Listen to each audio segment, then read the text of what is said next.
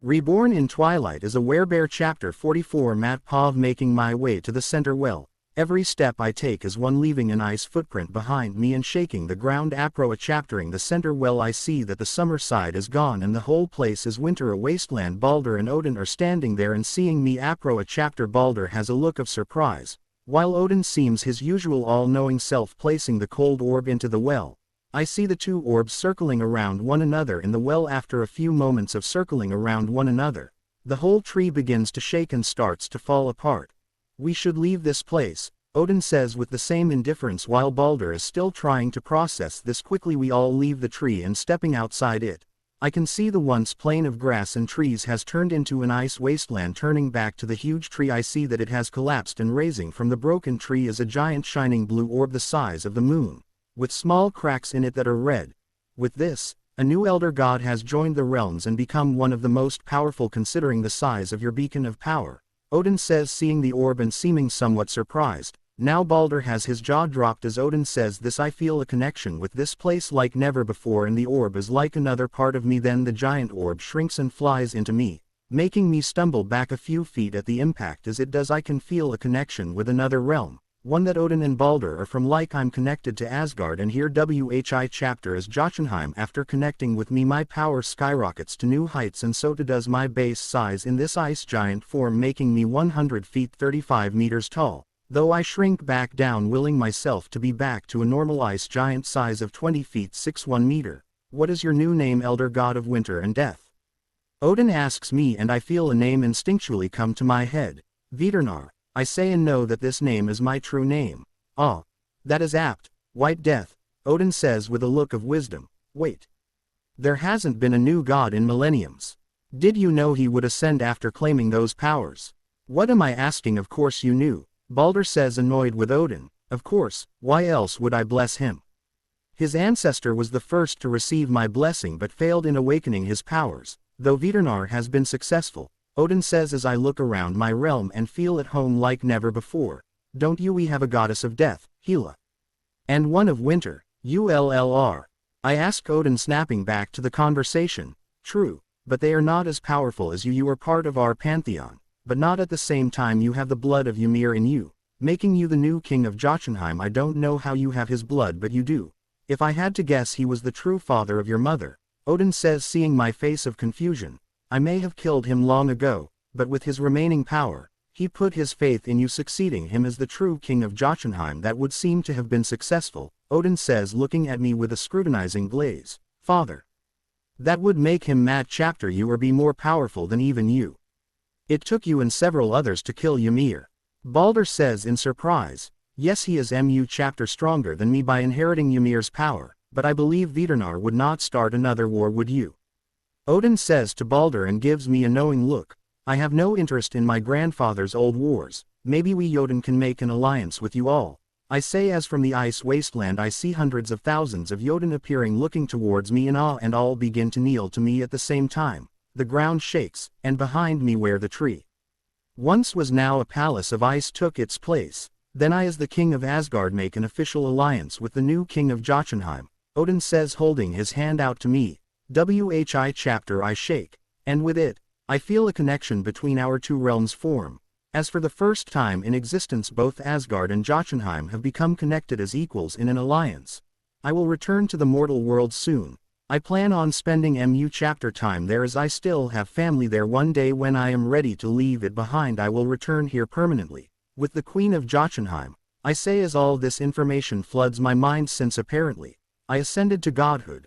Of course, those you now know probably do not show your real form to mortals, as your presence alone would kill them. You have not only ascended to godhood, but further beyond a simple god into an elder god in terms of power, and our presence alone alters the fabric of existence, Odin says, nodding to me, hearing what I am saying, as the Jotun are still kneeling to me. Yes, of course. Though once I officially marry Alice, she will ascend to becoming a goddess. I guess children are a possibility in the future, I say, thinking out loud. That will happen, yes. Though we will leave the new king of Jotunheim to familiarize himself with his people in Jotunheim itself, Odin says, teleporting away with Balder before he can speak. After they leave, I turn to the Jotun who are still kneeling to me and return to my real giant size of 100 feet 35 meters. Feeling my look on them, I can tell they are nervous but don't move. Raise my brothers and sisters. As you heard, we have not only made peace with Asgard but allied ourselves with them. I say to them as my voice echoes through the realm and shakes the ground. Many seem reluctant to that decision I made, but feeling the power I am releasing. Whi chapter was the same as Ymir. None speak up against me using my new knowledge and power. I look into all of their heads, finding those who would be most loyal to me I find but a handful, as the others all fear me. While 5 looks at me in awe and respect, calling those 5 toward me. They walk up to me and kneel once again to me with my size. They all look like toys, though I put my hands over them and bless them with power. The most loyal one was named Sarnald, and she was made my top general of the giants, with the other being generals under her, Rhinavan, Thrigum, Villoth, and Lafnum. Chapter growing in size and power. Sarnald being just as powerful as Thor and Ray chaptering 50 feet 15 meters. The rest Ray chaptered a middle stage god's strength and height of 35 feet 7 meters. These 5 are my generals, with Sarnald being my top general and right hand. When I am not here, she will lead you all. Come you 5, let me tell you what I want from you all while I am in the mortal realm. I shout to the rest of the Jotun and then motion for the 5 to follow me into the palace. Now every step I take shakes the whole realm, and my mere presence radiates absolute zero and pure ice in my wake. Walking up to the palace, it is the same size as the huge tree that was here before. Every entryway and furniture inside is big enough to accommodate my huge size. The palace is made from this special ice-like blue metal, the same that my armor and weapon are made from. Stepping inside the entrance of this palace is a huge throne room with ice pillars lining the walkway leading to a huge ice throne. Taking my seat on the throne, the 5 generals kneel before me once again. I will return to the mortal realm soon. In the meantime, I want you to find those who are the best among the Jotun as fighters and make several regiments. The best of the best are to become the guards of this palace, and under the direct command of Sarnald they will be known as the Immortal Frost Guards. I say to them, bestowing the best ways of fighting and commanding an army to their minds, as I know have all this limitless knowledge in my mind. I will breathe life into our world, bringing back the animals of this world and plants that can survive our world. Then I will bestow the knowledge of how to build cities, farm the plants and herd the animals for food. I will make this once desolate place a place of beauty and life for our people. War has almost killed us all. We will always be ready for a fight, but must first thrive in this place. I say, commanding them and giving the knowledge to all the Jotun of what I am about to will in existence, plus my basic laws that if disobeyed will result in imprisonment or death. Following me, the now completely loyal and fanatical generals looking at me with complete respect and awe. We walk back outside with the remaining Jotun standing outside the palace, who are also now looking at me, no longer in fear but in awe and hope, as they know what I plan to do for them and know that I bestowed the knowledge in their minds, drawing all my power. Whi chapter seems almost infinite. The Jotun all staring at me in awe. I place my hands on the ground of this endless wasteland. With my hands on the ground, I force life back into this world, life that can survive this place. Giant trees twice the size of me in height and thickness begin to raise from the ground all over the planet. With it, water that cannot be frozen forms around this planet, and so too does smaller plant life form, bushes, grass, etc. Chapter strong enough to survive this endless winter. With this plant life, I bring animals into existence, winter wolves, bears, deer, rabbits, etc. All chapter bigger in size to survive this place, and I erect the first ice city around my palace for the remaining Jotun to live in, before they begin to thrive and expand. All hail the eternal king of Jotunheim, winter, and death. All hail King Vidurnar. I hear Sarnald shout in pure loyalty as the rest of the Jotun shout my name over and over again. Go and begin to bring back life to our world. I shout once I finish bringing life back to this place and hold my hand up to stop them from chaptering me. They all with extremely happy faces nod to me and begin to take their new homes in the first city of Jotunheim, the city of eternal ice. I'm going to return to the mortal realm now. Call me should you need me before I return here officially to rule forever. Sarnald, you are to lead our people in my stead for now. I hope you can complete what I tasked you all with before my return. I say to them, and they chapter give me a serious look and salute me with their hands over their hearts. We will not disappoint you, my king. Sarnald says with utter loyalty in her voice. With that, I open a portal to where I left my friends, knowing that my body disappeared after I rose to godhood. As I step through the portal in my human form, I see Sam, Eva, and Carlisle in a panic, not knowing what happened to me. Then stepping out from behind a tree, they all turn to me shocked. Matt, 1 minute you were here and the next you disappeared. What the hell happened? Eva asks me, calming down a bit now that I'm back and not in a werebear form. I got control over myself and met Odin. He brought my physical body to my mindscape, there we talked, and then I got control of myself. I feel complete now. I say to them, lying, since only Alice is going to know the truth, and I plan on making her mind protected from mind readers like Edward and Edive. They all give me slightly doubtful looks but seem to accept what I said, other than Sam, as he seems really confused. Wait, gods are real? Sam says after some thought. Yeah, I mean, witch chapters, vampires, werebears, and shifters like yourself are real, so why wouldn't gods exist? I question him and he seems very thoughtful about what I said, but just shrugs it off. True. I guess. Well, glad you are yourself again. I'm gonna head back now and maybe think about what god to pray to. Sam says, leaving. You should return to Alice. She has been calling me, and even non-stop after you left. You should explain to her what you did. Carlisle says to me, sighing after relaxing now that I'm back and well. Yeah, we have a lot to talk about. Thank you both again for helping me. I say to them before leaving to head back home. Of course, anytime, Matt. Carlisle says and even nods in agreement with him. Chapter 45. Matt Pov. As I made my way back home, all the worries I once had here seem very small in the great universe itself and the other universes that exist. Laughing to myself at how the Volturi are chaptering over the world, thinking that vampires are the superior race, that there are covens of witch chapters still around in well-hidden places around the world. There are other shifters also in the world inhabiting certain parts of the world. With these thoughts in my mind, I arrived at my house, and with my arrival, all the Cullen immediately came outside with Alice chapter-arguing at me in anger and worry. Running up to me, Alice slaps my face. Whi chapter doesn't hurt me in the slightest, and I can see hurt her, but I understand her anger. The other Cullens are just looking at me in worry and waiting to hear what I did that made Emmett keep Alice from following me. Matt, you better have a good explanation. Alice yells at me in extreme anger and looks on the verge of tears. If she could, after ascending to an elder god, the once made bond was severed. But I still have my deep feelings for her. I can see our souls have been fated to be together as soulmates. Not even elder gods can resist the fates, it would seem.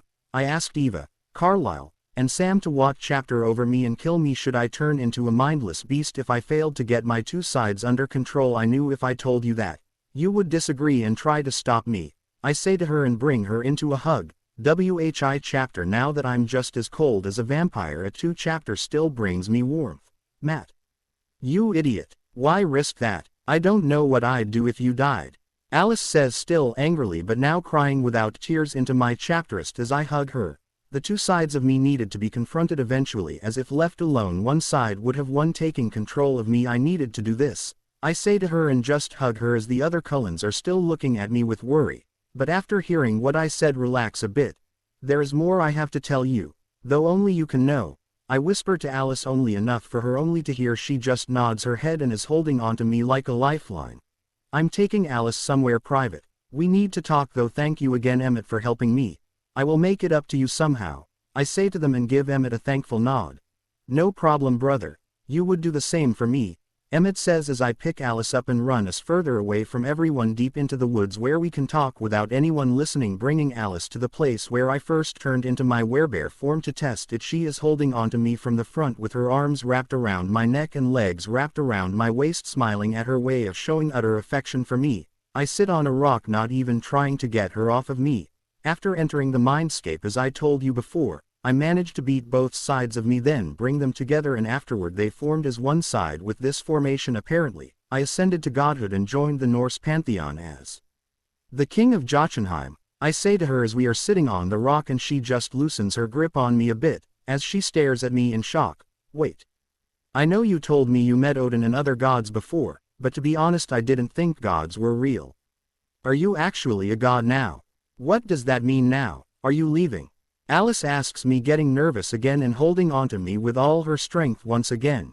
Yes, gods are very real. There are not just Norse gods, but many others from all different religions, though they usually don't interfere with one another. The fates are something no individual, even gods, can chapter-arrange. I was always fated to ascend. That just means I'm more powerful than I could ever imagine. Plus, as the King of Jotunheim, I will need a queen. I say to her as I put my hand on her chapterik lovingly and look at her after taking all this information in. She then smiles and kisses me with extreme passion at hearing what I said. Love you, my teddy bear. Wait. Are you a teddy bear still? Or some giant ice man? Alice says after breaking our kiss, making me laugh at her questions. Yes, I can still turn into both my bear forms. Though they are chapter weaker compared to my true form. To show you my true form I will have to take you to Jotunheim. We can go now. I guess our people should meet there soon to be queen. I say to her and think about Jotunheim. As time fluctuates differently in the realms of gods, the conversation is different for every realm. But as the king of Jotunheim, I can chapter-range it to Mat chapter any time for now. I have made it to Mat chapter my time here in Midgard. The queen would love to meet her future subjects, Alice says in a sarcastic privileged voice. Chapteruckling, I open a portal to Jotunheim and keep the extreme temperatures from leaking through and freezing the country we are in. In mere seconds, seeing the portal opening to my throne room, Alice stares at it in awe and looks at me. Still coming to terms with this, I walk us through it as Alice is still wrapped around me. As we enter the portal, Sarnald is there, and upon seeing me kneels to me, knowing it is me regardless of the form I take. My king, you have returned sooner than we thought.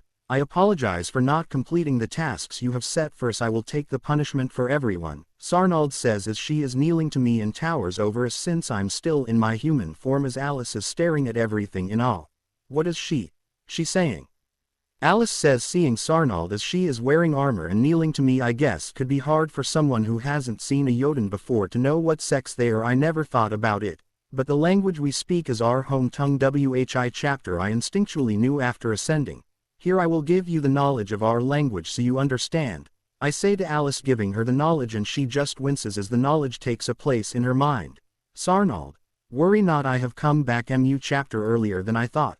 Though that is because I have decided to bring the future queen here and show her the realm we will rule one day. I say to Sarnald as she now relaxes and then looks at Alice with an excited gaze. Whi chapter Alice looks at her definitely, thinking it is a chapterlinging look. We are happy, my king, that you found a wife. Will she become one of us when you return to rule us? Sarnald asks me. Yes, when we marry, she will ascend to godhood alongside me, though what god she will become I am not sure. I say, and now Alice is looking at me excited at the idea. Did you want me to accompany you as you show the queen around? Sarnald asks me after I gesture for her to raise. No, that is fine. Continue to do your duties, I will not be here long, I say, dismissing her in. She salutes me once again before returning to her duties. She was huge. Will I become that big when we marry? Alice asks me and seems excited at the idea. I would assume so. Not 100% sure on that. I say to her and laugh at her excitement. Whi chapter she pouts at me for, laugh away, Matt. You don't know what it's like being this short. I can't wait to be tall. Alice says, pouting at me. Well, let me show you around. But first, this is my true form. I say to Alice after I stop laughing and instantly turn into my true giant form. 100 feet, 35 meters, this is not fair.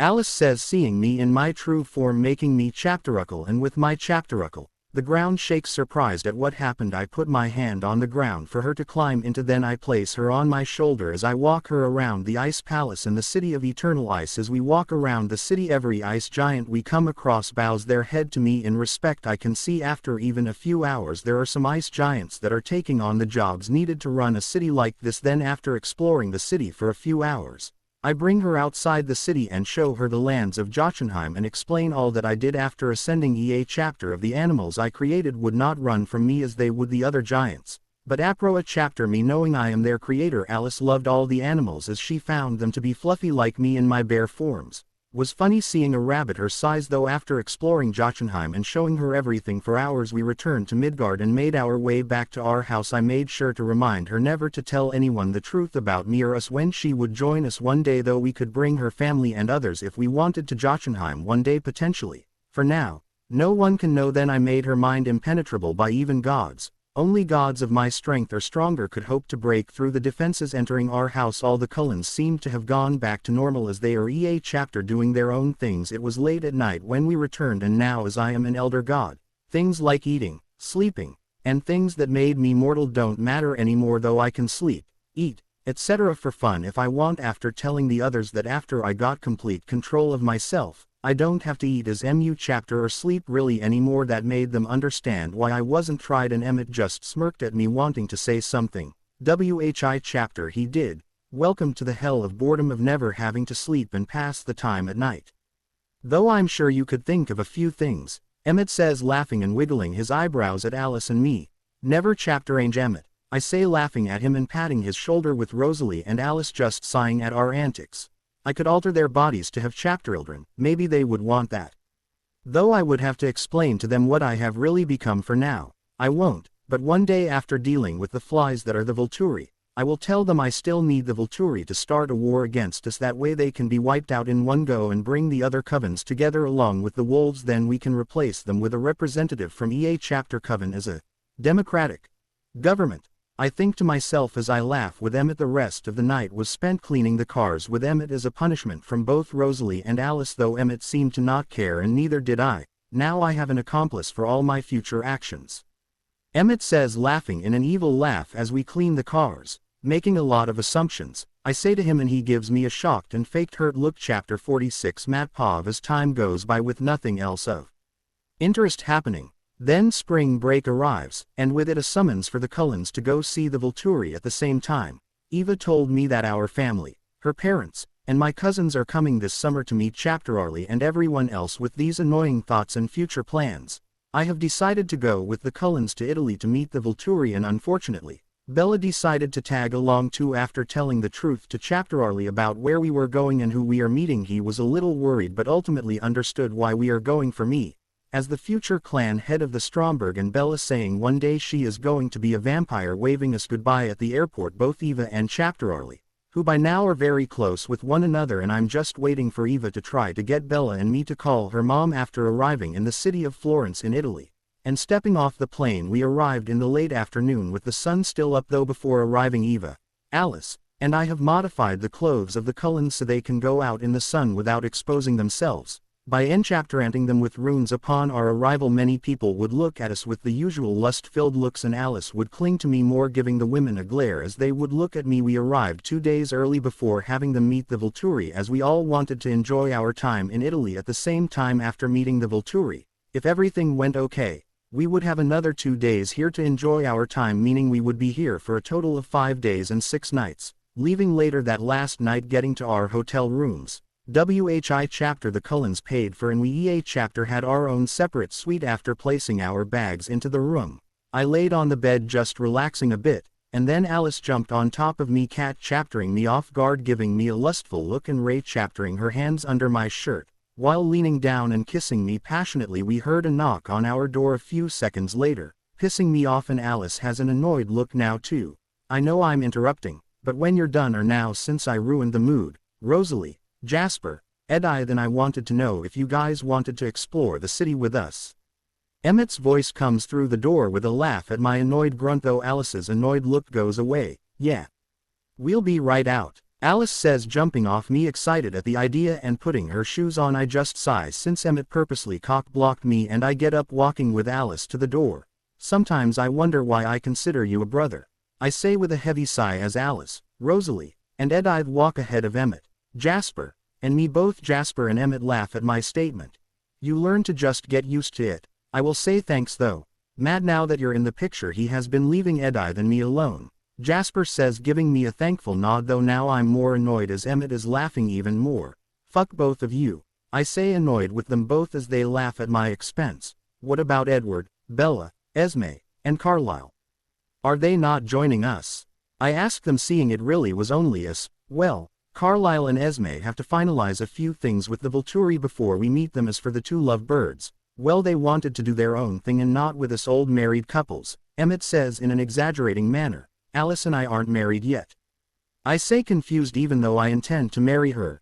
True, but you and Alice have been together longer than Edward and Bella, plus those two would never take the next step until after marriage, meaning to them you and Alice are already married, Emmett says in a very thoughtful manner, but with a smirk at me. Anyway, Jasper, what's new with you? I ask Jasper after ignoring Emmett's goading, making Emmett laugh and Jasper smirk a bit, but answer me. Exploring the city in the late afternoon was interesting since many people were roaming the streets and the nightlife here was busy still. It was a fun time. However, as we were walking, I smelled vampires trailing us from behind. We have a few vampires trailing us a few dozen feet back. They've been following us the last 10 minutes or so, it seems, I say to the group as we are walking and making everyone turn to look back, and now I'm face palming at that. You know, some say wisdom comes with age, and with the number of movies you'll watch chapter, I would have assumed none of you would look back after hearing what I said. Well, maybe except for Emmett. I say to them, and now the vampires who have been trialing us or apro-chaptering us, seeing they have been found out after hearing what I said, they all look at me embarrassed except Emmett, who shrugs, not refuting what I said, seeing the vampires apro-chaptering us. There are three. 2 females and 1 male. The 2 females look like identical twin sisters with brown hair. Maybe 5 feet 3 inches 160 centimeters, and very curvy bodies, while the male also looks like their brother with brown hair. 5 feet 8 inches 173 centimeters, and a slim body but with some muscle. Not that it matters since they are vampires. The 3 of them all look us over before looking at me and smelling. WHI chapter would seem I smell different now. As everyone pointed out, they said I smelled like a bear before, but now I smell like snow and with a hint of rotting fruit, though they EA chapter are looking at me first in surprise and then lust. Even the man. He is not the first man who has looked at me with lust either, though seeing their gaze on me the Cullens tense up a bit, with Alice stepping in front of me, wrapping my arms around her, claiming me in front of them. You are all newcomers. Yes. We have not seen you all before, the man says in Italian and breaks his lust-filled gaze at me. WHI chapter sent shivers down my body. Not that I care about gay people, but now I understand how women feel about getting stared at by a man they don't care for. Lucky for me is a god I can understand all languages instinctually and speak them also. Only Carlisle and Esme of the Cullens speak Italian, so before they could respond saying they don't understand, I step in. Yes, can we help you? I say back to them in Italian, and surprising the Cullens that I speak it, though Alice understands why I might know it. Well, don't worry, you are not stepping into any owned coven grounds. We just wanted to invite you all to an underground club for our kind. The man says, misunderstanding the tension of the Cullens and looking me over, trying to figure out if I'm a vampire since I don't smell human or like anything like they smelled before, though my now very crystal blue eyes that are ice-like give away that I'm probably not a vampire. My maid and her family don't speak Italian, so let me ask them what they think. We also never got your names. I say to him and he nods to me in understanding as Alice is still glaring at the twins who are eye-fucking me and licking their lips. Of course, nice to meet you all. I am Lorenzo and these are my younger sisters, Aurora and Sophia, as I explained to. Lorenzo says to the Cullens in a heavy Italian accent before looking at me for my name, while the sister smiled at everyone and winked at me, making Alice frown even more. I am Matt. This is my maid Alice, her brothers Emmett and Jasper, and her sisters Rosalie and Edith. I say to him as the Cullens all nod their heads in greeting but still remain cautious of them. Alice is glaring even harder at the twins and grabs my arms around her even tighter. Well, I was just inviting you all to a nightclub for our kind. As I've told Matt, we haven't seen you here before and just thought you might want to spend the night around our kind instead of humans, Lorenzo says to them, and they all seem thoughtful of the idea. But look at me, considering I'm not a vampire. Alice is hesitant since the twins don't care about her claims on me and continue to stare at me with lust. I'm down for it, as long as you guys want to, I say, shrugging my shoulders, and we all decided to go see this club. Chapter to Alice's annoyance. On the way there the twins were walking behind Lorenzo and swaying their hips while looking back at me once in a while with seductive looks. I completely ignored them and grabbed Alice's waist, pulling her closer to me. She smiled seeing my annoyed looks at the twins. Rosalie and I, seeing the looks the twins were giving me, are also getting annoyed on Alice's behalf also. Jasper gave me an understanding nod seeing my annoyed look. Emmett, though, was smirking the whole time and trying not to laugh. We eventually arrived at the club. It was a normal looking club and humans were inside it. But after following the trio they led us to the back where 2 larger human guards were standing. They are with us, I hear Lorenzo say in Italian to the guards as they led us all through to a set of stairs leading down. Going downstairs we see mostly vampires and a handful of humans who might be prey for some vampires here or something else, though since they are not killing them I am not sure what the plans are with them. They also have a bar that from the smell are serving drinks made from human blood. Jasper has slowly gotten better control over his bloodlust. More so than in the movies or books, but I can see the temptation on his face. Subtly I use my powers to cloud his senses of smell temporarily so he does not lose himself, and I can see him relax now, though confused about why the smell disappeared. Welcome to Sangue Freddo, or cold-blooded.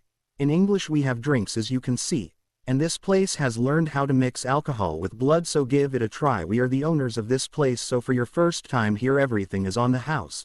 Go enjoy yourselves, Lorenzo says to us with a smile and motions for us to go have fun. We also have special VIP services. If you are interested, just ask our bartender for the options tonight and say you are our guests. Lorenzo says, then turns and walks off to dance with the crowd. It seems shrugging. The Cullens go and dance in the crowd with one another. Edith, seeing Jasper as fine, sighs, relaxing, and grabs him to go dance in the crowd with Emmett and Rosalie. Before the twins can try anything funny, I grab Alice's hand, bringing her into the crowd with the other Cullens and start dancing with her. The rest of the night went smoothly and the twins gave up on me. For now.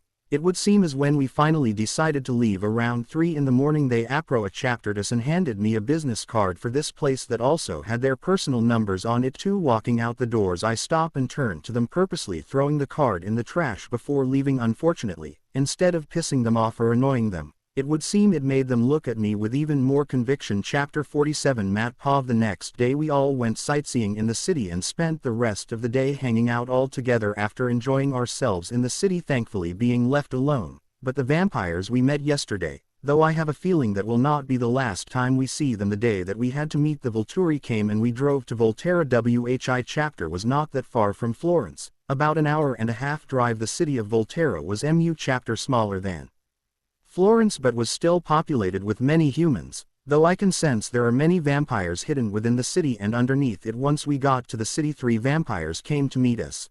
I recognized them as the hunter trio the Volturi sends when enforcing their laws, 1 woman and 2 men, them being Jane, Alec, and Felix.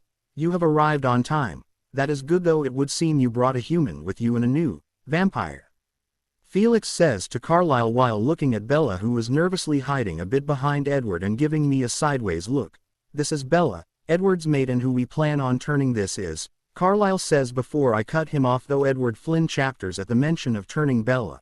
I'm Madden, brother of Bella, Alice's mate, and yes, I am a vampire, but my powers involve ice, making my appearance this way. I say to them as the trio is eyeing me with slight doubt, but don't seem to be completely doubtful. The Cullens don't bat an eye at my lie, but Bella seems confused and thinks maybe I did turn, from her look at me. Interesting. Well, I'm sure our leaders would love to learn more about you, maybe even offer you a place among us, Felix says while eyeing me, and then turns and motions for us all to follow them. Following them further into the city, we come across an old-style building, one of historical value, and inside we see a receptionist who is a human and other humans wandering the halls of the top floor, taking us to an elevator that leads downstairs. Bella can't help but whisper to Edward, though we can all hear her. Are the humans here for drinking? Bella asks nervously and reconsidering her decision to come here. Yes and no. Some we may take pity on or interest in and turn into one of us, the others are food.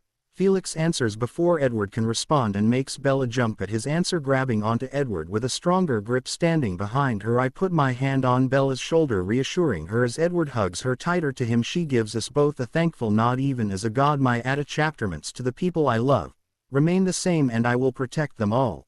I should claim their souls as mine, refusing heal them and bring them to my realm. I guess I could ask Odin to claim my clan as my champions instead of his. That way when they die their souls travel to my realm and not to Valhalla. Then again, my clan might want to go to Valhalla on death. I should ask Eva in an indirect way what she thinks, maybe even turning some of them into Jotun gods. I think to myself as we chapter the bottom floor and the elevator's door opens. Questions for later. I shrug to myself and see Alice looking at me with a curious look on her face, though I just smile at her and squeeze her hand, and she smiles back, squeezing mine in return. Walking further into the underground part of this building, it was well made and had modern designs, not like what I thought these old vampires would want. Then after about a 10-minute walk and hearing various noises, some of humans dying, among other noises, while also passing other vampires dressed in the uniform that the trio we are following is wearing. All these things only make Bella more nervous and hold on to Edward in slight fear. Then we arrive before a set of ornate wooden doors that had some gold on them in various places. Opening up this room, inside we can see 3 male vampires on sitting thrones and now staring at us in a scrutinizing manner. The one on the center throne was Arrow, a black-haired, pale-skinned, around 5 feet 9 inches 175 centimeters, and red-eyed vampire like the rest here, who all feed on human blood. The one on the right throne is Keys, a blonde-haired, pale-skinned, and around 5 feet 10 inches 179 centimeters vampire. The last one on the left throne is Marcus, also a black-haired, pale-skinned, and 6 feet 1 inch 185 centimeters vampire. These 3 are the founders and leaders of the Volturi, with Arrow as the head leader since he has the most influence among the 3. After we all enter the room, the doors close behind us and the trio who led us here stands next to the platform that the thrones are on. while several other guard vampires stand behind us by the doors chaptering us carefully. Carlyle, it has been too long since you last visited. You should visit once in a while. Though we have heard that you have a human among your coven now and a new vampire. Arrow says with a creepy smile while eyeing Bella and then me. After hearing your coven was expanding once again, we decided to meet the one who wouldn't have joined your coven. They may have told you about us, I assume. But I am Arrow, the head of the Volturi. This is Keys and Marcus, my fellow leaders and longtime brothers. We have led the vampires for several centuries now and have brought us all to a MU chapter better and newer era, compared to the older leaders of us vampires, Arrow says to us with the same creepy smile, and after saying this Alice tenses up as she has a vision, it seems, holding her shoulders steady, though this doesn't go unnoticed by the Volturi. My dear Alice, you had a vision. What was the vision you had? I can look if it is easier for you, Arrow says, but along with the creepy smile I can see a glint of greed in his eyes from my memories. Arrow always wanted Alice in the Volturi since her ability can be very useful, making me become defensive and consider if I should just kill them all. But remember, I need them to bring the stronger covens together. I saw the powers that Bella has after turning, and her turning meaning she will join us eventually, Alice says nervously and leaning into me, staring at Arrow who is now smiling at her, and motions for her to come closer. Looking at me first, Alice then walks over to Arrow, though I begin to follow behind her. And as I do, the guards in the room all tense up while Edward is holding on to Bella defensively, with Bella nervous at all that is happening. I won't hurt her, Arrow says, now smiling at me with the creepy look. Matt, I say with some curtness in my voice and making the guards all look at me in anger, but the leaders seem indifferent to my attitude. Nice to meet you, Matt. I've never seen a vampire with your eyes before. I know the Cullens drink animal blood, making their eyes golden, but why are yours ice blue? Arrow says, standing up and chaptering Alice and me, though I am towering over him. Alice is holding my hand tightly, nervous at my reaction to them all, but knowing I could kill them all. After turning, I gained the powers of ice, and I guess my eyes took on that look to represent my power, I said, staring down at him defiantly and annoyed by his creepy smile. Well, let me see this vision, Alice, then we can see a demonstration of your powers, Arrow says, holding his hand out for Alice to place her chapter. She does reluctantly after seeing the vision of what I assume to be the same one in the movie and books, showing Bella being turned into a vampire with the powers of a shield, keeping others immune from the abilities of other vampires and possible supernaturals. After the vision, Arrow turns to Bella with the same creepy smile and greedy look in his eyes that he has for Alice, making Bella tense up more and Edward glare even harder at Arrow. She will be turned, and when she is, I want to be informed you have at most 2 years to turn her, or I will send someone to turn her, Arrow says, no longer with a creepy smile, but a commanding voice. All the Cullens nod, while Edward has an even angrier look on his face. Now bring us one of the condemned, so we can see the power of your abilities, Arrow says, commanding one of the guards to bring a prisoner who I guess has been sentenced to death. After a few minutes, and Alice standing next to me staring nervously at what I planned on doing with the Cullens, nervous too, thinking my lie is going to be caught. A vampire who is chapterained up along with broken body parts from torture and thrown onto his knees stays on the ground staring at nothing, seemingly broken mentally. Now then, show us the scale of your powers, Arrow says, sitting back on his throne with the creepy smile back on his face. Sighing, I hold my one hand out and spew ice from my hand at the prisoner. The coldness of the ice is felt by everyone since it is absolute zero, though I make sure not to affect anyone but the prisoner negatively. In less than a second the prisoner is dead from the sheer coldness of my ability, and walking over to the body I tap it as it completely turns to crystal dust on the ground. My, Carlyle, you have a knack for finding one with great abilities, Arrow says, staring at me with a greedy look now too. However, all the Cullens are surprised and confused at what just occurred, as they seem to think maybe Alice did turn with the looks they are giving us now. I once offered a place among us to Alice. I will extend the same invitation to you and the human. Once she turns, you don't have to answer right away. Just think about it. We could give you MU chapter in return for your service, Arrow says, smiling. After the greedy look disappeared, I just stare at him, not giving an answer, pissing the guards off once again, but is ignored by the leaders. Well, it was nice seeing you Cullens again. You are dismissed, but do not forget what I said about that human, Arrow says, waving us out of the room, and the guards all begin to usher us out. After a silent and awkward walk out of the place the Volturi resides, we find ourselves driving back to the hotel we are staying at. So Matt, did Alice actually turn you? Or is this something you can do now after gaining control of yourself completely? Carlisle asks me on our way back to the hotel and everyone is looking at me curiously as well. No, she did not turn me, and yes, this is something I gained after winning control of myself. I say to them, WHI chapter is Tay chapter Nickley, not a lie. Cool, that makes you like Mr. Freeze now.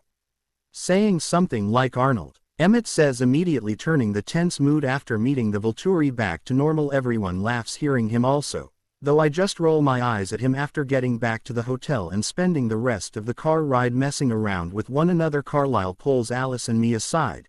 Alice, Matt, about what Arrow said joining the Volturi, all I can say is that it is up to you both, but I was once part of them, and they operate like a mafia. They will have you do many things, especially you, Matt, seeing your destructive power, like killing those who oppose them. I only hope you consider not joining them, Carlisle says to us, giving us a nervous look.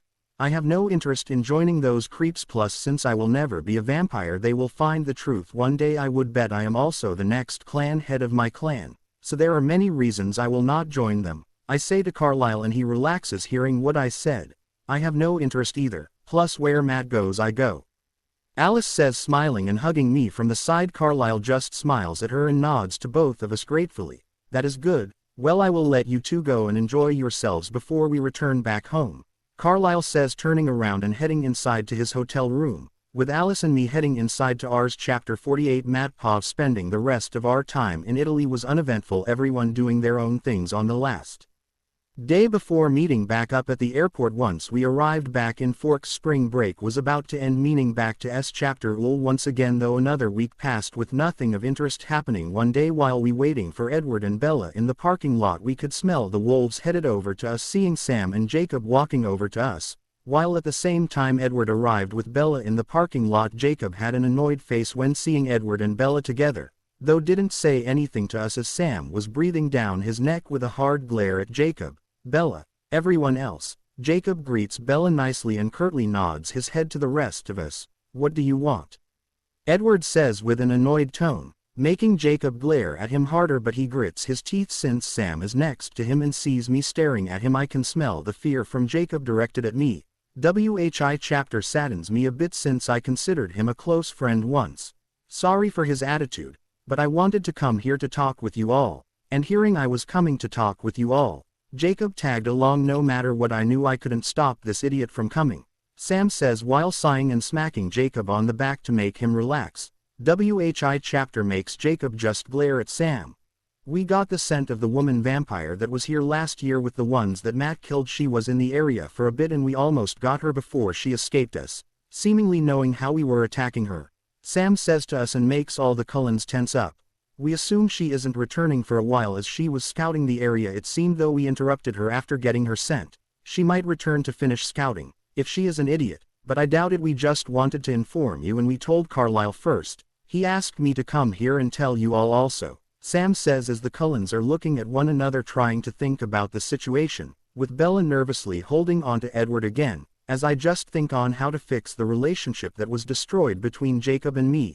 Thanks, Sam. Can I visit you all later? I have a lot to talk about with your elders and you being the leader of the wolves, I say, since all the Cullens are trying to process this information and I wanted to make a formal alliance between them and my clan. No problem, and yeah, been a while since you visited us, though I can understand since this idiot made things awkward. I will make sure he doesn't say or do anything stupid when you come over later, Sam says, giving me a nod and then motioning for Jacob to head back to the reservation. Jacob just glares at us and grunts in annoyance. Make sure you keep in two chapter Bella, and I promise we'll hunt down this blood vampire before she can do anything, Jacob says, smiling at Bella and then ignoring us before quickly leaving to catch chapter up with Sam. What are we going to do now? Edith says, what's on everyone's mind? Nothing. What else can we do? We will have to meet with Carlisle later and see what he thinks. In the meantime, Bella and everyone is going to be fine. Eva is living with her in chapter Arley, so they are safe with my aunt there. When she isn't with them, she is with Edward, who can keep her safe also, I say, making everyone stop and think that for now, things are fine. WHI chapter there. They all nod, accepting what I said is true as we start to head inside to start the day at S chapter UL. I hold Alice, keeping her still as a vision strikes her, making everyone stop and look at us. After the vision, Edward has an annoyed look on his face. Why can't I read your mind? Edward mumbles, trying to read the mind of Alice for the vision she had, though everyone heard him and glares at him. WHI chapter makes him look down embarrassed as he promised to stop reading our minds without our permission first. Edith does that and is his twin sister. She has more self-control it seems. You okay? I ask Alice as I'm holding her steady and ignoring the stupidity that is Edward at times. Alice just nods her head smiling at me reassuringly and then looks at everyone else a little nervous. I just saw Victoria. She is coming back to spy on Bella and Matt since they weren't here when she came as we were all in Italy. She will be back tomorrow. Alice says once again making everyone tense up. Relax. After chapter we'll all head over to the wolves and tell them what Alice saw, that way they can be on the lookout. You guys can tell Carlisle while I see the wolves and I'll let my aunt know too. I say to them all, making them all relax a bit more and nod their heads in agreement with what I said. Once the chapter day was over, the Cullens headed over to Carlisle and Esme to inform them of Alice's vision, while I called my aunt and told her what is happening and to keep a lookout for her as I made my way to the Quileute Reserve. Arriving at Sam's house on the reserve, I walk over to the door and knock. Opening the door, I see Emily, Sam's fiancé and mate, Matt. Oh my God, it really is you. How have you been? Emily says, opening the door and looking at me confused at first but then recognizing me. I haven't seen her since I came back to the first time Forks, and I guess I should have visited at least once before now as I consider Sam a good friend. Sam told you came back, but now all of a sudden you visit. Why didn't you come and say hello sooner, or were we just not as important to you? Emily says to me and gives me a fake hurt look. Yeah, sorry, guess I could have visited more, but after my little scuffle with Jacob things got awkward. I say to her and she gives me an understanding nod. I understand. Jacob is just letting the wolf inside him control his emotions. We don't pick our mates. They are just the ones we are meant to be with. I'm happy you found yours and hope you both have a very happy future. Emily says, smiling at me and genuinely happy for me. Thanks, means a lot hearing that from someone who probably grew up hating vampires. I say, smiling back at her. Well, enough of all that, come in and have some food. I was just finishing up cooking for Sam and me, but I can always throw more on. Emily says, ushering me inside and not taking no for an answer as she makes me sit at the table and serves me food. Smiling at her hospitality, I sit and start eating her food. WHI chapter is just as good as Esme's cooking, if not slightly better, as Esme doesn't cook often. Damn, Emily. This is freaking amazing. Sam is one lucky man. I say, eating the food she made, and she smiles at me, happy I am enjoying the food. I certainly am, Sam says, laughing and entering the house, waving at me in greeting, and I wave back to him, then gives Emily an affectionate hug and kiss after we all sit and eat the food Emily served us while also cat-chaptering up with one another. Sam then asks me why I wanted to meet with him and the elders. I am the next clan head for the Bears and wanted to make a formal alliance with the Wolves. Some of my family is coming to visit this summer, so you can meet more than in the current clan head, though my aunt is currently living here and maybe might move here permanently, as her mate is my uncle Chapter Arley. I say to him. WHI chapter makes him nod to me in understanding. I also need to inform you that after you and Jacob left earlier today, Alice had a vision of Victoria, the vampire you all were hunting earlier, coming back to town tomorrow. She wants to spy on Bella and me. The Cullens are informing Carlisle and my aunt knows also. I say to Sam also before he can say anything about my earlier statement. Emily is looking at us in concern after hearing about the situation. Okay, I will tell the wolves to watch chapter in pairs and keep an eye out for this woman, though we should go and meet Billy and the other elders for the other reason you are here, Sam says, nodding to me, then motions for me to follow him as we say our goodbyes to Emily and thank her for the food. We then make our way to Billy's house. Arriving at Billy's house, I can see him outside his house smoking his pipe and enjoying nature. Seeing us, he waves at us and smiles, but then frowns when Jacob comes outside and glares at us. Jacob, if you aren't going to be nice, then leave or go back inside, Billy says as we approach a chapter, and Jacob looks at him annoyed more now. Actually, I want to talk to Jacob also once I'm done talking with you, Billy, I say to him, and get a curious look from Billy and Sam, while Jacob is staring at me with a glare. Well, what can I do you for you then, Matt? Billy asks me after we all sit on his poor chapter. Two things. First, I want to make a formal alliance with the wolves as the next clan head of my people. And second, Alice had a vision of Victoria, the vampire the wolves were hunting, coming back to town tomorrow. I say to Billy, getting right to the point, though hearing Alice's name. Jacob scoffs, but I ignore him as Sam and Billy shoot him a warning glare. Well, thanks for the warning about the vampire, Sam, and the wolves can handle that end. As for the other part, I will have to speak with the other elders first and then we will call a formal meeting about the alliance. Though are you the only one who will represent your clan? Billy says to me while having a thoughtful look and smoking his pipe. This summer my grandfather, the current clan head, will be coming to visit, but currently my aunt and I are the only members here, so we can wait for a formal meeting when my grandfather comes. I say to him and he nods. Then I will bring it up with them at the next meeting. When your grandfather arrives let me know and we can set up a formal meeting with you both. Billy says to me, if that is all, then I guess you want to talk with Jacob. Billy says to me and looks at Jacob, who has mixed emotions on his face. Yeah, only if he is okay with it. I say, turning to Jacob, who is looking at me in fear, anger, annoyance, and confusion. Sure. Follow me. Jacob says and gets up, not waiting for a response from me, then makes his way into the woods, jogging off. It was nice seeing you again, Sam and Billy. Have a good rest of your day. I say to them as I jog off after Jacob. They both nod to me and wave me off as I leave. Chapter 49. Matt Pov following Jacob further away from the house and away from the rest of the tribe. We eventually stop after about 30 minutes of travel. The whole time was an awkward silence and Jacob was tense the entire time. Finding a clearing I go and sit on a rock nearby, while he stands about 10 feet from me looking at me with curiosity and nervousness. Well, what is it you want to talk about? Jacob asks me with some strained annoyance in his voice and a hint of fear.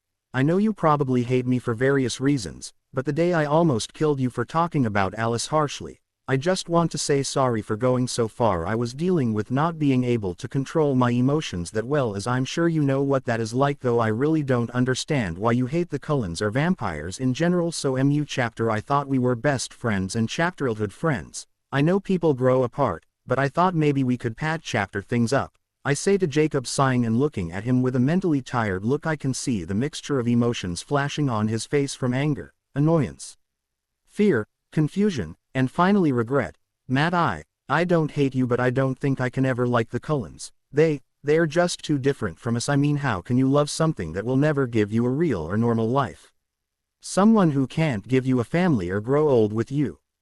Jacob says to me with the mixture of emotions still on his face. Jacob, you may never have experienced the mate bond as others in your pack, but I'm sure they told you what it is like. We can't chapters who we bond with or why we bond with them. It is just something that the fates decide. No one can discard fate, but bend it. Sure, however, fate will always win in the end, or bend enough to benefit you, but ultimately the outcome will remain the same even if Alice can't give me a normal life. I love her more than anything else in existence. One day when you have the mate bond you will understand. I say to him, and I can see he is still very conflicted with everything I am saying to him.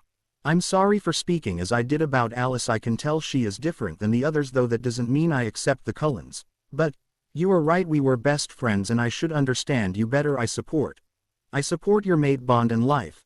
Jacob says to me with regret, winning his emotional fluctuation and sitting next to me on the rock and giving me a strained smile.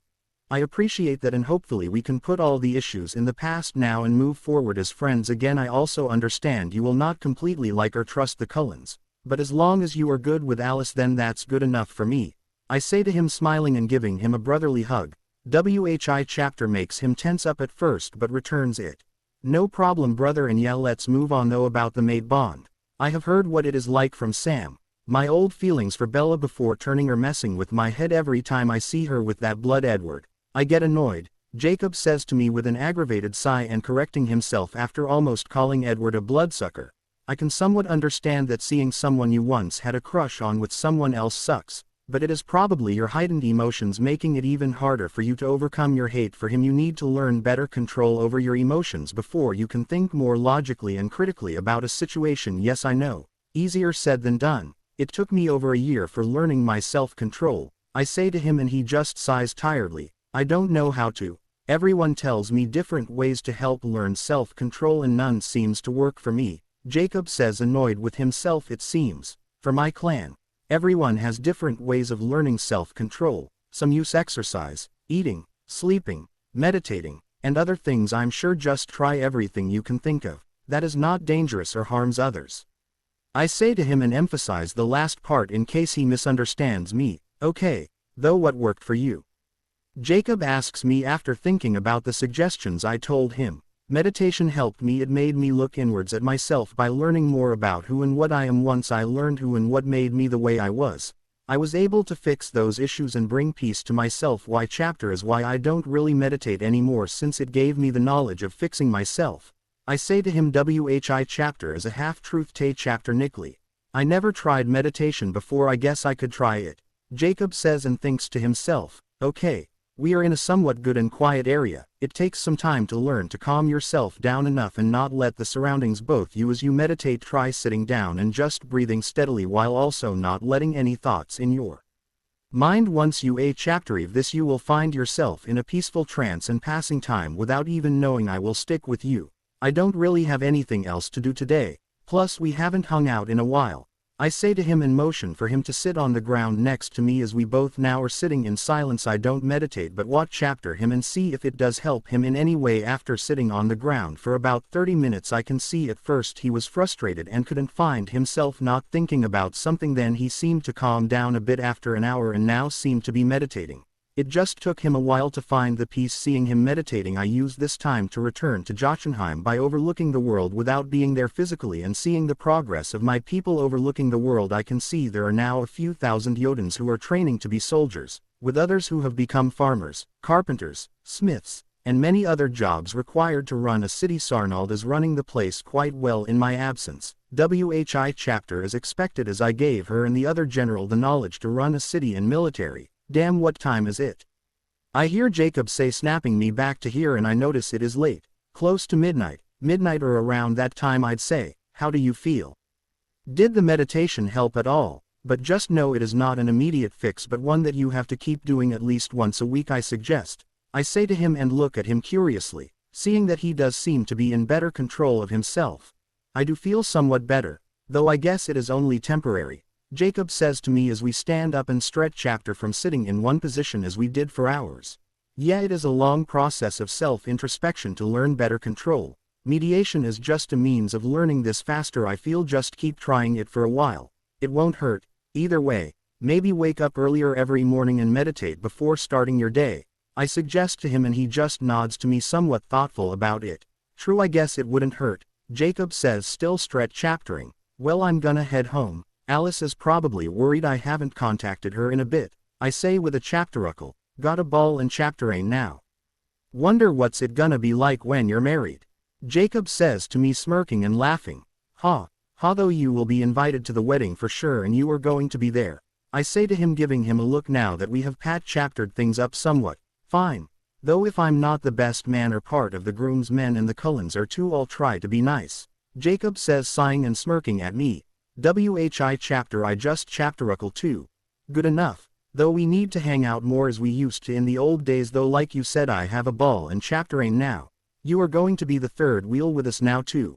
I say before quickly leaving and making him grunt in annoyance at me as I run back home. Arriving back home, I see that everyone is here who lives here. Entering the house, Alice, Edive, and Rosalie are chaptering a reality TV show together on the COU chapter, while I assume Jasper is in the study reading and Emmett is somewhere, maybe annoying Jasper. Seeing me enter, they all wave at me and greet me, though Alice jumps up and skips over to me, jumping into my arms and kissing me. Edive and Rosalie just smile and snicker at us. How'd it go? I assume well. Alice asks me while I still hold her in my arms. Yeah. The wolves are going to be on the lookout for Victoria. The elders are going to discuss a formal alliance with my clan. Once my grandfather comes to visit this summer. I also talked with Jacob and we seem to have chaptered things up, I say to Alice, while Edive grimaces at the mention of Jacob, and Rosalie looks pissed just thinking about him. That's good. I'm glad you are both friends again. We should invite him over and hang out with him. Alice says to me in her usual excited happy self. He would come, not knowing that everyone is living here with us, but after learning it he'd not be that happy. He seems as accepting of you as he can be. But I'm sure once he gets to know you better you can make him love you as everyone comes to love you. As for the rest of you guys, he doesn't seem as happy with you all. I say to Alice and turn to the girls, telling them about Jacob. Edive just shrugs in indifference while Rosalie snorts in annoyance. Then invite him over this weekend. I'll make him come to love us. Alice says to me, not taking no for an answer. To Whi chapter I just sigh and nod, shooting a text to Jacob to come and have dinner with us this weekend. To Whi chapter he responds back agreeing to come. Where are Emmett and Jasper? I ask them after letting Alice go to text Jacob. Jasper is reading as he usually does. Edith says while Alice skips back over to the COU chapter sitting between them. Emmett said he was going to work out in the enhanced gym you set up. Though that monkey is probably just messing around outside. Rosalie says, rolling her eyes and imagining what Emmett could be up to. Nodding to them, I then make my way to where Jasper was and seeing if he wants to smoke a cigar with me outside while reading and drinking too. After seeing the drinks they served in that club in Italy for vampires, I was able to recreate it with animal blood. Jasper agrees and we sit outside on the patio by the library outside, snipping our drinks, smoking, and reading in peace, before Emmett notices us. Hey. Where was my invite? Emmett says, jumping up to us and disrupting the peace. Do you even know how to read? Jasper says, sighing as Emmett ruined the peace and quiet. Ha, ha, fuck you Jasper. Emmett says, and stealing his drink, downing it in one go. Chapter 50 Matt Pov. I found out that today the day Victoria is supposed to come back to spy on us. Edward convinced Chapter Arlie and Bella to let him take her to Florida so everyone could deal with Victoria. Now she will come back again to spy on Bella if she is that desperate to learn about us. Sometimes the idiot doesn't learn. But if we can scare her away she might not come back until she has her little army of rats with wings. We all didn't go to Chapter Ul today, as instead, we decided to roam the territories to watch chapter for Victoria. She eventually was found by the Cullen territory. She was being chapter-aced by Emmett and Jasper. As I found out later from Victoria, then crossing into the wolf territory they collided with Emmett mid-jump trying to catch chapter Victoria, almost causing a fight to break out between the two sides. This little scuffle let Victoria escape with confidence that her army will be able to pick us clean. Appearing at the border of the territories with Alice as the fight is about to break out, I decided to step in once Victoria escapes. Hey idiots. Stop growling at chapter other. Your dislike for one another let a dangerous enemy escape. Now she is going to finish whatever she is planning.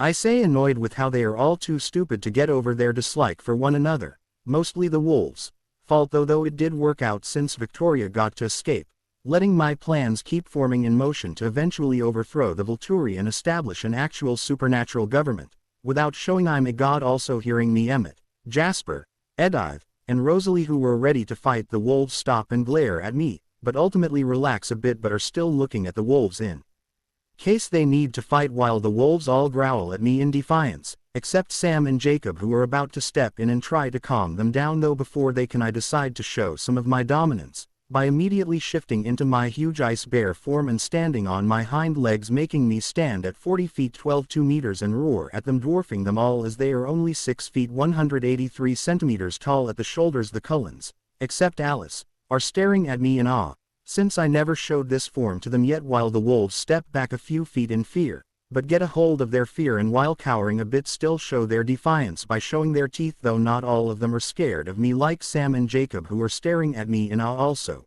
I said, stand down.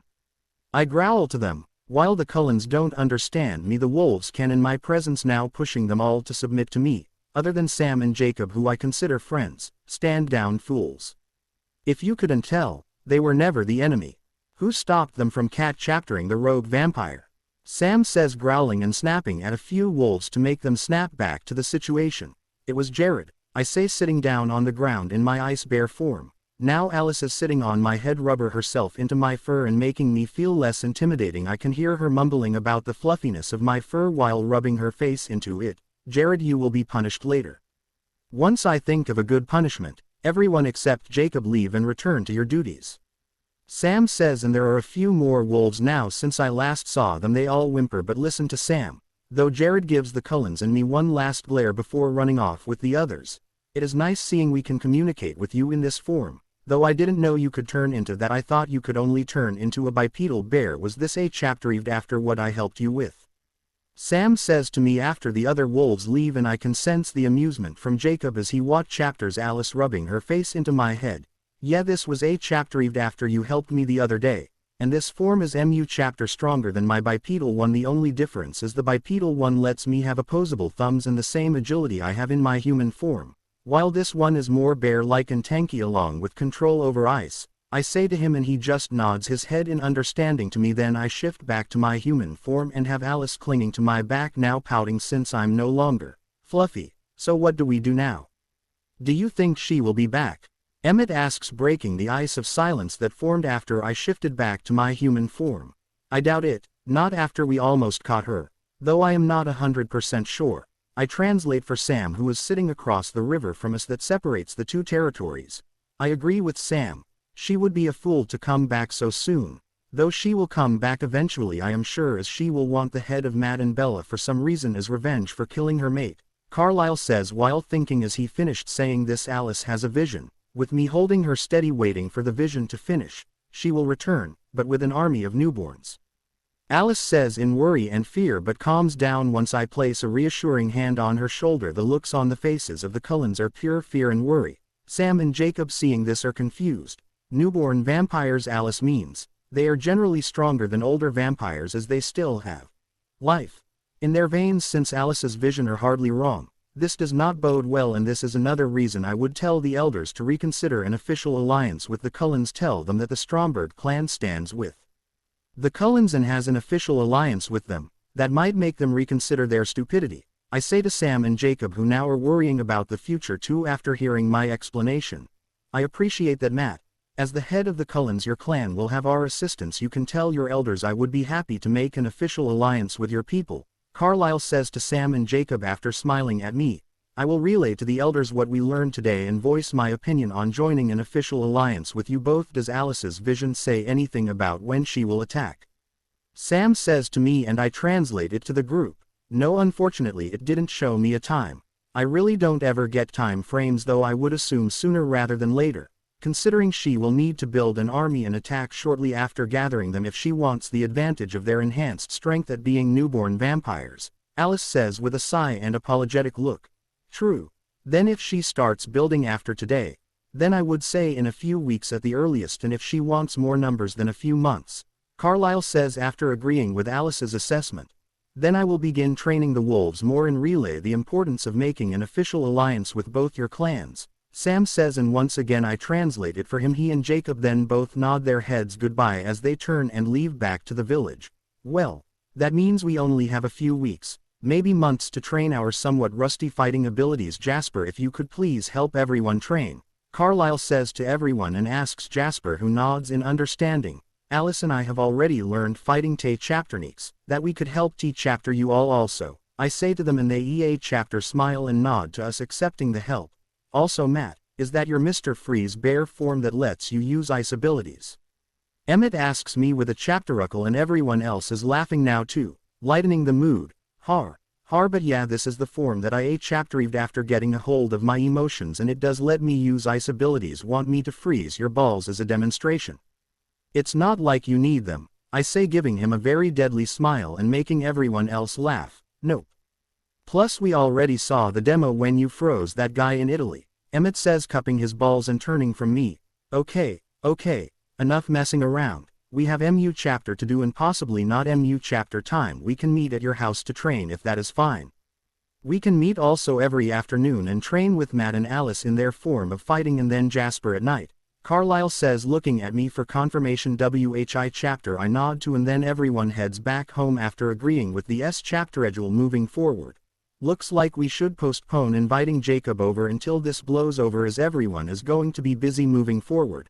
I say to Alice as I run home with her in my arms, Princess Carrie style. WHI chapter she talked me into doing with a thinking pose as she paces her one finger on her lips. She just shrugs and nods, agreeing with me. Matt, you could just kill her and stop the threat from happening, right?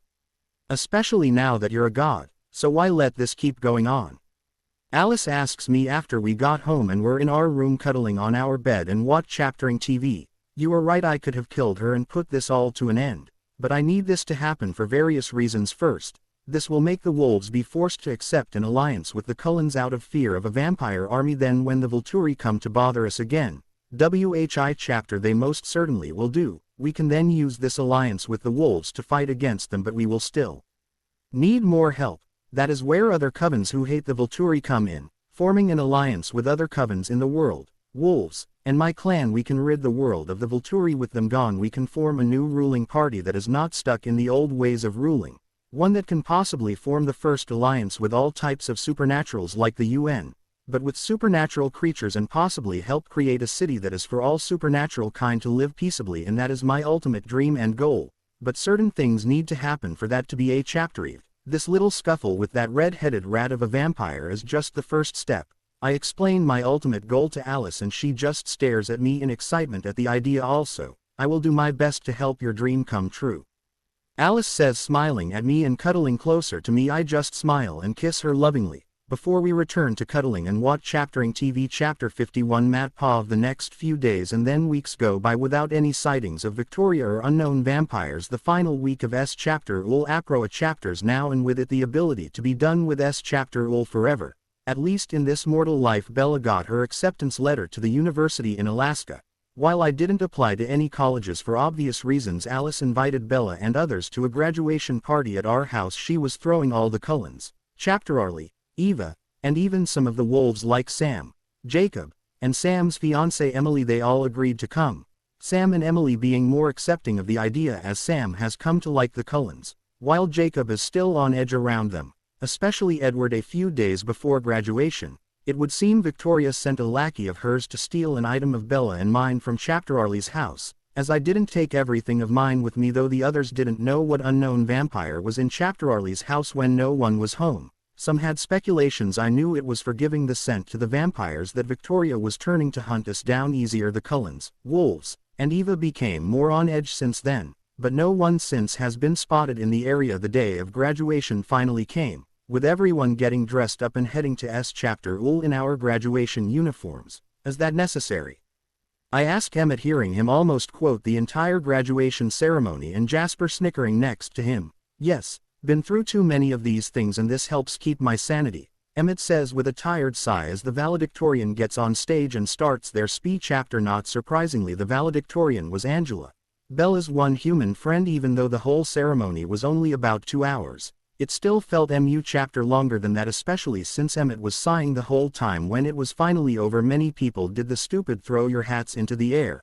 I just left to find my family wanting to leave ASAP, though of course Chapter Arlie, Eva, Esme, and Carlisle wanted to take pictures of everyone. Smile everyone, Esme says as we all get together in one group photo, but Emmett is frowning as he is very annoyed. Just take the damn picture, Emmett says, annoyed, but Esme narrows her eyes at him.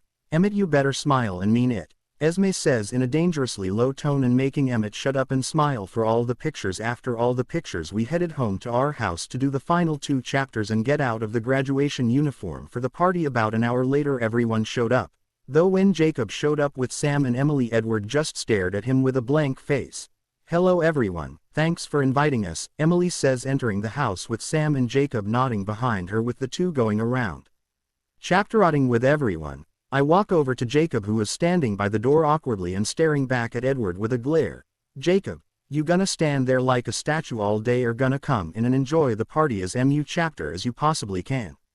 I ask him, smirking, and he breaks his eye contact with Edward, looking at me. Yeah, sure, though can I talk with you outside first? Jacob asks me after he stops glaring at Edward. The first motion for him to follow me, I bring him outside the patio in the back near the library. We sit out there and I offer him whiskey and a cigar, as I now like smoking these since Jasper introduced them to me. He takes the whiskey and cigar I offered him, and we sit in silence for the first few minutes enjoying the cigar and whiskey before I break the silence. So what's on your mind? I ask him while relaxing in my chapter air and taking a puff on my cigar. I've been meditating like you suggested every morning and it has been helping me a lot, Jacob says to me, pausing while looking at me. Okay, I'm glad it's helping you, I say to him, giving him a curious glance as I can tell he still has more on his mind. Well, I don't know about you, but when I meditated it brought me to this inner mindscape, and inside it was a forest like the one surrounding my village, but no living being inside it other than me. It felt like home to me. So I naturally shifted and ran through the woods in my wolf form, though just recently I met another wolf inside this forest and it spoke to me, offering a way for me to get stronger. At first, I was confused by this wolf and its offering, but maybe I should take its offer. I was just wondering if you had a similar experience and what I should do. Jacob confides in me, and hearing what he said has my mind go into overdrive, trying to figure out who or what this wolf could be. Without invading his mind and forcing myself inside Jacob's mind, I will have to ask him to let me inside his mind next time he meditates. I think to myself, as it could possibly be anything that is tempting him or actually offering a way to increase his strength. Tomorrow before you meditate, Come over here and we can meditate together. I know a way to enter the place you found inside yourself, and maybe I can meet the wolf too and see what it could mean. Though I did experience what you are experiencing, for me I had to subdue my two conflicting sides, and then afterward it made me whole. This could be a wolf you have to subdue to gain complete control of your emotions possibly, I say to Jacob, thinking hard about what he just told me and all of the possibilities it could be. Okay, I would appreciate that, Jacob says to me after thinking about what I said. Then after a few more minutes of silence as we both are sipping on our drinks and smoking our cigars, we hear someone chaptering the library. From the sounds of them, it would appear to be Alice. I thought you guys ran away from the party. Glad you are still here, Alice says, smiling at us and skipping over to me, taking a seat in my lap. Jacob just was asking about meditation and my experiences with it, though. Is Emmett starting any shit with Sam yet? I ask Alice to deflect the conversation for Jacob's sake and will inform Alice later when we are alone. Surprisingly no, Emmett is being well leashed by Rosalie under her threats of staying outside at night, Alice says with a chapteruckle, and even getting a laugh from Jacob, who stiffened up when Alice came outside. How've you been, Jacob? Matt told me you guys have chaptered things up, Alice asks him, making him stiffen up again at the question. I've been good, though I would like to apologize for what I called you the other day in front of everyone. I was dealing with my anger at Edward and messed up emotions ever since shifting, Jacob says, trying his best to be friendly with Alice, even though I can see he is still uncomfortable around vampires. Oh, it's fine. I've been called worse over the years by many people, though I appreciate the apology and hope we can be friends moving forward, Alice says, trying to help make amends between them and offering her hand for a handshake. Jacob hesitates at first for the handshake but ultimately shakes her hand. Your hands are almost as cold as Matt's. Is that because you have ice powers now? Jacob says, surprised at the coldness of vampires. WHI chapter I no longer even feel, since coldness is a part of me now. Yeah, Matt is my fluffy ice bear, Alice says, strangling me in a hug. But I'm fine with it, as she engulfed my face with her breasts, and even better, she was wearing thin lingerie. Jacob found it funny what she called me, though to mess with Alice I gave a small quick bite on her one nipple, making her jump and release me while giving me a small glare. You two make a good couple, Jacob says, surprising us both, but we smile at him. I'm glad you finally can see vampires are no different than us in most regards, I say to him, and Alice nods in agreement with me. Forgetting what I just did to her, Jacob just shrugs and gives a small nod to me.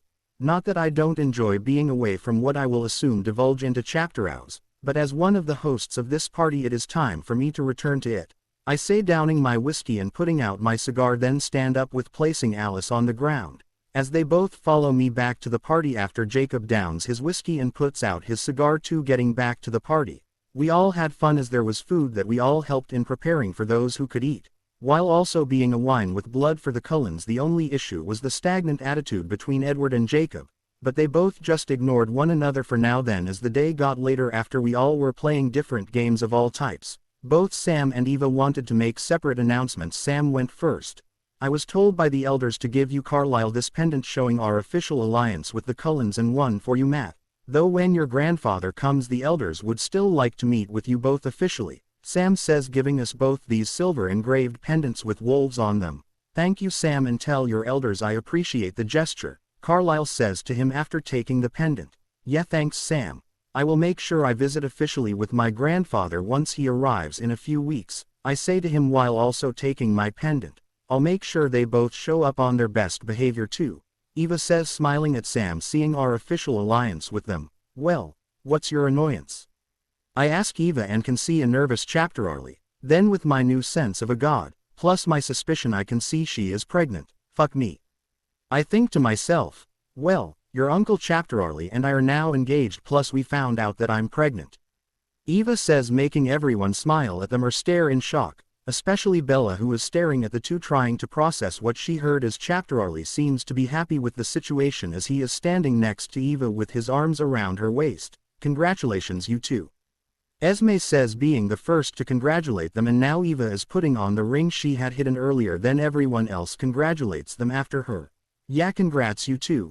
Gonna have a younger sibling again, I say, genuinely happy for the both of them and ruffling Bella's hair. Mu chapter to her annoyance, but snapping her back to the situation. Yeah, congrats, Dad and Eva, Bella says, still processing the information and giving Eva an awkward smile. Someone take a family photo to commemorate this moment. I say, grabbing Bella and forcing her to stand next to Chapterarlie, while I stand next to Eva, with Chapterarlie and Eva standing next to EA Chapter Other between Bella and me. This only annoys her further, but she doesn't refute it. God, I miss messing with Bella. I should do it more. I still have to get my revenge on her for cock-blocking me. Maybe on their wedding night I'll pop up and interrupt them, or send someone to keep ruining the mood the first night. I think to myself, formulating plans to get my long-awaited revenge. Esme, Alice, and Emily are taking several pictures of us as I suggested. Chapter 52. Matt Pov. The next day came, and with it Jacob, who came over to meditate with me, seeing what it is that is bothering him. After going with him further into the woods away from the house, we sit in a small clearing in the forest, with me motioning for him to begin meditating. You can start. Once you find yourself in the forest inside your head, I will perform the ritual I was taught to enter your mindscape, I say to Jacob, lying through my teeth, but he trusts me and nods his head, beginning to meditate. After waiting for half an hour, making sure he is in his mindscape and fully committed to meditating, I enter his mind but leave my physical body behind, bringing only part of me into his mindscape. Entering his mindscape, I can see that the forest I am in is just like the forest in Forks, and the eerie silence is slightly unsettling. Then I can sense Jacob walking in his human form a bit away from me. I teleport myself behind him quietly. Jacob, you were right, this is just like Forks, and the quiet is very unsettling, I say to him, making him jump in fright at my sudden appearance. Fuck.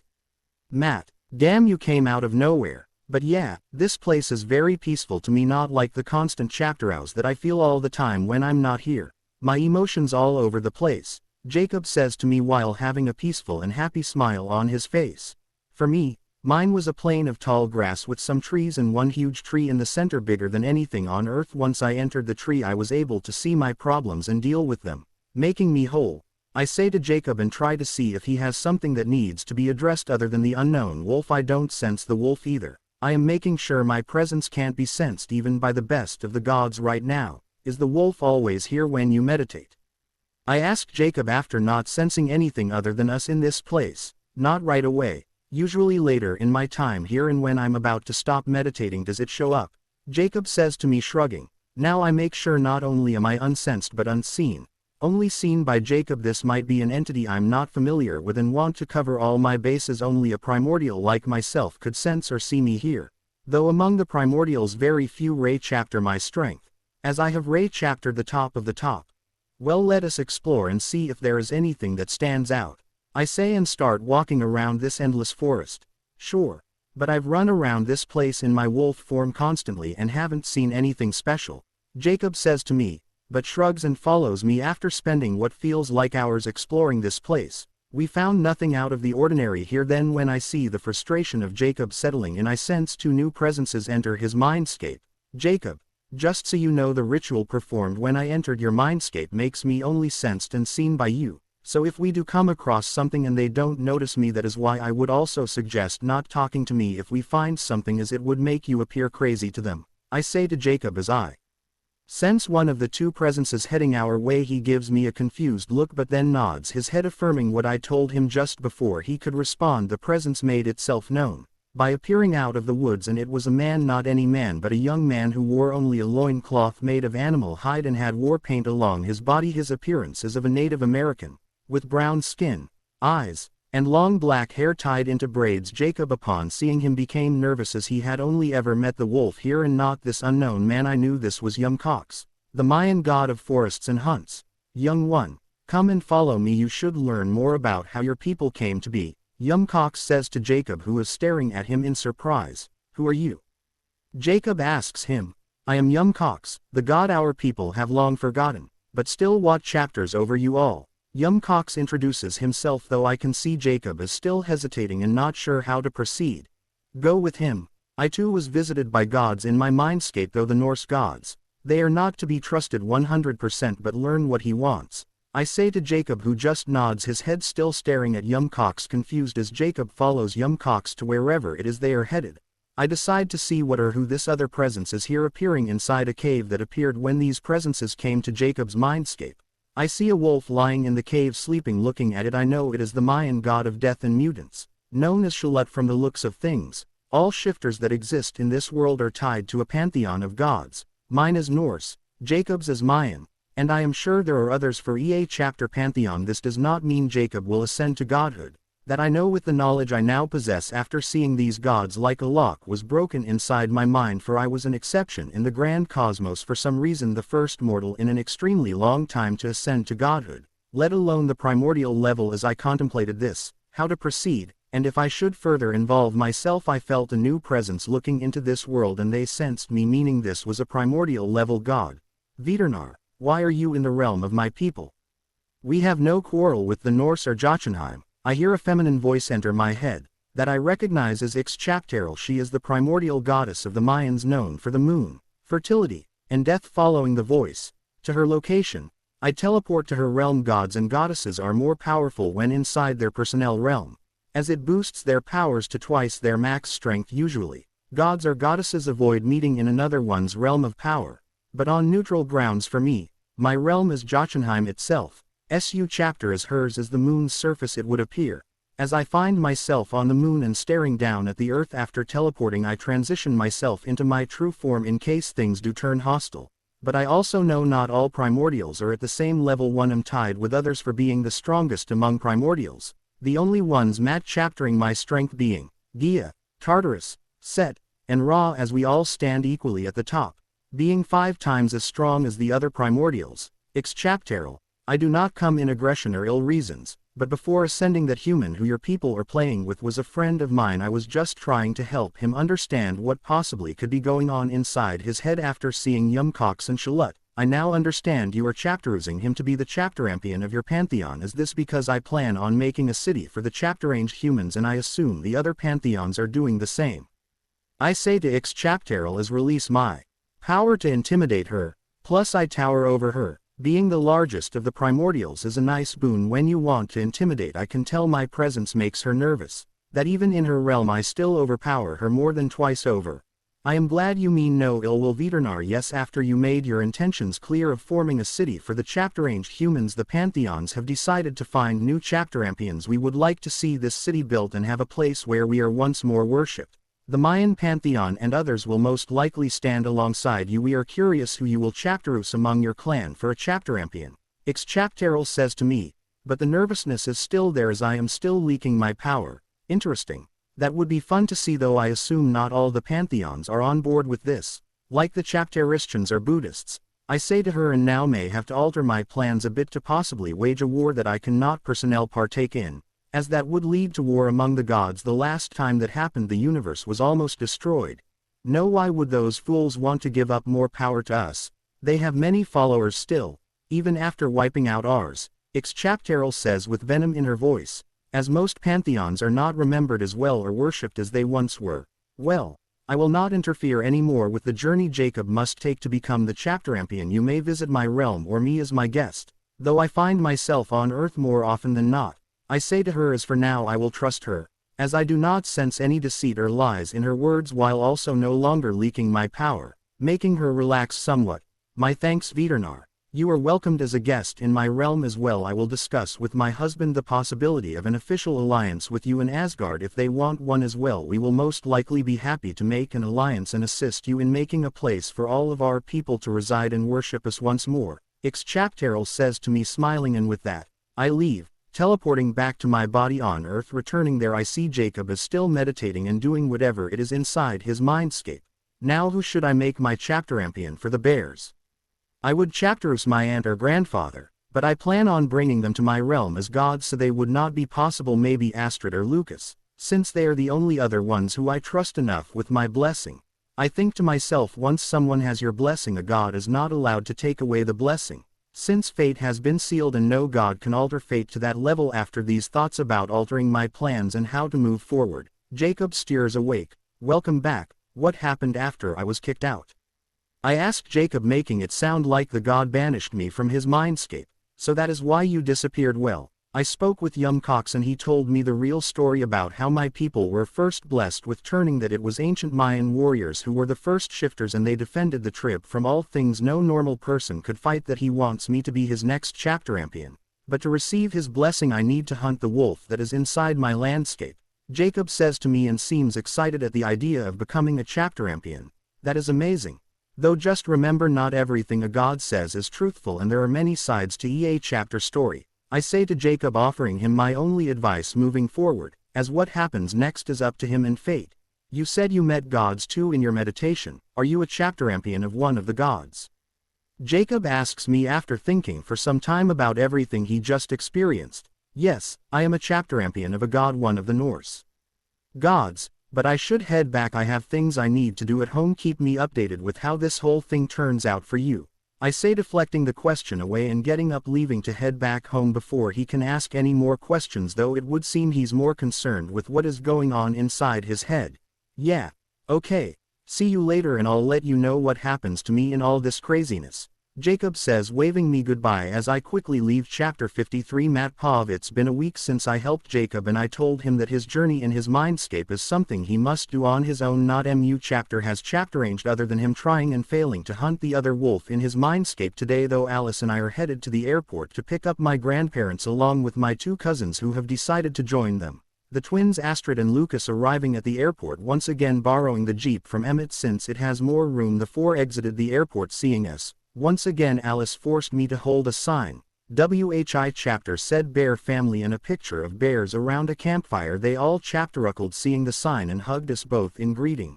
Matt, you are colder and smell different. What chapter changed? My grandfather Ivar asked me once we got into the Jeep and started to drive to our home.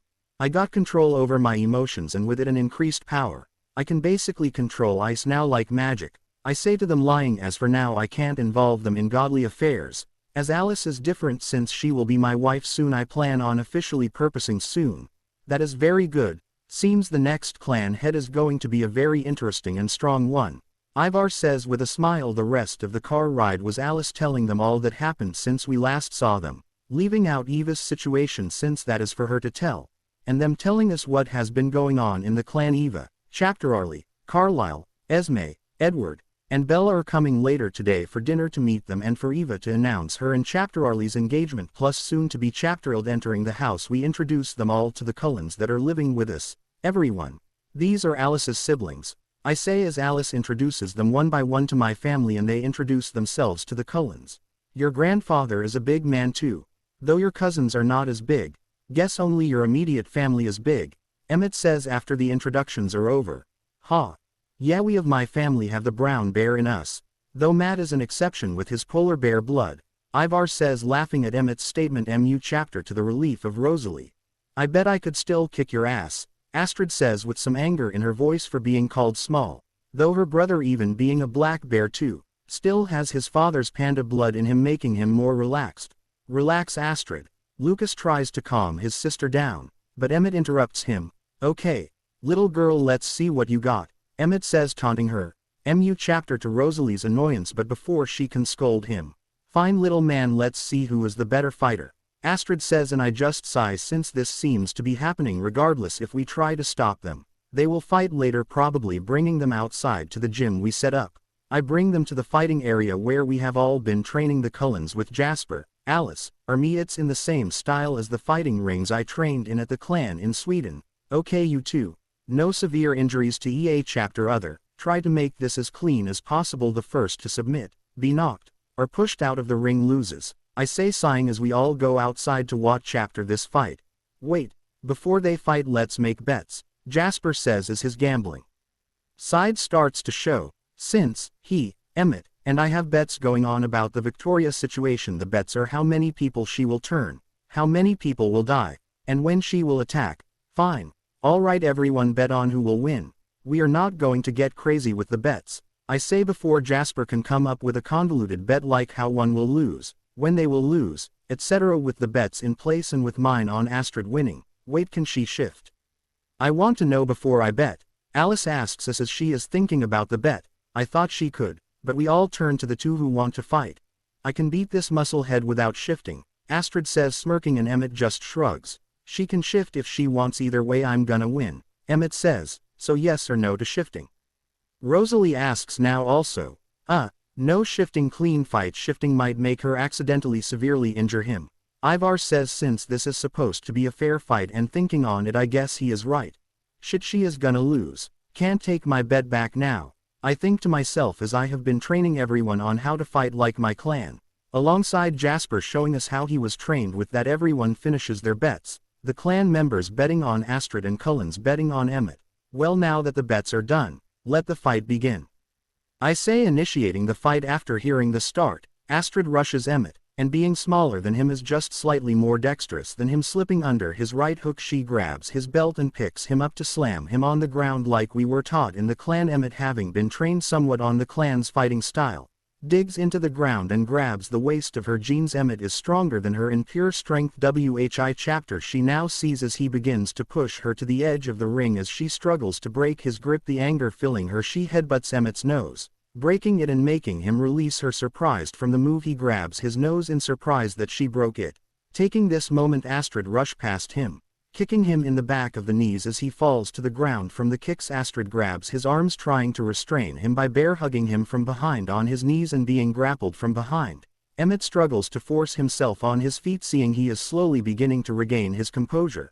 Astrid releases him and kicks him in the back, quickly making distance between them. Emmett stumbles from the kick but quickly regains his composure and turns to Astrid, who is eyeing him carefully. They are now both taking this fight seriously after testing one another's strengths and weaknesses. Emmett then rushes her, as Astrid slips and ducks between his punchapters and kicks. Seems she found her opening after a barrage of punchapters and kicks. As she sidesteps another kick from him, Astrid takes the split-second opening to land a haymaker on Emmett's head. The power behind it makes Emmett stumble back, and we all hear the audible crack from the punchapter. Using his stunned moment, she rushes him and begins her assault of punchapters on his head and body. Emmett just uses his arms to block the punchapters assaulting him, but many slip his defenses, hammering into him. The fight goes on for another hour, with Emmett barely landing any punchapters or kicks, since Astrid is more dexterous than him and seems to have kept up with her training. As we are chaptering this slow battle of attrition, I sense everyone else who was coming over today is starting to show up. They all seem to arrive together coincidentally, and everyone except Bella and Chapterarly heard us in the back chaptering on the fight. As they all walk to the back, they can see a bruised up Astrid from the few hits that Emmett landed and a pissed off Emmett. What the fuck is going on here? You guys having cockfighting without us? Eva asks, seeing this brawl, and Chapterarly just chapteruckles at her statement. The Cullens look confused about the situation, and so too does Bella. You all are too late to place any bets, but upon first meeting, no surprise there. Emmett and Astrid got into a verbal fight, then they decided to take it outside. I say, informing them, and they all nod, understanding the situation, though Carlisle and Esme both sigh at the situation, though Edward seems to enjoy seeing Emmett get beat on. Fuck. We should have gotten here sooner so I could have placed my bets, Eva says, stepping up and chaptering the fight. After greeting her parents, Chapterarly just sighs but follows next to her, and her parents just stare at him. Nice to meet you both. I'm Chapterarly Swan, Matt's uncle, and Eva's fiancé. Chapterarly introduces himself to my grandparents. My grandmother smiles at him, happy Eva finally met her mate, but my grandfather just glares at him and grunts in response to his introduction. Ignore my husband. I'm Ingard and this is Ivar. It is nice to finally meet you. Eva has told us MU chapter about you, though we would love to get to know you more in person, my grandmother Ingard says to Chapterarly, and patting his hand, smiling at him, though Ivar just ignores him for now, focusing back on the fight. Of course.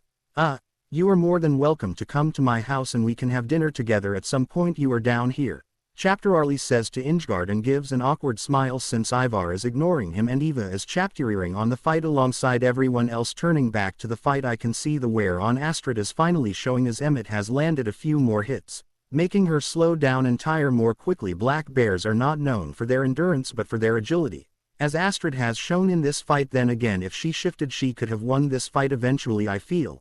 But as this is not a deadly fight, but a somewhat friendly spar, she lost since her opponent does not tire and is stronger than your average vampire. Landing another blow on Astrid's stomach chapter, she falls to her knees in pain and struggles to get up, but does not seem to want to submit. Black bears are very stubborn too. Well, all of us bears are really seeing she won't surrender. Emmett grabs her by the waist and she struggles as MU chapter as she can, but is ultimately thrown out of the ring, losing the fight. Lying on the ground breathing hard, Astrid seems angry with herself for losing. Good fight, though without shifting you were gonna lose this fight eventually, Emmett says in good spirit and offers his hand to her, to help her up. Astrid just stares at him, still upset, but then takes his hand, sighing, maybe, but I never fought a vampire before. Either way, You are a good warrior. I assume Matt taught you our clan's fighting style since you seemed to understand my style in the beginning, Astrid says after standing up and smiling even after losing the fight, though now Jasper is giving out the winnings to those who bet on Emmett. Seeing a fight like that has my blood pumping. Too bad I can't fight for a while now, Eva says to Chapterarly, having forgotten that she still hasn't told her parents she is pregnant. And why is that? Ivar says, hearing what Eva said. WHI Chapter makes her snap back to them and have a red face, embarrassed. Seems she wanted to tell them a different way but messed up. I'm pregnant.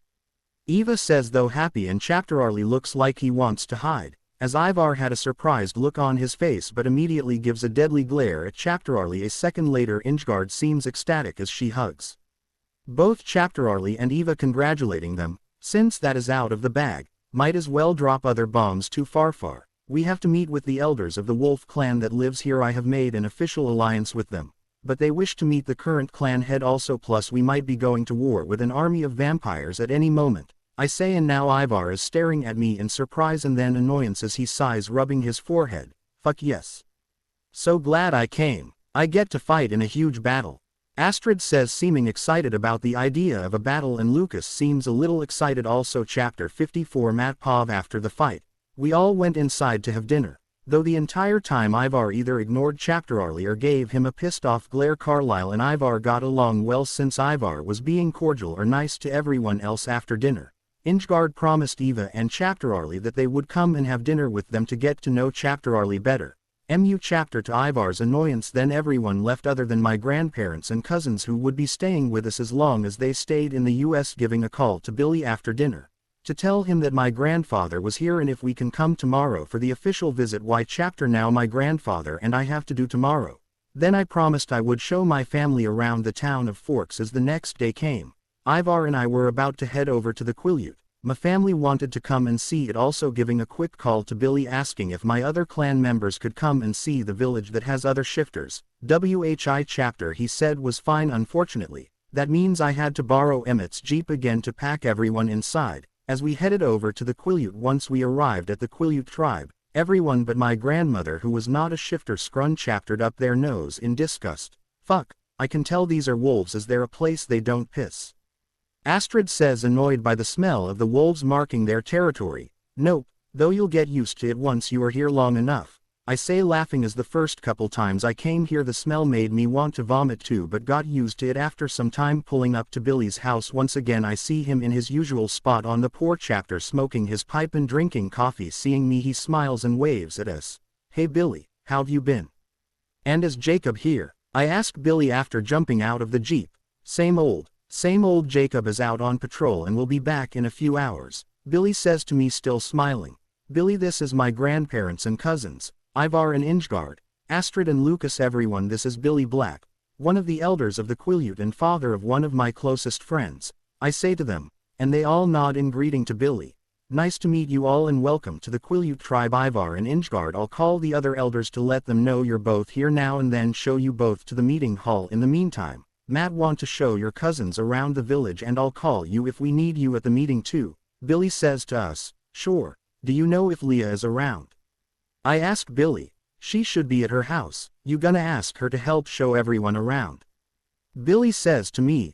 That's the idea, I say to him, then wave goodbye to Billy and my grandparents as I lead my family to Leah's house, walking through the paths in the forest that surrounds the village. We eventually arrive at Leah's house, knocking on her door. Leah's mother Sue answers the door. Since Harry died this past summer, while I was in Sweden, Leah and Sue have been depressed since both not really talking to anyone or going out as Chapter as they used to, so I am hoping to hang out with Leah today and possibly chapter her up. Seeing me, Sue smiles with some strain and sees the rest of my family. WHI Chapter confuses her. Hey, Mrs. Clearwater, is Leah there? I was wondering if she wanted to help me show my cousins around the village while my grandparents are meeting with the elders. These are my cousins Astrid and Lucas, I say to Sue. Nice to meet you both. Leah is inside, though I'm not sure she'll want to do anything today. You can come in and try asking her yourself, Sue says to me, and I can see Sue has gotten better as Chapter as she can for both herself and her daughter's sake. I'll give it a shot, I say as we enter their house. Sue is talking with my cousins about the village and asking them about our clan. Walking over to Leah's door and I knock, hearing a response before I can say anything. Mom. I'm fine, I just want to be left alone today, Leah says with a tired sigh. Hey Leah, it's Matt. I say, and before I can say anything else her door opens up and I see Leah staring at me surprised. Matt. I heard you came back, but you never visited. What's up with that? Leah asks me and seems surprised but annoyed with me at the same time. Sorry, I was busy with all sorts of crap. Though that's no real excuse, I should have come to see you sooner as your friend. But I know what's it like to lose your parents. I figured you just needed some alone time, I say to her, and she seems saddened at the thought of her father, but remembers I lost both my parents years ago. Yeah. Was rough in the beginning, still hurts and I miss him so. Chapter. Leah says, sad and on the verge of tears. I just give her a hug and she cries somewhat silently in my hug. I know this isn't really helpful, but for me, distraction helps with dealing with sad thoughts. Not really a permanent fix but makes it more livable. I was coming here to see how you were doing and to see if you wanted to hang out with me and help show my cousins around the village, I say to Leah after letting her cry for a bit in my arms and waiting until she calmed down a bit. Sure, just let me get ready real quick, Leah says, breaking the hug and wiping the tears from her face, but still has a look of pain on her face. Heading back to the kit chapter and I can hear Astrid telling Sue about our clan and what it is like there. Sue listened intensely and chapter med in with how certain things are similar here. Seeing me, Sue and everyone stops talking, looking at me curious about how things went. She'll be down in a bit, I say to them, and they all nod. After waiting for about 10 minutes Leah comes downstairs and we all head out of the house saying goodbye to Sue. Leah. This is Astrid and Lucas, they are shifters like me guys. This is Leah, a friend of mine, and Bella, I say to everyone, and they greet chapter other. With this Leah and I show my cousins around the village, introducing them to everyone. Pretty chapter. Then after a few hours of showing them around, I text Jacob to meet me at the falls. While taking everyone there, once we arrive at the falls, Astrid and Lucas seem impressed with the beauty of the place. So why are we here again? Leah asks me once get there. I told Jacob to meet us here, plus these two are adrenaline junkies so I figured they might want to cliff dive, I say as both Astrid and Lucas get excited at the idea. You can cliff dive in this place? Lucas asks me, excited, and I just chapteruckle and nod. What chapter? I say, taking my shirt and shorts off, only wearing my boxers, though I can see Leah looking at me with lust. Seeing me she then looks away with a blush in embarrassment. Without further ado I jump off the cliff. WHI chapter is maybe 60 or 70 feet high from the water. The rush of jumping off a cliff isn't chapter for me anymore, considering that in my real form I'm taller than this cliff. Then I swim a few feet away after jumping off, and without waiting to chapter longer I see Lucas following right after me in his boxers too. After Lucas is Astrid, and then as we all are treading water looking up at Leah, who is contemplating whether or not to jump. You don't have to if you don't want to, I shout, seeing her hesitate and not wanting to peer pressure her, though that seemed to make her want to jump now. As she strips to her underwear and jumps off after landing in the water, she swims up to the surface and laughs along with us at the excitement from jumping swimming to the shore. We all then start to head back up the cliff to either jump again or grab our things. Walking up the cliff again I smell and hear Jacob chaptering the area. Then as we chapter the cliff, Jacob jogs over to us and is surprised to see Leah outside but smiles at her, happy she decided to get out. Matt, what's up? Leah, happy to see you also, Jacob says, giving me a bro hug as I finish putting my shorts on, then gives Leah a happy smile and she just nods her head in greeting. Jacob, my grandparents are here and meeting with the elders. These are my, I start to say to him until I see a look on his face that resembles the looks people get when they see their mate. Turning I see Astrid put her jeans back on but is staring at Jacob with her shirt in her arms, also in a similar trance. Fuck. Does that mean my plans on turning Bella before she goes on a honeymoon with Edward altered his mate? Since now the possibility of Bella having a chapterild is gone if my plan works.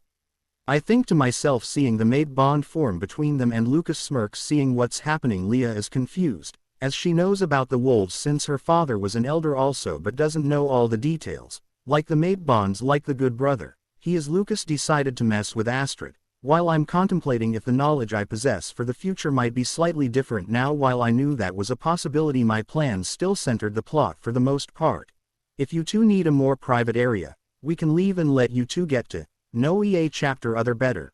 Lucas says, smirking and being very suggestive with the phrase of getting to know EA chapter other, though hearing him snaps back Astrid to reality and she punchapters his shoulder, embarrassed and annoyed with him. Jacob just has his jaw dropped and looks at me. Since the conversation we had about mates seems to come back to his mind. Is there something I'm missing? Leah asks, since she is still confused. Yeah, you know the stories about the wolves. Well, once a shifter sees their soulmate they bond with them, meaning they become connected in a way. With their feeling for one another, kinda hard to explain without experiencing it for yourself. But the best example is the fairy tale stories of love at first sight. I say to Leah and she seems to nod her head in understanding, then looks at me with a sad look. Guessing she had a crush on me, and realized now that I'll only have feelings for Alice. Well, Jacob, these are my cousins and shifters like me. This is Lucas and his twin sister Astrid. I say, introducing them to EA chapter other. Lucas is rubbing his arm where Astrid punchaptered him. While Astrid and Jacob go back to staring at one another, breaking the silent atmosphere, I get a phone call seeing that it is Billy, saying we all can head back to the meeting since the elders want to see me and might as well meet other members of our clan. We have to head to the meeting hall. The elders want to meet us officially. Can you lead us there? I say to everyone and turn to Leah asking her. She nods her head and motions to follow her. This is gonna be a fun meeting, Lucas says, laughing as Jacob and Astrid are still trying to deal with the mate bond formed between them. Chapter 55. Matt Pov heading to the meeting. Leah led us to a building in the center of the village that was large. Chapter like a town hall. Entering inside, Leah led us to the back room where it was one big table with the three elders, Billy Black, Clara Zolonger, and Levi Yulee, who is Sam's great-grandfather and the head elder. They sat at one end of the table with my grandparents at the other end of the table. WHI chapter could sit 10 people if needed. Seeing us all enter, the two elders, who I'm not familiar with, look at us with a scrutinizing gaze, though Billy smiles and motions for us all to sit down at the table. Lucas and I sitting next to my grandparents, with Astrid sitting next to Lucas and Jacob sitting next to me across from Astrid. So these two are mated pair, Levi says, seeing the looks that are not so discreetly shared between Jacob and Astrid, surprising my grandmother, Billy, and Clara, who didn't notice until now, unfortunately. Lucas says with a smirk at Astrid, who shoots him a glare. Well, now it appears our clans have the cement needed to form between us. That is good, Levi says, and my grandfather nods his head in agreement. Billy seems very happy for Jacob, as like me he was annoyed with Jacob's obsession with Bella. Matt, we have finalized the official alliance, but we just need you to sign the papers for both clans to keep, since you are going to be the clan head.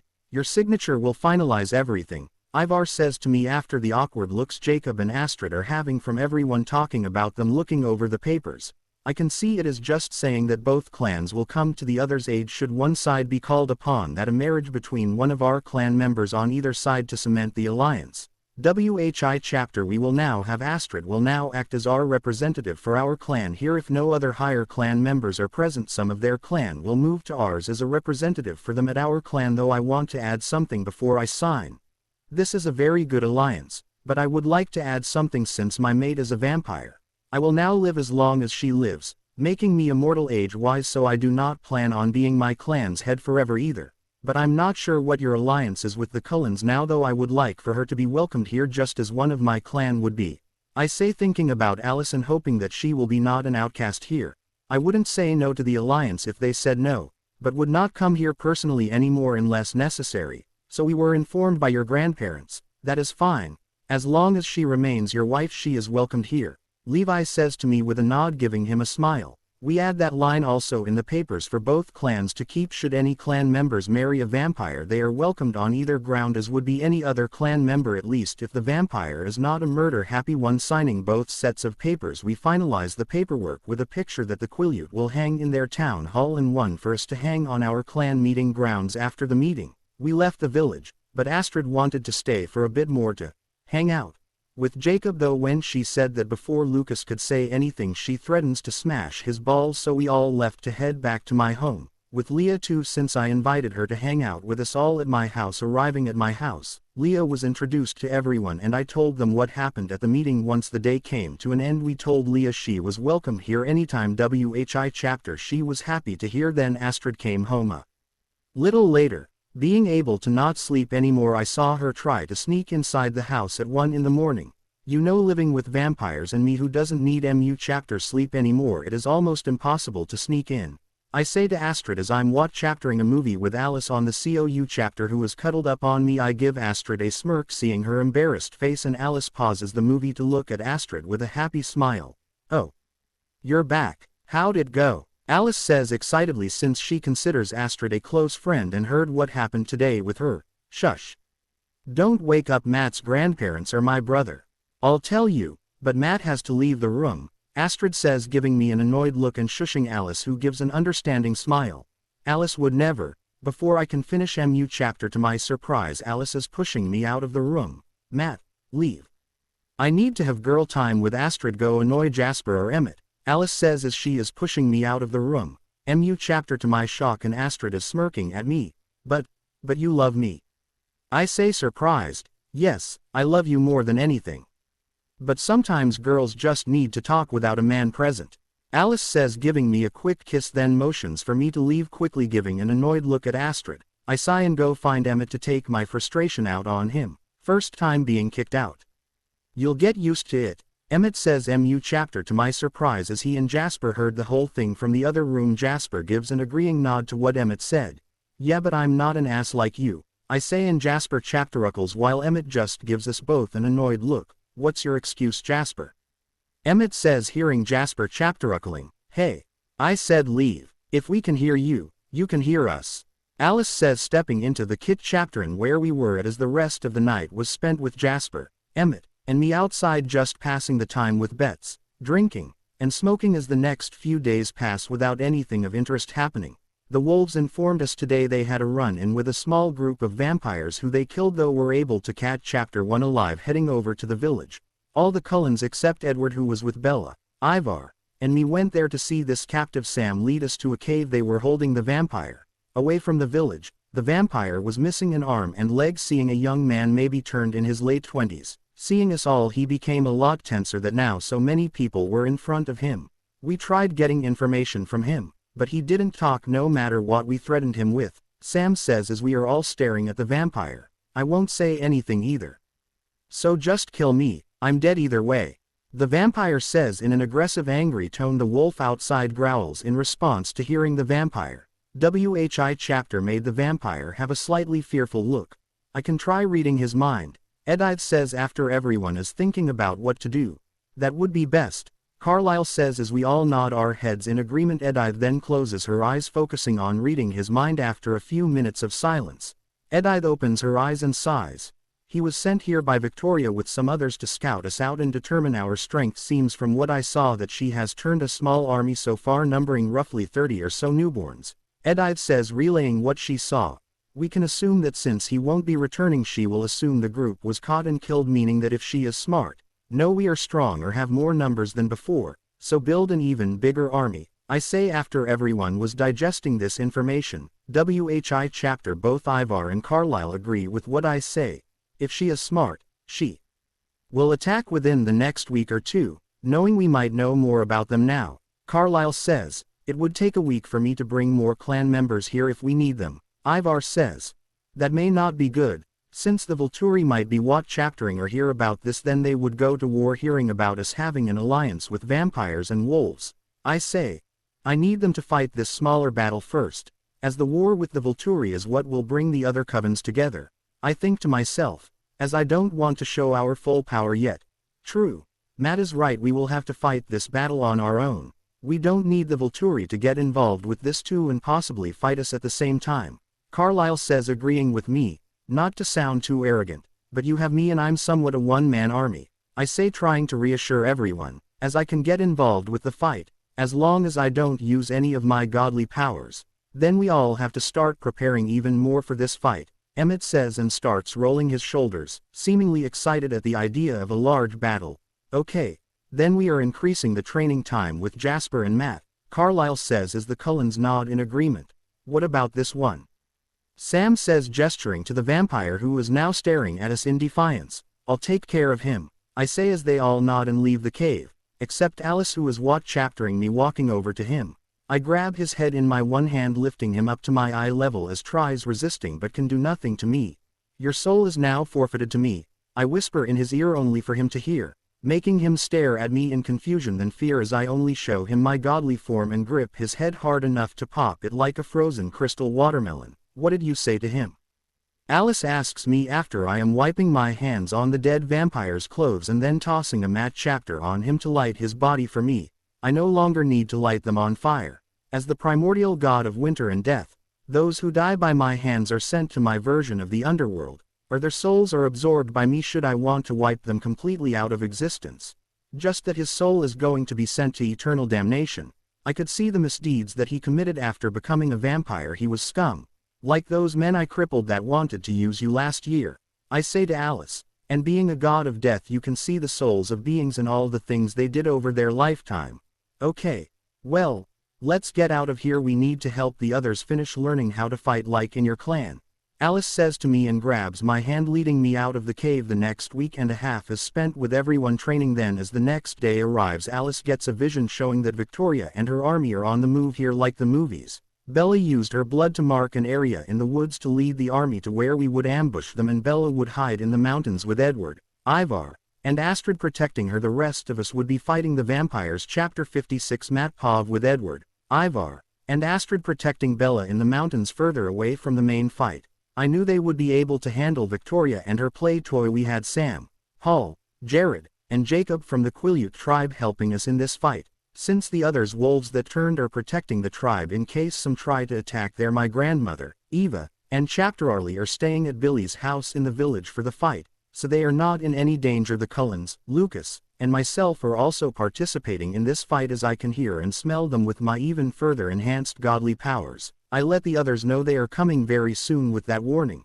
the wolves hide in the woods nearby to ambush them, while the Cullens stand behind Lucas and me. Lucas and I shift as soon as we see them a few hundred feet away from us in the clearing we are standing in. Turning, Lucas only standing 8 feet to 4 meters tall roars with me as I turn into my werebear form standing at 15 feet 6 meters. Seeing our forms the vampires that Victoria sent hesitate, but seeing their numbers are higher than us, they only hesitate for a few seconds. There are about 100 newborns and I can hear Victoria heading to Bella with a small group too. Around 8 total. Chapter arguing with Lucas beside me as we are heading straight into the chapter arguing newborns with the Cullens just behind us. I slam into the newborns sending a handful flying into the air from the impact. As does Lucas. The Cullens begin to fight as only those they can handle. The wolves then come chapter arguing out of the woods and assist the Cullens in the fights they have. Since we told them as bears we are made to tank, especially me, they focus on helping the Cullens. Looking at Lucas I see him literally tearing through the vampires one after another.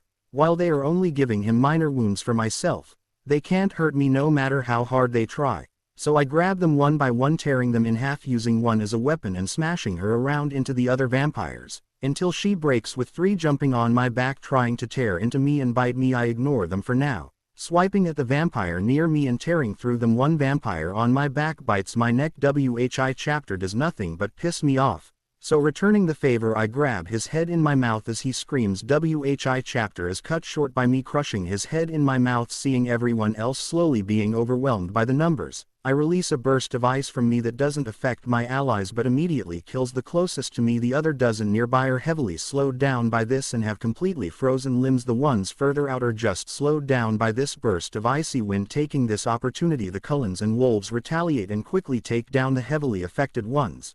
Matt. I hear Alice scream my name. Turning to her I see she is surrounded and the other Cullens are trying to desperately chapter her and help her. Seeing Alice is grappled and about to be killed, my rage bursts from me as I let loose a stream of ice breath killing half the vampire standing and fighting everyone. In turn, saving Alice. Running next to her she jumps on my back, giving her an ice spear that I made. She is now using it to attack from my shoulders. Using this new fighting style we begin to overwhelm the vampires, especially now that they are trying to flee. Seeing all their allies being slaughtered I erect a wall of ice in the area that keeps them from fleeing as no matter how they try they can't break the wall and if they get too close it caused heavy frostbite to overtake their body. The wolves working with the Cullens are biting and tearing the vampires that the Cullens were grappling. Limbs and heads are being torn apart. Then I hear a yelp as Jacob is being death gripped by a vampire who breaks his rib. Rushing through the vampires like a tank crushing them beneath me or sending them flying back as I chapter arch through them. Alice stabbed at the vampire trying to attack me from behind with the ice spear I made her. I chapter Jacob's side and grab the vampire hurting him, lifting him up, and crushing him with my hands as his body starts breaking. The vampire is screaming as I crush him. Sam rushes over helping protect Jacob as he struggles to stand, dropping the now crushed vampire. I walk over to a tree that is about 50 feet 15 meters tall and rip it out of the ground. Using this tree like a club, I begin to swing it through the vampires, crushing all those who are hit by it. The rest of the battle was an easy cleanup as they are now just fighting desperately and no longer even in the slightest cohesion that they had before after killing the last few. Other than a small girl who appears to be just a teenager, seems she hid when the fighting first broke out. A smaller girl the same size as Alice having long dark brown hair, and a small petite body. Seeing us all, a chapter becomes extremely scared. Everyone except the Cullens and me was wounded. Lucas has only a few scratch chapters and bites. The venom doesn't affect us as our blood is immune to it. Though the venom does cause discomfort. The wolves had more cuts than Lucas, but no bites, and only Jacob had a broken rib since one of the vampires hit him hard enough in the side to break it. What are we going to do with her? Lucas says, rolling his shoulders after we both shifted back. Hearing us, the girls gets more scared. She doesn't seem like the others, like she was forced to fight.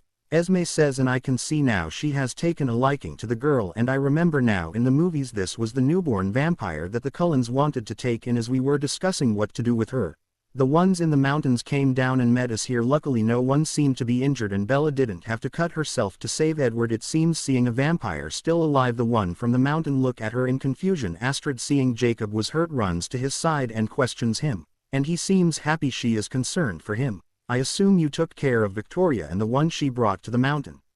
I say to them as Esme and Carlisle start to ask the young vampire about her. Yeah, burning with the others, Ivar says while Edward and Edith are reading the mind of the young vampire. Bella, you good? I ask her, concerned for her well-being. Yeah, just a little shaken up, Bella says, having seen the battle in the mountains and now the aftermath of our battle down here. There are frozen trees, bodies of vampires, torn limbs, and heads. Blood littered the ground from the wolves and Lucas who were injured. The wolves, other than Sam and Jacob, were putting all the bodies and things in a pile before lighting them on fire. She was found by Vicatria's fake mate who she tricked. Her name is Bree Tanner and she had a rough early life. Edith says to us about the young vampire to who Esme and Carlisle have taken a liking. She was forced to fight, and she seems different than the savages who we fought today. We are going to take her in as one of us. She will be the new addition to our coven, Carlisle says as Esme is slowly patting Bree on the back in a motherly hug, and the young vampire breaks down in her arms crying. Welcome to the... Alice is about to welcome Bree to the family, but before she can finish we all see the three new vampires entering the area. The wolves have just started the fire. Two of all the vampires we killed today. The Cullens recognize them, and so do I. They are the trio the Volturi send out for enforcing their laws. They are Jane, Alec, and Felix, who is the leader of the three. The wolves get on edge ready for another fight, just as my clan members do too. Seems you all were quite busy, and we missed the fun. What exactly happened here? Felix asks us as the three chaptered us. Victoria made a newborn army to try and kill us all with, as revenge for killing her mate a year ago, Carlisle says, seeing the three chapter. I see, then that is good. You killed these idiots for breaking our laws, though. Who are these people? Felix says, and turns to the wolves and my family, making them more tense and ready for a fight. Jane and her brother Alec seem to want this to happen. Our friends, Sam and his pack of shifters, while Alice's made Matt and his family of shifters, Carlisle says, introducing us to the Volturi, who are now eyeing them with suspicion. You are saying you made allies with non-vampires? I'm not sure how Arrow and the others are going to take this news, Felix says, giving Carlisle a disapproving and judgmental look. Tell Arrow and the others that if they have a problem with it, me and my clan are more than happy to discuss things further, I say in a threatening voice, and the wolves and my family all nod their heads approving of my statement, though that pisses Jane and Alec off. While Carlisle is giving me a surprised look, Jane then focuses on me, trying to use her power it seems. Stupid bit chapter. I will break you soon, I think to myself as she has a surprised look on her face since her power isn't working. Seeing Jane's power isn't working and they are heavily outnumbered, Felix gives me a hard look while also putting his hand up, stopping Jane and Alec from further acting. We will make sure to relay your words to our leaders. You can be sure they will respond to this statement, Felix says, giving me a deadly stare, and I just smirk at him, pissing them all off further as I need a war to break out between us and the Volturi. And Alice nods her head approving of what I'm saying too. Alice, who also knows my main plans. Then the three leave quickly, before something else can happen. WHI chapter would ends in their death. Matt, I thought you were smarter than that. Now we might have to fight the Volturi. Carlyle says, annoyed with what just happened. Maybe, but only if they put their pride before their brains. Push comes to shove.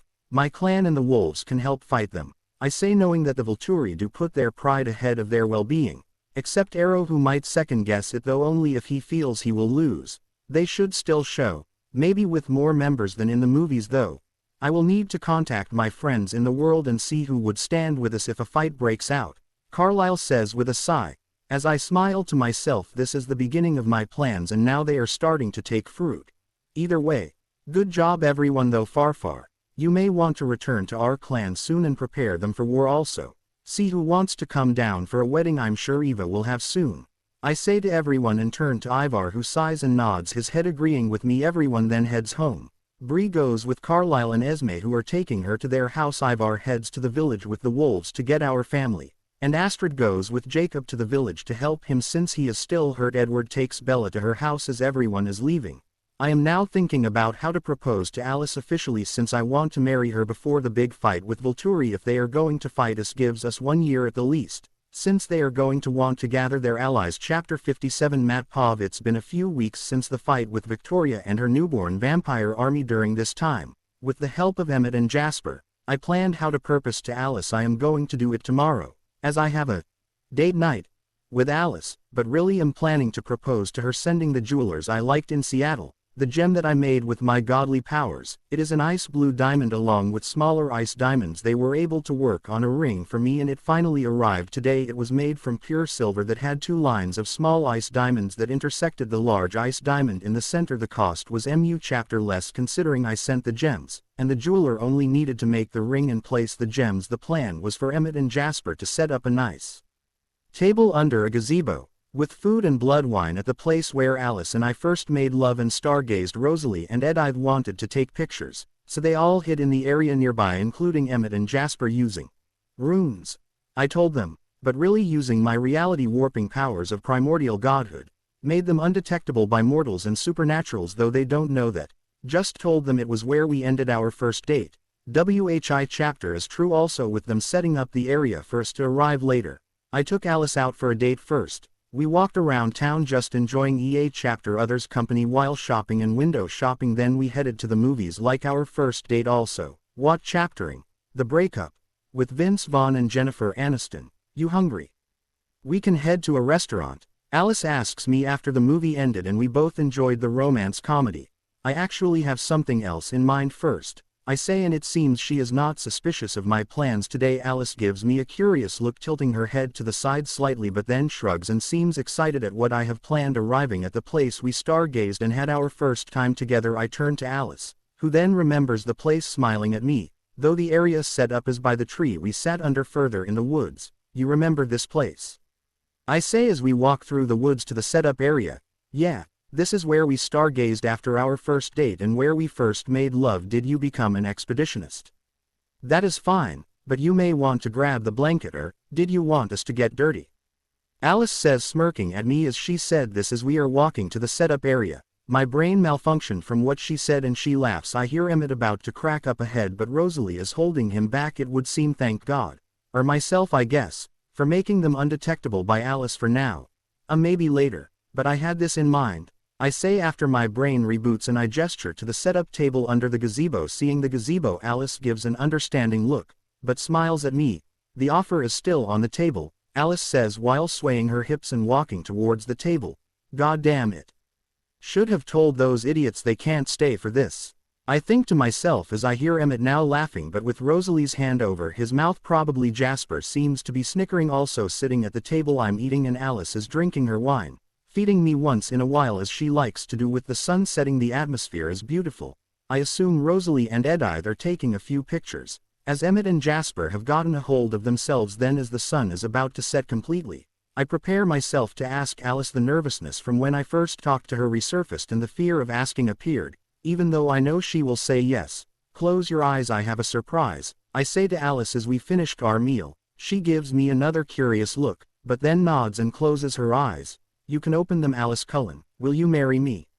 I ask her on my one knee as she is still sitting at the table, the small jewelry box open showing the perfect ring. In my opinion the surprise and happiness on her face showed. Now it seems I made her brain short circuit. Yes. Of course. Alice yells, jumping up and tackling me into a hug on the ground. Luckily I am able to keep a hold of the ring, as she is now on top of me, kissing me passionately and aggressively, still sitting on top of me, breaking the kiss.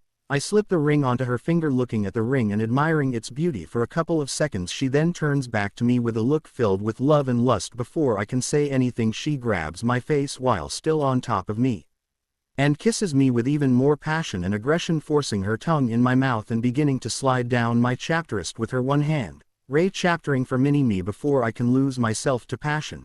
I grab her hand, stopping her and breaking the kiss. Chapter. To her annoyance, she gives me an annoyed and questioning look. I would love to tear your clothes off and have an amazing time, but unfortunately your brothers and sisters are here. They wanted to stay and take pictures, I say to her, and the realization dawns on her as I remove the blessing I gave them. Yeah. Dinner and a show. Emmett yells, woohooing us on as I do. Alice can immediately sense them and hear Emmett. Shut the fuck up, Emmett. Rosalie yells at him, officially annoyed with him now. I shouldn't have let them stay. In hindsight I made them undetectable until now. WHI chapter is why you couldn't sense them, I say to Alice, sighing at Emmett and explaining why she couldn't sense them. WHI chapter. She just nods her head to the realization of what she was saying and what just happened about could have happened dawned on Alice. Now she has a look of pure embarrassment and gives me mixed emotions. A look with happiness, lust, annoyance, anger, embarrassment and some others flash across her face at processing this information. Pushing herself off of me, Alice sighs and gets a hold of her emotions. Did you guys get good pictures at least? Alice says as they come out of the woods nearby, since she sees the cameras that Edith and Rosalie have. Hopefully Edith got more and better ones than me. I was too busy making sure Emmett didn't ruin it, though it would seem he did ruin it still, Rosalie says, very pissed with Emmett, who is just wiggling his eyebrows at me. Jasper is now laughing just seeing the situation. I shouldn't have let you people stay. That's my fault, I say, sighing, and Alice is looking at the pictures Edith and Rosalie took of us, so you two could have some freaky outdoor sex. Don't look at me like that. We've all done it before, obviously, Emmett says as I look at him, just rolling my eyes. Rosalie, Alice, and Edith are now staring daggers at him. Jasper shrugged as Emmett did speak the truth. The next 2 hours are spent with Rosalie and Edith taking all sorts of pictures, some with Alice and me in different areas and poses, then others with just the girls, and then some with just us guys. So, am I your best man? 'Cause I know some great places for a BA chapter Elor party, Emmett says to me as the girls finish up taking pictures. What about you, Jasper? I say to Jasper, purposely ignoring Emmett, who looks like someone just killed his puppy. I would be honored, though. Are you sure you want me to be the best man? Jasper says as Emmett and I are best friends. He is like a brother to me, plus he knows I'm messing with Emmett. Jasper is another close friend of mine and brother to me, but Emmett and I have a stronger friendship out of everyone I know. Emmett gives Jasper a thumbs up and a nod of thanks to him.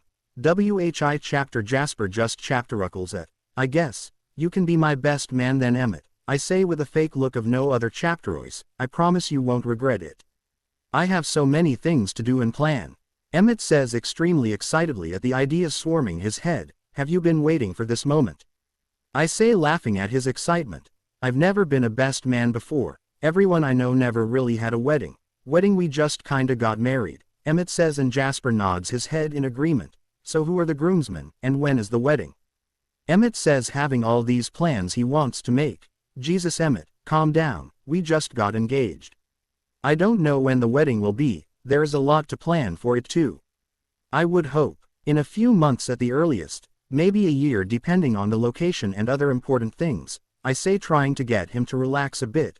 I would like a winter wedding, fits well with us, Alice says as they are done looking over the pictures and hearing our conversation, while also giving me a knowing look. Is Rosalie your maid of honor? I ask, guessing that is who Alice wants to be anyway. If she wants to be, Alice says, having not asked her yet, unlike Emmett who wanted to know ASAP. I would love to be your maid of honor, though if you guys want to marry this winter, so November or December, we only have a few months of time to plan. WHI chapter should be enough if all goes well, Rosalie says as Alice and I nod our heads in agreement. So who are the groomsmen? Emmett says, taking a notebook out of somewhere and writing things down. Where'd the notebook come from? I ask him. while Rosalie is just rubbing her forehead in annoyance. Rosalie told me to have one from now on me at all times so I can write all my stupid thoughts down and not say them before reading them over first though answer my question. Emmett says, shrugging his shoulders in indifference. Jasper and I are trying not to laugh hearing him, and Rosalie just nods her head confirming what he said. Well, I guess Jasper, Chapter Arlie, Jacob, Lucas, and Sam, they are my closest male friends and family, I say after giving it a quick thought. Okay, that helps me know what I should and shouldn't do, Emmett says, finishing writing down their names and closing his notebook. What the fuck does that mean? I say, giving him a questioning look. You're not allowed to know, not yet, Emmett says, crossing his arms, and looking over at Jasper. He just shrugs his shoulders. Maybe I should reconsider who is my best man, I say to Emmett, who doesn't take my words for any value. Too late now, it's already been decided, Emmett says, denying what I said. Well, fuck me, I guess, I say, sighing, and everyone laughs. Well, we can leave, so Alice can help you with that, Emmett says, and runs away as Rosalie has had enough of him, trying to chapterace him down and beat him for not listening, in the loving way she does. On that note, we'll see you guys at home, Edith says as she and Jasper leave to head home. I'll give you 2 chapteroises, here are home, Alice says, giving me a lust-filled look again while biting her lower lip. Fuck waiting, I say as I walk over to her and kiss her passionately and take my shirt off. Chapter 58 Matpov R18 Start taking my shirt off. I grab Alice and lift her into the air while she wraps her legs around my waist, kissing her passionately, pushing my tongue in her mouth as her tongue wrestled with mine, letting my passion guide me. I rip off her shirt and bra, exposing her smooth skin and perky breasts to me, with her nipples already firm, lying her down on the ground.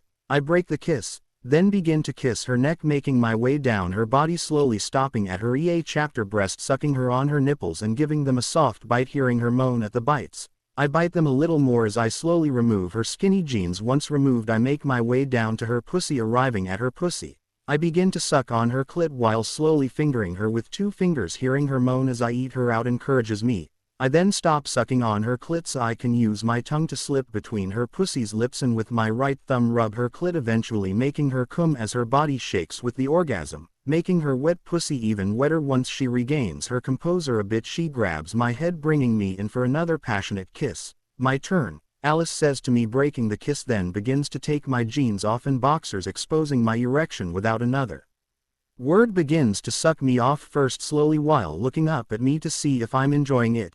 WHI chapter I very MU chapter I'm seeing my enjoyment. She begins to move faster and taking in as MU chapter of me in as she physically can. Once I begin to rate chapter my orgasm, I grab the back of her head and begin to push her deeper onto my shaft, coming down her throat and then her mouth. Once I finish coming, I look down to see her swallowing the rest and licking her lips. Seeing me look at her, she winks while licking her lips seductively. Seeing that I look, I don't wait any longer, picking her up and pushing inside her still very wet pussy, squeezing her ass while I pound into her. She wraps her legs around my waist, keeping me from pulling too far away, and her arms around my neck, keeping this pace until we both start to rate chapter climax. I can tell she is apro chaptering hers as she bites into my neck from the pleasure. Though not able to pierce my skin, her hands dig into my back as her body shakes again from another climax, squeezing her ass just hard enough to not hurt her. I climax almost right after her, lying down on the ground with her on top of me. We both are still very horny and she begins to kiss me passionately again. Then she slips me back inside her, and she begins to ride me, giving her ass another squeeze.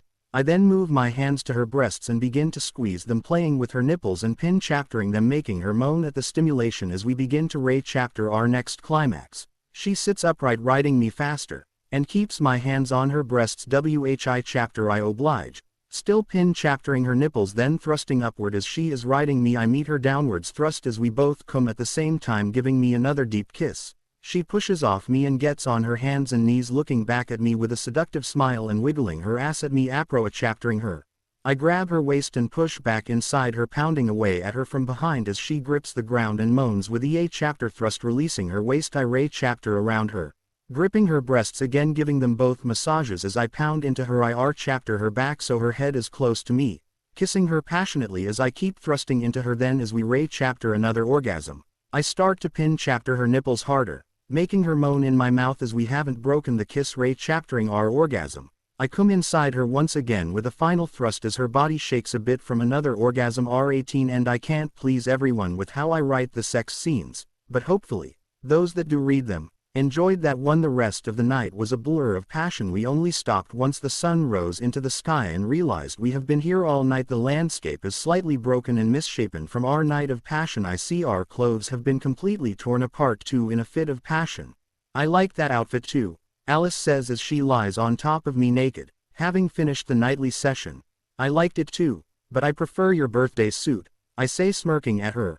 I'm very MU chapter aware of how MU chapter you like my birthday suit, but we have to head home now. I don't think we can head home naked either, as that would be embarrassing, Alice says, rolling her eyes at me but smiling at me lovingly still. Magic, I say with a laugh and a wave of my hand, forming the clothes we ripped off EA chapter other last night, back together, and onto our bodies. Sometimes I forget you have become a god, Alice says, and exaggerates the term god. Once we get married you will become a goddess too, you know, I say to her, and she just nods her head. So you said, though Matt, why isn't my underwear back on me? Alice says, giving me a questioning look and smirk. Ease of access, I say while walking back to the car with her. Ease of access? When are you accessing them? Alice says, giving me another seductive look as we enter the car. ASAP. Though unfortunately, we have a lot to do today with planning for the Volturi attack. Our wedding, Eva and Chapter Arlie's wedding WHI chapter, is next month, I say with an exaggerated sigh. How unlucky for you, Alice says with a laugh as I am driving us home. Arriving home we got showered and dressed in new clothes. Going to everyone we knew, we told them about our engagement and our wedding WHI chapter we wanted to have this winter, and they all congratulated us. My grandfather headed to the clan this week alone, so he could inform them of our official alliance and the war we are going to have to prepare for, while also bringing those who would fight and attend the wedding for Eva and Chapter Arlie later this month. Ever since Jacob met Astrid, he has mellowed out and become more accepting of the Cullens. Due to not having his issues with Edward, he still hasn't made any big progress with the mindscape he has while meditating, though he is no longer hunting the wolf as it told him that he could become its chapterampion, and now he is Reseer chaptering EA chapter god and Huta chapterus as his deity to become the chapterampion of after graduation. And Volturi wanting an update on whether Bella is turned yet has made Edward very tense. He is still against turning her, saying he will turn her after they marry, since he wants her to experience life as a human a bit first. Bella is upset with that idea. Then 2 weeks have gone by and Ivar said half the clan who are shifters are going to join us in the war, and for the wedding of Eva and Chapter Arlie they are all going to be staying with me at my house. WHI chapter means everything is going to be crazier here, though Alice and I are sitting outside with me reading and smoking a cigar. Alice is also reading a book and sitting in my lap. I can see Bella pull up at our house alone. Alice, Matt, you're both here. Thank God, I need your guys' help, Bella says, somewhat upset and angry while she gets out of her truck and walks over to us. Shit. Should I let Alice turn here like I told Edward we would do if he didn't, or should I show her I'm a god and ascend her to godhood? No, Alice will be the first I have become a god, then I'll ascend some others, I think to myself as Bella is making her way towards us. Bella, is everything okay? Alice asks her as I'm thinking about what this is all about. Yes and no, Bella says to us once she gets to where we are sitting, annoyed by Edward the First would assume. Gonna need more info than that, Bells, I say, sighing, having already guessed what this is gonna be. Edward is refusing to turn me, saying we should wait until after we are married. From what I heard, well, vampires are stronger than humans, and I mean, the first time you know, I want him to have fun too, Bella says, trying to explain that she wants to be a vampire so the sex between her and Edward isn't one-sided. Still not following, I say with a smirk, and Bella just gives me an angry glare. Ignore him. I get it though, Edward doesn't want to turn you because of his issues regarding vampires. I'm guessing you want one of us to turn you, Alice says while covering my mouth so I don't say anything else stupid. Shit, am I becoming Emmett? I think to myself and have an existential crisis. I mean, yeah, would you be okay with doing that? I know Edward will be angry, but I think he would understand eventually, Bella says while I'm questioning myself about how MU chapter Emmett has influenced me. I can turn you, though Bella, once you turn there is no going back, so you have to be absolutely sure you want this, Alice says and gives Bella a very serious look. I understand, and yes, I've been thinking about this. I want this, Bella says with a completely determined look. Okay. Then I'm gonna get Rosalie and Edith. They can help you along with me. Once you turn you will need to feed almost immediately and learn to control yourself. WHI chapter we can all help with. Alice says, getting out of my lap and motioning for Bella to follow her. Bella, are you sure? I don't think you really have thought about this. This isn't like a tattoo that seems permanent but can be removed later. This is something once done, can never be undone. I say to Bella, stopping her to see if she has any hesitation at all. I know, Matt. I want this, Bella says, and I don't see any hesitation, sighing once looking at her seriously. I nod and let her leave with Alice texting Emmett and Jasper to meet me outside where I'm sitting. They quickly make their way to me. What's going on, Matt? Why is Bella here? Jasper asks me as he and Emmett approach chapter me. Alice, Rosalie, and Edith are going to help her turn. Edward is being Edward and she came here to be turned, so we should wait here in case the idiot shows up and tries to start trouble. I say, lighting up a new cigar and sighing. Both Emmett and Jasper nod their heads seriously and light cigars as well. So why all of a sudden does she want to be turned? Emmett says after a few minutes of silence. So her and Edward's honeymoon will be fun. I say with a sigh. Jasper nods his head in understanding and Emmett just laughs. Chapter 59 Matt Pov. After an hour of Alice, Rosalie, and Edith prepping the area and Bella for the turning they were going to start, however, just as they were going to start to turn Bella, as Emmett, Jasper, and I were standing outside smoking, Edward showed up. He seemed a little crazed as he ran from the woods and saw us, making his way toward us. Guys, is Bella here? I know she came here. Where is she? Edward says, firing one sentence after the other in a pissed off state. Well, it would seem you have your answer. Alice, Rosalie, and Edith are in the process of turning her. I say and sigh as I put my cigar down, seeing Edward become even more angered. Get the fuck out of my way. Edward screams in anger, as he tries to rush inside the house, though Emmett and Jasper are holding him back. Edward, you can hate us all you want after this, but remember I told you I would turn Bella with or without your approval. I say, and he turns to me with nothing but extreme hate. Matt, you stupid asshole. What the fuck do you know about being a vampire? You just cursed your cousin to an eternity of suffering. Edward says with venom in his voice and trying to break out of the grips of Emmett and Jasper. To no effect. I know that she would come to resent you and find any means necessary to turn into a vampire for you. That your stubborn stupidity on your feelings of vampires would keep you both from finding true happiness. I say with an annoyed growl, though Edward narrows his eyes and seems to want to respond, but I continue, that if somehow she remained a human, that one day she would die and then you too would die from suicide. If you die, then the people who care for you will fall into a depression like Alice. Plus I'm not going to let my cousin die. To satisfy your self-righteousness, I'm immortal now too, and I don't want to lose everyone I know one day if I can help it. I say, trying to get him to see things from another view. Then his one side. After a few moments of tense silence, and slightly more struggles from Edward, he calms down a bit. The tension released from his body and acceptance dawned on his face. Seeing this, I motioned for Emmett and Jasper to release him. I could still stop him if needed anyway. The others couldn't hear this, since they were turning Bella in the basement, but I could hear it. I heard Bella's last breath as she died a human and will now wake up as a vampire. Maybe you're right, but how do you know she won't regret this one day? What if she wants kids and I could never give that to her? Now she won't be able to either way, Edward says as he sighs and sits on the ground emotionally drained. She might regret turning years, decades, or centuries from now. Maybe never. I would never know. All I know is, now you both can spend eternity with EA chapter other. I say, patting his shoulder in reassurance, as he just sighs. Plus it's too late now. I can hear her heartbeat has stopped and she is one of you all now. I say, and the EA chapter look at me surprised, though Edward rushes into the house. I don't stop him as I said, it's too late now. They are in the basement.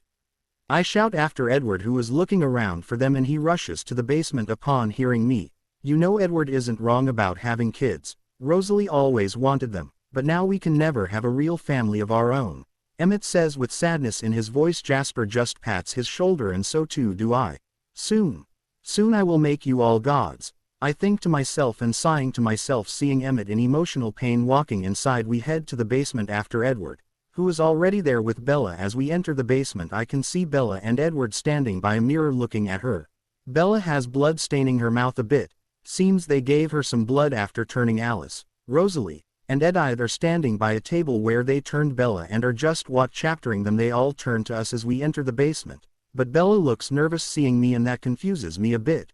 Matt, maybe you shouldn't be here, I just turned and could lose control hurting you, Bella says nervously, and Edward puts a reassuring hand on her shoulder, though the others just smirk at her knowing how strong I am, especially Alice. Bella, you should be worried, you might hurt yourself. Matt is like a fucking unstoppable train on the move, Emmett says with a laugh and breaking the tension that Bella had, as she gives me a curious look. You're saying he's stronger than you? Bella asks Emmett, knowing his power after turning is having superior strength to a normal vampire. In his bear form, unimaginably stronger than me, and in his human form, well, still stronger than me, but maybe not. Chapter, Emmett says with a thoughtful look as I roll my eyes at the situation. Then I slowly approach chapter Bella, making her take a step back, still nervous. Bells, just relax, you won't hurt me and I would never hurt you, you're my sister, I say to her and slowly approach chapter her. She relaxes a bit, then standing in front of her I give her a familiar hug and she tenses up in the hug but then relaxes, returning the hug. From what they were telling me, humans smelled good, like good food. Wolves smelled like dogs and you all smelled like bears, though you smell like a winter breeze, fresh air, and snow, Bella says while sniffing me in the hug. You're the same weirdo as you were before you turned. Glad you didn't chapter change chapter, I say with a chapteruckle, and she hits me in the chapterist, though with her full strength, as she still hasn't learned to control herself. The sound of her hitting me was like a loud banger shotgun blast and she quickly panics, pushing off me and inspecting me to see if she hurt me. Matt, did I hurt you? Bella yells and lifts up my shirt, inspecting me nervously. Relax, I'm fine, I'm chapter more durable than you can imagine, plus looks like you hurt yourself instead, I say, pointing to the hand she hit me with as it is cracked from the strength behind the hit and my durability. Seeing that she begins to panic about that. Calm down, Bella. Vampires can reattach chapter limbs in the worst case scenario as long as they have the missing limb and enough blood to start the healing process. This is a minor injury considering everything. You just need a little more blood and your hand will be good as new in an hour or so, Edith says, taking her hand and inspecting it while handing her the blood they have down here. Calming down a bit and drinking the blood Edward hands her quickly, she turns to me. Damn, Matt, what are you made of? I was told vampires are their strongest at the beginning of turning, are all bears like you? Bella says to me, having relaxed and returned to her normal self. No, not everyone is like me. I'm a special case, though they are more durable than the wolves and stronger. You would kill a wolf easily if you knew how to fight, while a bear would be your equal in a one-on-one, though that's the thing. Wolves are never usually alone, but in a pack of 3 or more, and neither are vampires really alone. Usually in pairs at least, I say, explaining the very basics of strength between their known species that they all know so far, considering there are many types of shifters and other supernatural beings in the world. Makes sense, I guess, Bella says with a shrug. I'm sure you and Edward have a lot to talk about. Plus, if you want an in-depth discussion or knowledge of the supernatural world, ask either Carlisle or either of my grandparents. They all know a lot about the supernatural world and I'm sure would love to give you a history lesson, I say to Bella and gesture for everyone to leave the basement, giving her and Edward a moment alone. Yeah, maybe one day, Bella says, nodding to me as we all leave the basement, giving her and Edward some alone time. How good is the foundation of this house? Emmett asks me as we leave the basement and I just roll my eyes, ignoring him. Why does that matter? Edith says, confused and not knowing what Emmett is implying. You know, in case they start to shake the house, it doesn't collapse on us or them, Emmett says suggestively, and we all sigh at him. Now Edith is looking at him with a deadpan look.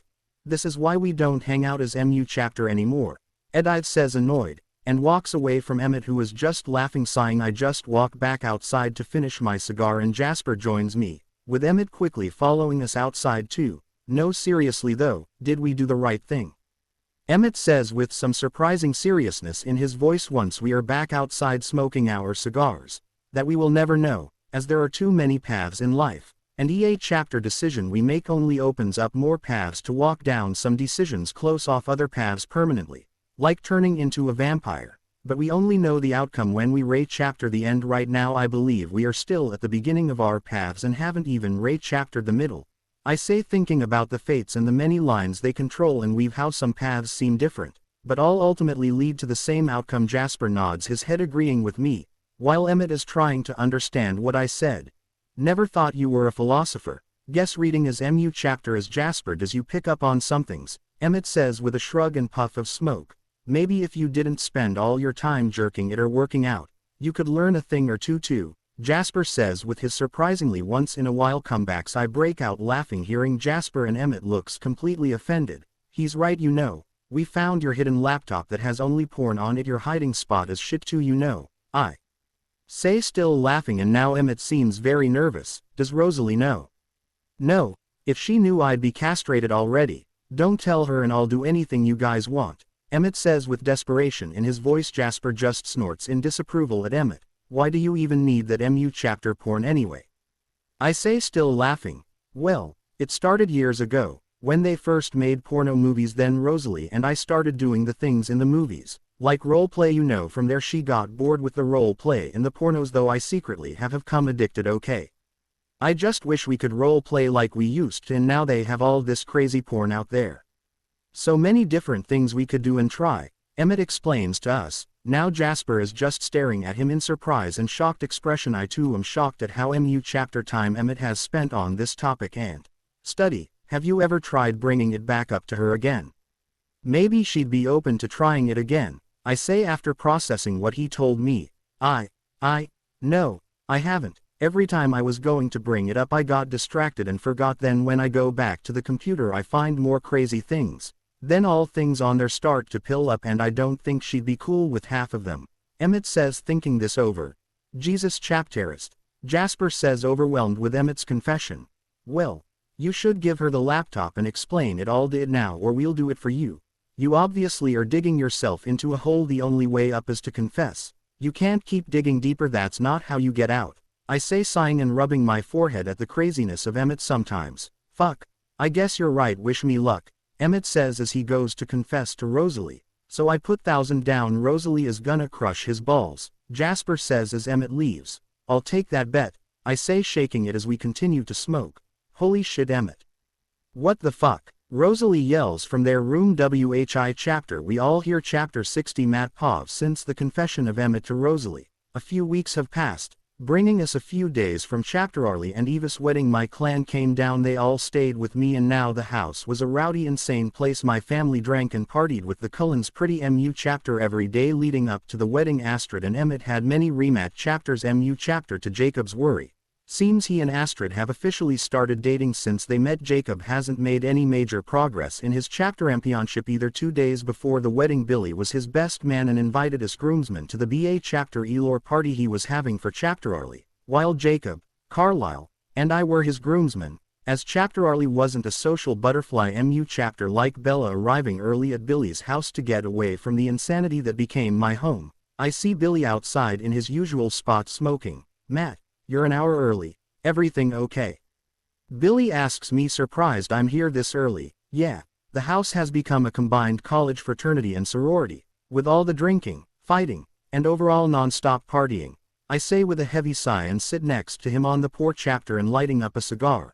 Guess your family is a rowdy bun chapter, though from what I know of Astrid, can't say I'm surprised, Billy says with a chapteruckle. Yeah.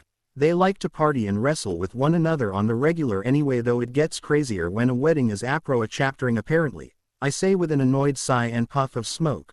Plus they are all living in the same place. The competitiveness is only increasing when everyone is at the clan. They all return to their own homes. Now they are all together all the time. It's just crazier. Plus I have Emmett and Jasper who love bets, so they are only increasing the craziness, I say with a roll of my eyes. Though I never knew my uncle was that close with Carlisle enough for him to be a groomsman, I say, somewhat surprised at the relationship that the two had apparently. Well, your uncle isn't really a sociable person, like Eva, and I find their relationship funny and nice as they complement EA chapter other, though if I had to assume, since chapter Arlie found out about the supernatural world, the relationship between him and Carlisle only grew, because they are the parents of 2 kids in a relationship with 2 of the other's kids, Billy says with a sage nod.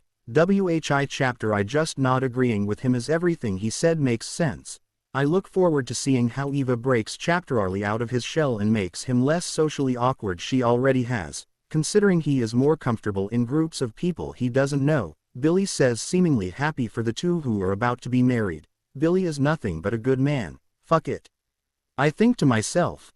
Billy, I've been chaptering ways of reproduction and general information about the human body. So maybe one day Alice and I could have kids of our own. I know you're aware my family is good with magic through the use of runes. What I'm saying is I have a way for you to possibly walk again, though it's not 100% guaranteed to work and would take me 5 minutes. So we could try now. I say to him, lying through my teeth, knowing that my magic would make him normal again with a guarantee to work. Though hearing me, he just stops smoking and stares at me with a surprised look, trying to see if I'm being serious and processing what I just said. Matt, if what you're saying is real, then I wouldn't know how to repay you, Billy says, regaining his composure. Won't know till I try. And Billy, you're the father of one of my best friends, your family now soon too, so don't worry about ever repaying me now. What say you? I say to him, and he gives me a contemplative look, but then nods seriously. Fuck it. What do I have to lose? Billy says, putting down his pipe and giving me a nod. So, what do you need me to do? Billy then asks me.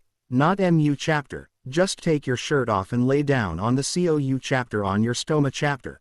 I say, since really for me now it won't take more than a flick of the wrist, as making a planet from scratch chapter is pretty MU chapter what I did in Jotunheim. So in comparison this is nothing. Okay. You may feel pins and needles, like when your arm falls asleep. I say after he lies down on the COU chapter. Okay. Billy says nervously and excited at the possibility of walking again. Then without further speaking my hands give a soft blue glow as I use my powers to manipulate reality and fix his spine, while also returning the muscle mass to his legs from unused. Took me a few seconds, but to make it seem like it takes more time, I just left the glowing hands on, making his legs slowly come back to life, having the pins and needle feeling going down his legs. Okay, try standing, I say after 10 minutes, and he just takes a deep breath, but after feeling his legs again, he becomes excited and practically jumps off the COU chapter. Holy shit. I can walk. Billy yells, extremely happy, and runs around his house, like a little kid, and doing all sorts of jumps, kicks, and stretch chapters. Matt, thank you so MU chapter. I can never repay you for this, Billy says, running over to me and hugging me, with some tears coming down his eyes, patting his back. I return the hug. You know we should mess with the guys, I say after we break the hug, and he just nods his head with a smile. Billy mess around for another 10 minutes or so, before returning to his wheel chapter air as it was time for everyone else to show up. Then one by one they showed up. First was Jacob, who had some bruises on him, guessing from a few fights he joined in. Next was Carlisle, and finally was Chapter Arlie, who showed up a few minutes after Carlisle. Took you long enough, Billy says with a chapteruckle as Chapter Arlie is walking over to us. Yeah. Eva dragged me to Matt's house, and well, there were a lot of people I had met, Chapter Arlie says, and I laugh. That's why I left early, too many crazy bastards at my house now, I say with a laugh. Yeah. They all hit hard and don't hold back, especially when they heard I was going to be joining the clan in a way, Jacob says, rubbing his bruised body.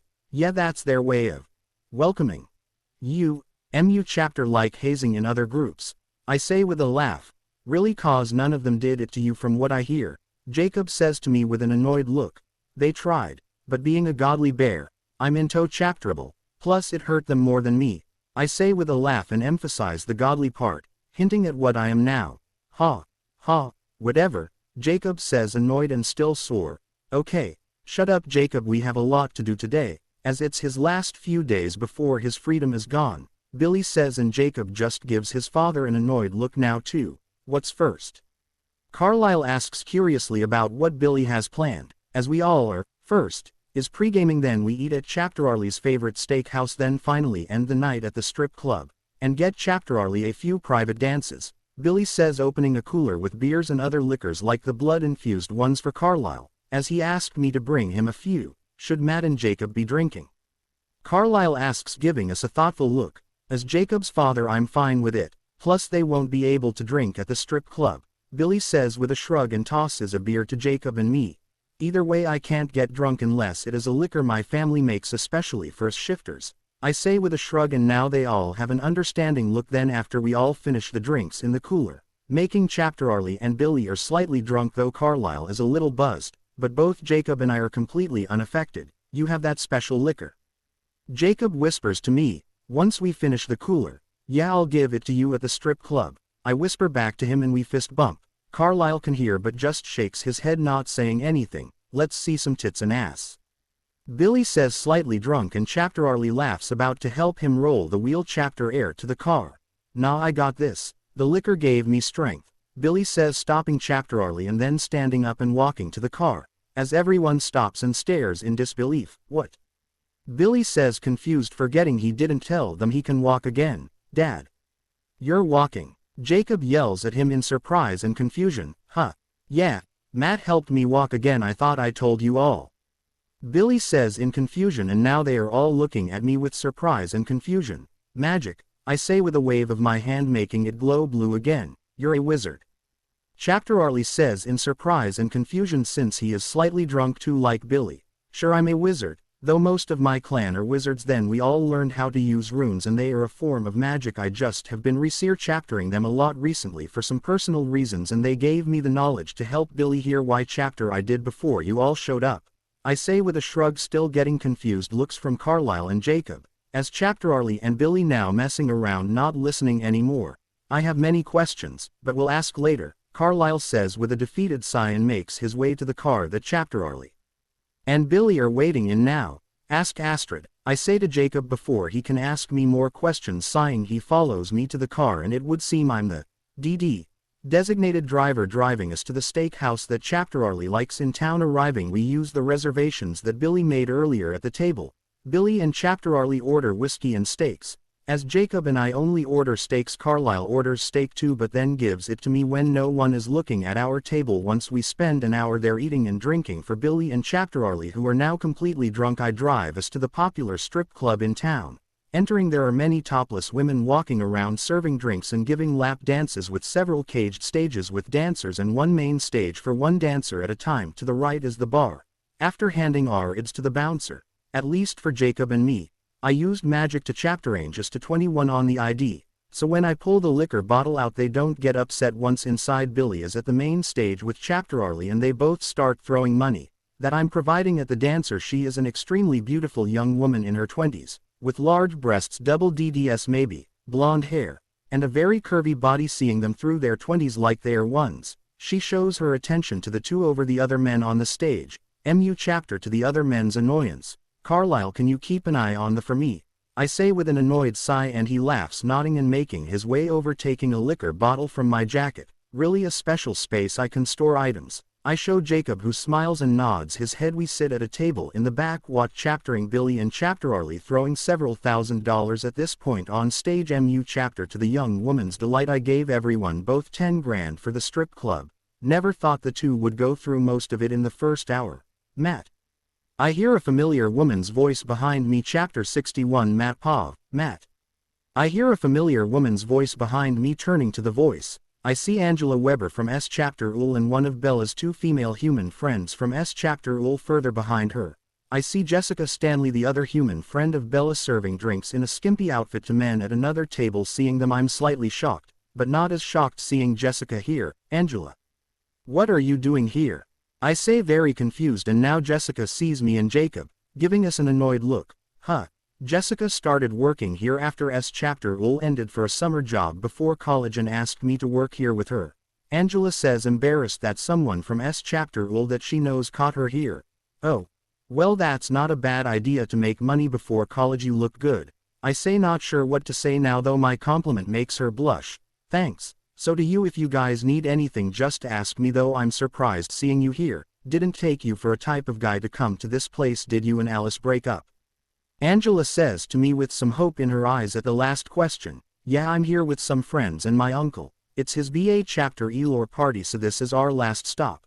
I say and gesture to Chapter Arlie and Billy. Now Chapter Arlie is getting a lap dance by the young blonde stripper and Billy is chaptering them on with Carlisle just laughing. What chaptering this? Seeing this, I just stare in shock a bit at Chapter Arlie's drunken antics. Oh, that makes sense then, though. How come you're not getting any attention? Angela asks me with a blush still. Well, not really my type of thing. Sure, these women are beautiful, plus I prefer what chaptering, and Alice would probably be a bit upset if I got a lot of lap dances, I say, while also saying Alice and I are still together. Jacob nods his head in agreement, thinking about how Astrid would react hearing if he got lap dances.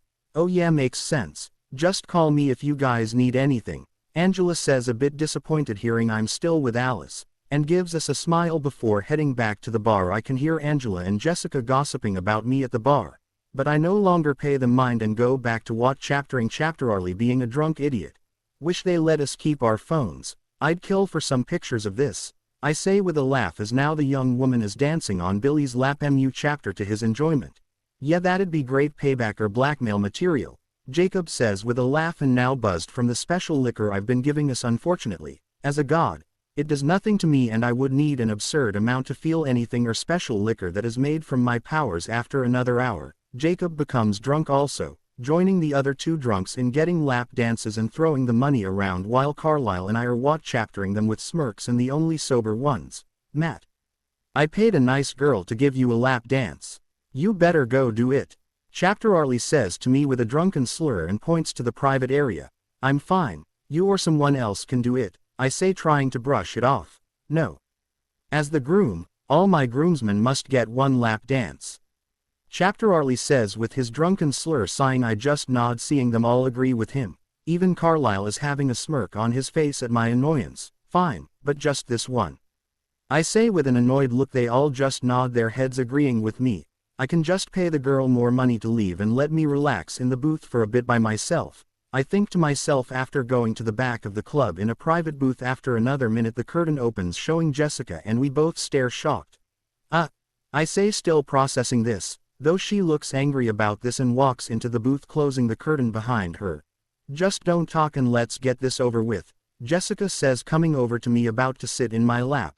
Hold on. First of all, I didn't ask for this. The idiots I'm with made me do this. Second, you don't have to dance for me, I can just pay you to leave. Third, I thought you and Angela were only servers, I say, stopping her before she can sit on my lap. Really?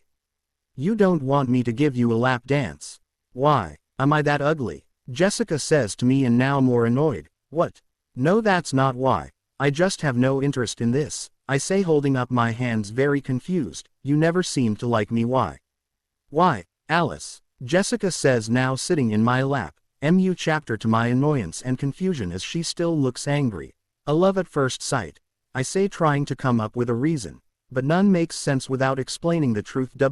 Chapter I won't, and the reason I gave is still a truth also. It was hard to think as so many thoughts were going through my head, and now she is grinding into me, giving me an actual lap dance. What the fuck is happening right now? I think, as that's the most prevalent thought in my head. Really, that's your reason? Jessica says to me with a deadpan expression and removes her top. Chapter to my surprise and confusion as she still seems upset. What the fuck is going on? Why are you doing this? I say, so confused, and now she looks more upset. Well, one, it's my job. Yeah, I started out here as a server, but today is my first day as a dancer. You are my first client and this will pay more, but am I not attractive?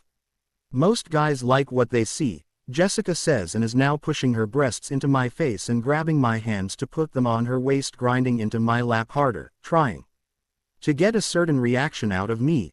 This chapter just wants attention and to be wanted, I realize, and now I'm just annoyed, but feel bad for her as this could lead her down a path of self-destruction. Not that it is my responsibility, but as a friend of Bella I would feel bad for being slightly responsible for her self-destruction. Listen, you're a very beautiful woman, but I just have eyes for Alice. I have no problem with someone making a living doing this, but getting to chapter attention might attract the wrong kind of attention, I say to her while she is pushing her tits into my face and my aggravation is rising. If you found me attractive you'd have a boner right now, but don't, so I don't believe you, Jessica says with a sly look and starts to bring her hands down to my pants. This crazy chapter. Sorry Bella, I tried, I think to myself as I grab her hand, stopping her and giving her a very deadly look. Chapter makes her freeze. Listen, I tried being nice, but you're fucking insane. Here, take this, and I swear if you chapter me at all again in the future we are going to have some serious problems, I say with venom in my voice and pushing her off me as gently as possible, throwing a weight of cash at her. About $200. I leave the room very pissed off. Chaptering the table of drunk idiots I came here with. They all chapterier when seeing me, not noticing I'm pissed, except for Carlisle. I'm going outside, I need to air, I say to Carlisle with slightly less anger than I had with Jessica. The others weren't paying attention to me after I came back, But Carlisle nods his head looking at me concerned about what happened. Heading outside, I stop by a corner of the club in the back and pull out a smaller cigar for a quick smoke. Damn, Jasper got me addicted to tobacco. Seems a god can't escape its deadly clutch. Chapters, I think to myself and calm down a bit. After a few minutes, I hear someone chaptering me, and from the sounds a woman. My anger flaring again, remembering what I told Jessica, I turn with a very hostile look thinking it was her. Jessica. What the? I say, turning around with extreme frustration and anger, but stop seeing it is Angela. Hey Matt, Jessica just told me what happened. I wanted to apologize on her behalf. I don't know what she was thinking, but she has never done something like that before, Angela says to me with an apologetic look, taking a deep breath and puffing on the cigar. I then give a heavy sigh. Yeah, whatever, just make sure I never see her again. I don't plan on coming back to this place either. So you guys don't have to worry about that though. Angela, you are a smart, young, and beautiful woman. I recommend you leave this place and reconsider your friendship with Jessica. She is not a stable or smart girl. You have a bright future ahead of you, as long as you don't follow the footsteps of the attention-seeking moron. I say, calming down a bit after seeing it wasn't Jessica and giving the best advice I could to her. Thanks for the compliment, but I have never seen Jessica do something like that before, Angela says after thinking about what I said. I just shrug, as I said what I said, and what happens next is in their hands. You're an adult, we all make our own chapteroises and can blame no one but ourselves for the outcome of those chapteroises, I say after finishing my cigar and tossing it away. She seems very thoughtful now. Can you do me a favor, and tell the guys I came here with that I'm heading home? I'll leave the car here for them, and can you give the keys to Dr. Carlisle, as he is the only sober one, I say to her and hand her the keys, knowing she is a responsible and trusting person. Sure, have a good night Matt, Angela says to me. As I walk away, you too, I say, walking away, before turning the corner and making sure no one is around before teleporting to my room. Alice, I'm in our room, I need to talk, I say in our mind link while giving a heavy sigh and sitting on the bed. Not even a few seconds later she appears in the room and rushes over to me. Matt. You okay? What's going on? Alice says, tackling me in a hug, and I just hold her close, relaxing with her in my arms. All my anger and frustration melted away. Easier to show you, I say as I transfer my memories of the time at the strip club. Seeing the idiocy of Chapterarlie and Billy made her laugh. Then when the time with Jessica appeared, an amount of anger I felt from Alice was nothing I'd felt from her before. That fucking bitch Chapter. I'm going to kill her, Alice yells with an extreme amount of anger, and if I didn't keep her in my hug, she'd have run over and probably killed Jessica. Calm down, my love, I get your anger and I'd kill anyone who would do what happened to me if it happened to you, so I get what you're feeling. But she is on a path of self-destruction anyway from what I can see. If you want revenge then I won't stop you, but try to not kill her, I say, trying to reason with Alice, as if she killed Jessica it'd make me have to use a lot of my powers to cover this up and draw attention from other gods. WHI Chapter, I don't need right now, fine. But I will get my revenge, Alice says, calming down a bit as I hold her and stroke her back. Though as she calms down, Rosalie, Edith, Jasper, and Emmett break down our door, rushing in after hearing Alice's outburst. All of them are ready for a fight and looking for an enemy. What's going on?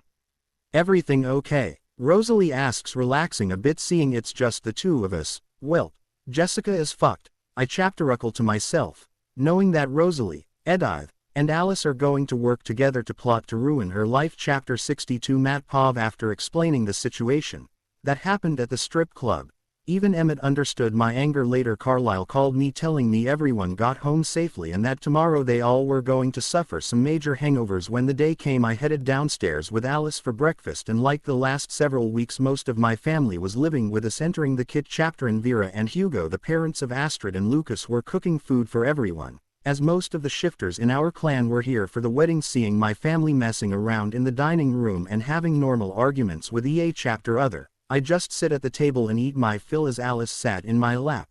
So you guys have a date yet for the wedding? Vera asks us as she comes out of the kit. Chapter and putting the last of the food on the table. The clan members take turns cooking for everyone. EA Chapter day.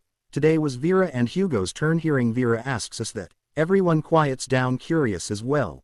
December 10th, Alice says while rubbing her hand through my hair and smiling. I nod my head in agreement. How exciting.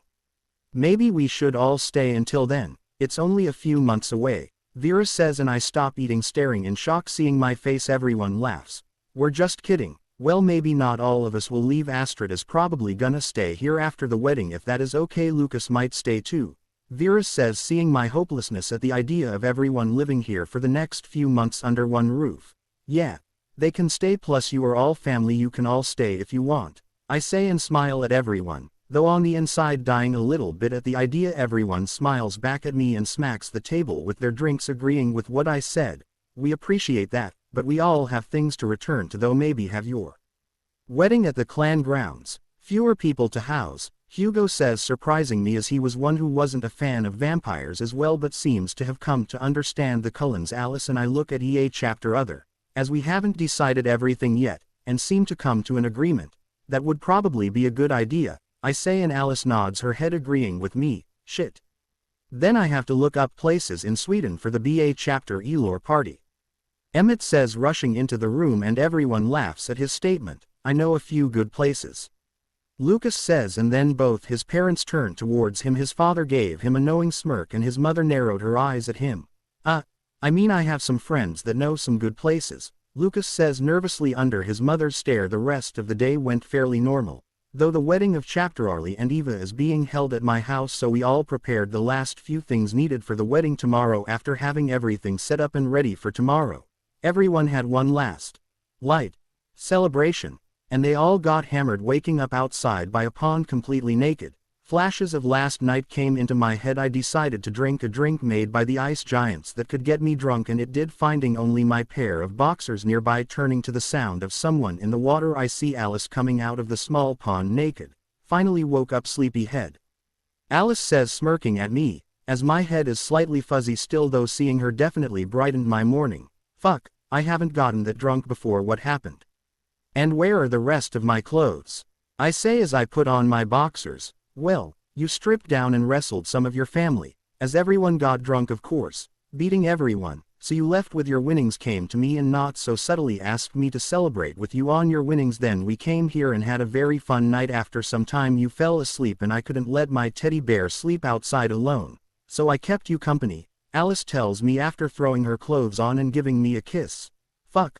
I wish I could remember the best part of the night, I say with a smirk, and she chapterruckles as we walk back home. Well, I can help you relive the good part of last night, tonight, Alice says with a seductive look, pulling her close to me. I give her a passionate kiss. WHI chapter. She gladly returns before we make our way back home. Arriving at home, I see most of my clan members passed out half naked on the ground. Thankfully no one, myself included, ruined anything we set up yesterday for the wedding happening in a few hours. Having a devilish smile on my face.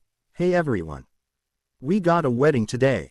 Wake up, I yell, clapping my hands loud enough for everyone to jolt awake and grasp their heads from the hangover. Everyone turns to me and gives me a pissed off look. Fuck you, Matt, Lars says while grasping his head. Everyone nods their heads in agreement with him. After everyone slowly got up and ate the breakfast that was made, we all finished getting ready for the wedding today. Arriving first was the rest of the Cullens, including Bella, and now everyone knows she has turned. Bella has gotten better at controlling herself, though the scent of human blood could make her lose control, helping her for today in case anything happens. I used my magic to keep her instincts under control, telling her it was runes and they would disappear after today, that she still needs to learn as the rest of the Cullens did. I heard from Alice that the day before our BA chapter Elor party for Chapter Arlie was Eva's BA chapter Elorette party. Alice is one of the bridesmaids along with some other clan members of mine, though Eva's best friend, who came down a week ago for the wedding, is her maid of honor, the Crown Princess Victoria. Then the ones from the Quileute tribe that were invited arrived: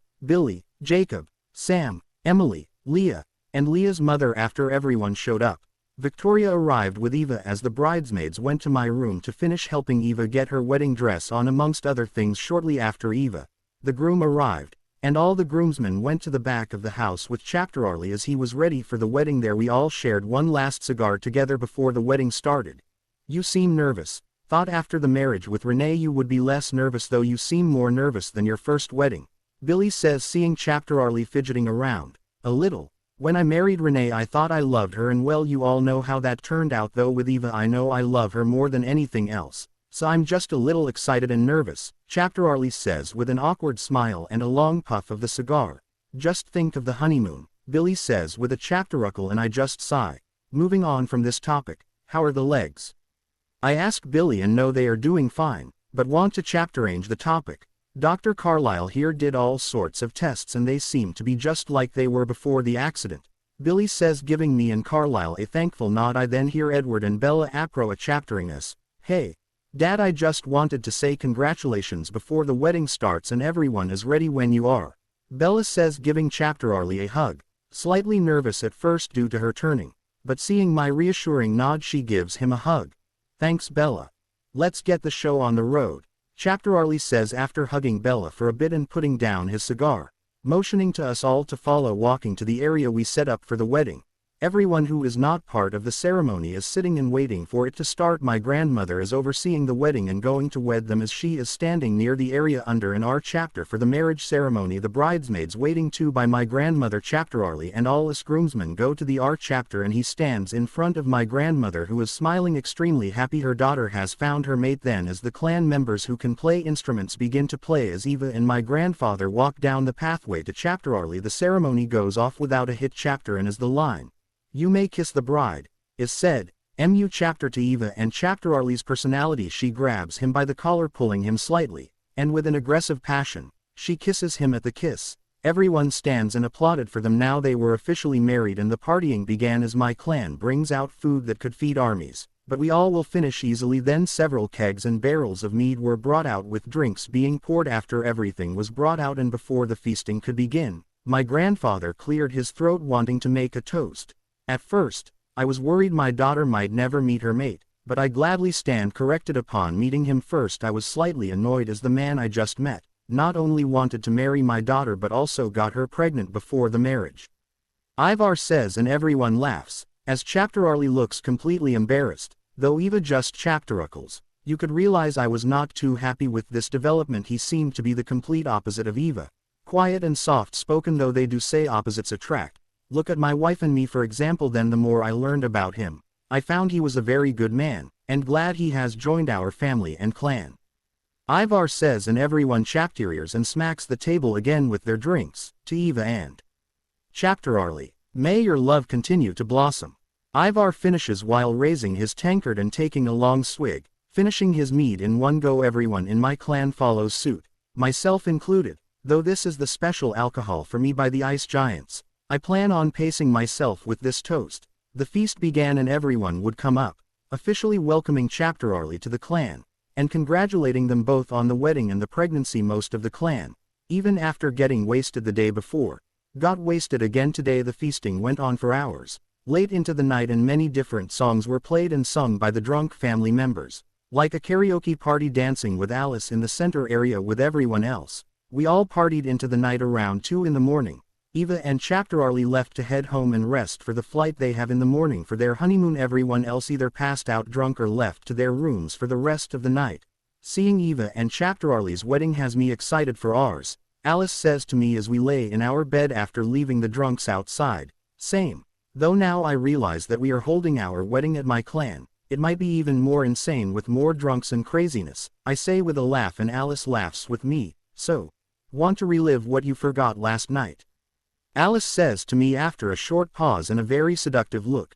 You don't even have to ask. You know the answer, I say, kissing her passionately. The night was a very long and restless one. Thankfully neither of us have to sleep or we'd be dead tired as the sun rose on us through the windows, making us realize we have been enjoying EA chapter other through the rest of the whole night. Chapter 63 Matt Pav. A week after the wedding, everyone in my clan except Astrid and Lucas headed back home. Even my grandparents. Lucas stayed because he wanted to continue to explore the US, but I knew it was because he was worried about his sister. Astrid stayed for Jacob and the two have gotten very close, especially after the wedding of Eva and Chapter Arlie. The house became MU chapter quieter with everyone gone. In a messed up way I got used to the craziness and now miss the loudness, though Jasper is very happy the quietness is back, as he can now read in peace. Things seem to be going on as usual. The only big news being Edward and Bella's announcement of their marriage. They want to get married this spring, a few months after Alice and my wedding. Other than that, a month before our wedding, Jacob and Astrid apro chaptered me nervously one day as Alice and I were sitting outside together enjoying EA chapter other's company with books and tea. Shit, don't tell me Astrid is pregnant now too. I think to myself, and before I can chapter to confirm my thought as they look at us nervously, Jacob speaks up. Matt, remember how I was confused about WHI chapter God to become the chapterampion of? Well, I have made my decision, but the one I want to be the chapterampion of needs me to defeat the other god in combat. If I lose, the other god gains control of my body, and who knows what they will do with it. Jacob says to me nervously, and Astrid is tense too. Oh, thank God. Didn't need the Heda chapter of Astrid getting pregnant before marriage, I think, sighing inwardly in relief. Oh, well, what did you need me for? I say, trying to understand what he wants to ask me about the situation he is in. Well, a couple of things. First, could you watch chapter over me with Astrid in case I lose and you need to stop me? Sam told me you asked him to do that for you also. Since you fought your god inside you, what can I expect or should know? Jacob asks me with some hope in his eyes at my confirmation, though the reminder of my chapter to leave Alice behind then makes her pout at the memory. Seeing Jacob is willing to take Astrid with him makes Alice look at me with a look saying, he's bringing her, but you didn't bring me. Sure, Jacob, I can help watch chapter over you, though let's go somewhere quieter and away from others. I'll explain what happened with my situation, I say to him, ignoring Alice's glare at me and gesturing for him to follow. My only suggestion to you would be to remember they are in your mindscape and you are the master of that land, so use mindscape to your advantage. And my gods, one wanted an honorable hand-to-hand fight, the other, well, it was a tournament of death, with him at the end. Luckily I won the tournament and gained the powers I have now, I say to him as we walk to the place where I first taught him to meditate. Both Astrid and Jacob are listening intently to my story, while Alice is holding onto my back like a backpack, grumbling to herself at how I refused to take her to my awakening. But Jacob is bringing Astrid. Why chapter god did you chapterus? I ask Jacob right after we arrive at the location, and Astrid kisses him for good luck. He is sitting in his position for meditation, but here's my question right before entering his mindscape. Cox, he said, as his chapterampion I will gain the powers nature. Like a druid from fantasy stories, Jacob says after thinking about how to explain the powers he would gain. Well, good luck my friend, and return to us as yourself, I say to him, and he nods his head, before closing his eyes to meditate. How long will this take? Astrid asks, pacing around with worry. After an hour passed and Jacob remains unmoving. Not sure. Everyone is different, it all depends on how long it takes him to defeat the opposing god, I say, and she is not too happy hearing my answer. He's gonna be fine. Plus, worst case, Matt can try to return him to his normal self, even should he lose, Alice says, getting up and comforting Astrid. She knows Ite chapter Nickley could reverse and banish the god from Jacob's body, but after my alliance with the Mayan pantheon, not sure it would be a good idea. I could try making a deal for the return of Jacob. Right, Matt? Alice says, seeing me thinking about the several situations that could occur after this. Astrid is looking at me with hope and nervousness at my not answering right away. Yes, worst case I can help Jacob, I say with a reassuring smile. Plus I'm glad Jacob brought his mate to SU chapter, an important event.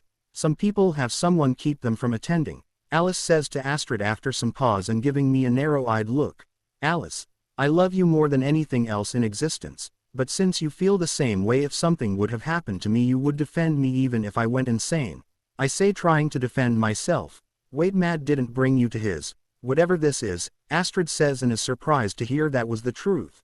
I understand why he didn't, but it hurt me a lot that he didn't bring me. Even if something bad happened to him, I'd end my life in severe depression, Alice says with a sad thought about if I lost the battles I had. Okay, let's not talk about what ifs, okay, I say, trying to chapterange the subject. Fine, but, Alice says, but stops as we all turn to Jacob, who is stirring awake. Astrid looks completely nervous and rushes over to him, sighing. Seeing her do this, WHI chapter is why I didn't want to bring Alice. If Jacob lost, she'd be attacked immediately, though he became a god's chapterampion. I can tell after he is waking up. Jacob, is that you? Astrid says, holding his face in her hands and looking at him nervously. What? Oh, yeah, it's me, Jacob says, confused and regaining his bearings after returning to the mortal realm. What do you mean by what? If it is really you, where did we first meet? Astrid questions him. Though if a god took over him and didn't attack right away, the god could access his memories, giving the right answer anyway, though I can understand that she doesn't know that.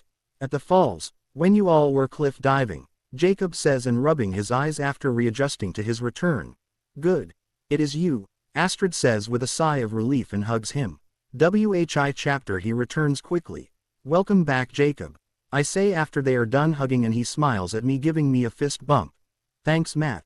Or should I say Your Majesty Veternar? Jacob says as he fist bumps me. Astrid is confused at this statement and Alice looks surprised that Jacob knows the truth. I assume that young Cox told you about me after you succeeded in becoming his chapterampion. I say to Jacob, smirking, and he just sighs after not seeing me surprised. You could at least pretend to be surprised, though I guess gods are hard to surprise, Jacob says, annoyed that he couldn't surprise me. Wait, what? Jacob, what the hell are you saying? That Matt is a god. Astrid says, very confused at what is happening. Oh shit, forgot she didn't know, huh? Can she know? Jacob says, remembering Astrid had no idea and looking at me embarrassedly. Yeah, it's fine. As your mate she will learn more about the gods. I say and shrug, as it is kinda true in a way, though Astrid is getting annoyed at being ignored and begins to pin chapter Jacob's arm in protest. Hey. Sorry, damn, yeah. He's a god. But not any god, apparently a very strong one too. Jacob says, rubbing his arm at Astrid, pin chaptering him with all her strength. Astrid looks at me in surprise and a questioning look. Ask your questions, but I must warn you, Astrid, all that you learn here today cannot be repeated to anyone. I mean anyone. Your brother, parents, grandparents, no one. The knowledge about gods is heavily regulated by us and only a select few can know the truths, like our chapterampions and a handful that the chapterampions trust. I say with a very serious look and voice. This makes her stare at me, still surprised, but hearing the seriousness of my voice and my look, she nods her head. How long were you a god? Have you always been a god? Who knows? What god are you? Are all gods real? How did you become a god? Astrid says, firing one question after the next, before taking a breath and looking at me expectantly. I've been a god for a few months, and I was destined to be a god since my creation. Only Alice knows the truth. And now you too. I'm called Veternar, the king of Jotunheim. WHI chapter is the home of the frost ice giants. All gods, from all mythologies, are real, and some others that humans don't know exist. Yet I became a god after besting Balder in a fight and banishing Loki from my realm. I say, answering all the questions she asked so far. Destined? What do you mean destined? The Norse gods are real. Is that really how our clan got to be Werebears? You're a king. How strong does that make you? There are other gods that exist, but don't have mythology yet. Astrid asks me more questions. WHI chapter makes me sigh, but answer them. Yes, destined. The fates are real, and EA chapter mythology has a different term for them in terms of power. The fates are very weak but are more powerful than any god as they weave the threads of the universe and multiverse. The only thing higher than the fates is creation itself. WHI chapter isn't conscious, but more of a concept. I am considered a primordial god, meaning one of the strongest beings in existence. Only several others hold roughly the same power as me. There are many gods that exist but are known to other species that aren't human, like aliens to humans, but that is a whole other conversation and a long, complicated one. I say, sighing as they all have more questions. Even Alice. The next few hours were me answering all the questions they could think of, and the day was turning to night now. As we have been out here since the early morning, seeing that they couldn't think of more questions, we all head home. But not before seeing what Jacob can do. He is really like a druid, as now he can control plants to a certain degree to help him if needed and talk to them too. Learning about most of the surroundings, he can use magic to a certain degree too, to heal others, plants, and animals. No destructive spells really though, mostly support-like spells to buff allies and heal them. Alice and I then leave Astrid and Jacob to continue to test his powers, while doing whatever else they want before returning to the others. When we get married and I ascend to a goddess, will I be strong? Alice asks me after returned home and went back to relaxing together. I would assume you will become powerful, though I cannot say how powerful or what kind of powers you would gain. Only the fates would know, and I'd rather not talk with them as they are very unsettling to be around. I say, and she just nods her head, as she imagines what goddess she will become. Chapter 64. Matt Pov as Alice. Me and everyone else are helping plan our wedding in another month and a half. I feel a presence at my door suddenly appear, that no one else has noticed yet, a presence that I haven't felt since before I ascended to a god. Curious about why he is here to meet, I excuse the others who look at me confused but shrug off the curiosity. Been a long time. How've you been? I ask the long white-bearded man, who is wearing the common clothes of a standard middle-aged man. Seeing me, the one-eyed man smirks at my greeting. aren't you going to invite me in? Odin asks me with his smirk still. Depends on what this is about. Plus no one except Alice knows gods are real, I say with a sigh. As coming from the woods in a slightly drunken state is Thor. Odin turns and sees Thor, giving me an apologetic look. Couldn't really keep him from meeting the most powerful god that is now a part of our pantheon, Odin says with an apologetic look, as Thor stumbles his way over to us. Vidurnar. I Thor the most powerful god, chapter challenge you, to a fight. Thor says with a slight slur and excitement at a fight, though his shouting has alerted the others to their presence. Fucking shit, you two idiots get inside. I guess I have to now come up with a lie. I say to them, motioning for them to come inside. Why? I know you intend to turn those in this house into gods after your marriage with Alice and fight with the Volturi. Might as well tell them that we are real and what they will become and join one day, Odin says with a knowing look. Whi chapter just aggravates me. Both he and Thor enter our house to keep Thor from being more idiotic. I flick his forehead, removing his drunken state completely. Hey. What was that for? Wait, you dick, now I have to break open another barrel. Thor says in annoyance at me for removing his drunken state after this small outburst. The others came into the living room and see me rubbing my forehead as Thor is grumbling at what I did, and Odin is sitting on the COU chapter flipping through TV chapterals. Oh, soon to be Queen Alice, nice to officially meet you and others that will ascend at some point, Odin says as they come into the room. Alice immediately connects the dots and looks at him surprised. The others seem completely confused about the situation. Matt, you is this old hobo and the young alcoholic hobo? Emmett asks as he sees them and smells the alcohol coming off of Thor. Thor smells like he bathes in liquor on a regular basis. Hey, I'm not a hobo, Thor says, annoyed at being called a hobo. Not gonna deny the alcoholic part. And you're not gonna deny being a hobo, I say to Thor and turn to Odin, who just shrugs off my question. No, I'm the god of thunder and mead, or at least I want to be the god of mead, Thor says, pulling a flask from thin air and taking a swig. Matt, isn't this a problem with the others here? Also, why are they here? Alice asks me, having walked over to me nervous at the situation. Oh. Queen Alice, I have heard MU chapter from my father. Nice to meet you, Thor says, smiling at Alice and shouting before I can say anything else. What the fuck is going on? They are saying they are gods. Matt, who are these delusional people? Edive says before I can say anything. Oh, these must. Thor is about to say something, but my patience runs out. Everyone shut the fuck up, I yell with a very annoyed look on my face. Everyone immediately stops and looks at me. For fuck's sake, Odin, I'm going to freeze your balls off, dropping in out of nowhere and causing this heated chapter, I say with a heavy sigh and rubbing my forehead at the oncoming heated chapter. Today is going to be. Long story short, everyone. Yes, gods are real. Yes, these two hobos are gods. I too have joined the realm of gods. I'm sure you have a lot of questions, Odin here with answering them all, I say, taking a seat in front of the COU chapter as Alice sits behind me, running her hands through my hair and relaxing me. You're fucking joking, right? Emmett says as everyone is processing this information. No, he is not. Matter Vidurnar, as that is his godly name. I can answer all the questions you all have, Odin says, giving them all a sage smile. I still want to fight, Thor says, now slowly getting drunk again. I will beat the shit out of you after they are done asking questions, and you have to sober up before we fight, I say with a heavy sigh, but relaxing once again as Alice is still messaging my head. Thor grunts at my response, but nods, putting his flask away after a few hours of questions and shows of power to all the Cullens. They seem satisfied with all the answered questions, though I can tell they still have some questions for me personally. Answering some of those questions, they all have an understanding towards the end of everything, though we didn't tell them I plan on ascending them yet. After this I took everyone to Jotunheim, so Thor and myself can fight without worrying about humans arriving in my throne room. We see Sarnald, my head frost giant. This time I warned her I was coming with everyone. And why? My king and queen, welcome back. We have made MU chapter progress since your last visit, Sarnald says to me while kneeling to me, though dwarfing everyone from her height, as I'm still in my human form. Hey, Sarnald.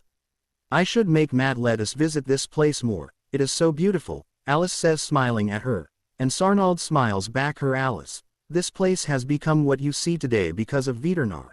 Without him our home would be the old desolate wasteland it once was, Sarnald says, giving me a look of pure devotion and loyalty. Vidurnar is a boon to our pantheon, Odin says, hearing Sarnald, who shoots him a slight glare, as the frost giants still don't like the Asgardians, but are not hostile on sight as they once were. It will take time for both sides to heal the millennia-old wounds. Both have suffered from EA chapter other. Sarnald, tell everyone that Thor and myself are having a spar in the arena. I tell her, and she gets excited at the idea while giving Thor a bloodthirsty look. Of course, my king, Sarnald says, bowing to me and speed walking out of the room, before running after leaving the throne room in excitement and spreading the news. Follow me, I say to everyone still in my human form, as I have to give Thor a chapter and somewhat leading them through the city I created. I can see that it has become MU chapter more of a city with frost giants trading, working, and going about their day. As we make our way to the arena I set up, I made this place for friendly spars between giants, and in case one giant wants to chapterlinge another for whatever reason, killing is forbidden unless I or Alice authorize it. On our way there the frost giants we pass all stop to bow to me and Alice, smiling at Alice's family, but shooting small glares toward Odin and Thor. However, after the news spread they all rush to the arena. WHI chapter can hold 500,000 frost giants in the stands at one time. Using magic screens are displayed outside the arena for others who don't get inside to still see what is happening. Same with those who stay home using magic TVs. WHI chapter exist here for this reason, and in case an announcement needs to be made the Cullens are looking at everything in awe and excitement, asking me more questions about this place as we make our to the arena. Arriving at the arena, Alice brings them all to the platform where we would reside once she ascends to godhood and we rule over this world officially. The arena was designed MU chapter like the Roman Colosseum, but made from the same ice the city is made of, an MU chapter larger. After waiting for the arena to fill up, Thor and I take positions on the opposite side of the field, the rules being all powers are allowed since a force field protects the audience from the fights in the arena. Though no killing or extreme damage can be done to one another, Thor will not be able to hurt me even at his full strength. Considering my power, seeing me still not chapteranging to my true form right before the fight starts, Thor looks confused. Veternar, you should chapterange to your true form, otherwise I might hurt you and end this fight quickly, Thor says with genuine concern about ending this fight early. It's fine, Thor. Even not in my true form I can access a lot of my powers, and as you said I don't want this fight to end too early or hurt you too. MU chapter, I say back, and he just laughs out loud and nods his head, even more excited for this mad chapter. After that no more words were spoken, as Sarnald, who was overseeing this fight, she making sure no one breaks the rules, motions for the fight to begin. Thor is not known for holding back, so as soon as the fight starts he rushes me, calling his lightning down on me and raising Mjolnir to strike me with it, not even holding back a little. His full power is behind his lightning and hammer strike. I let his lightning hit me, as it does nothing to me, and cat chapter Mjolnir in one hand as he comes down with it to strike me on the head. Seeing his full strength does nothing to me, I can see the surprise in Thor's eyes and then excitement at a very difficult fight ahead of him. Spartan kicking him in the chapterist away from me, using just enough strength to not severely hurt him. He flies away, crashing into the arena wall with a loud bang, picking himself from the ground. He spits out the blood that formed in his mouth and gives me an excited and bloodthirsty look. I can see Alice and everyone else watch chaptering this fight with excitement too.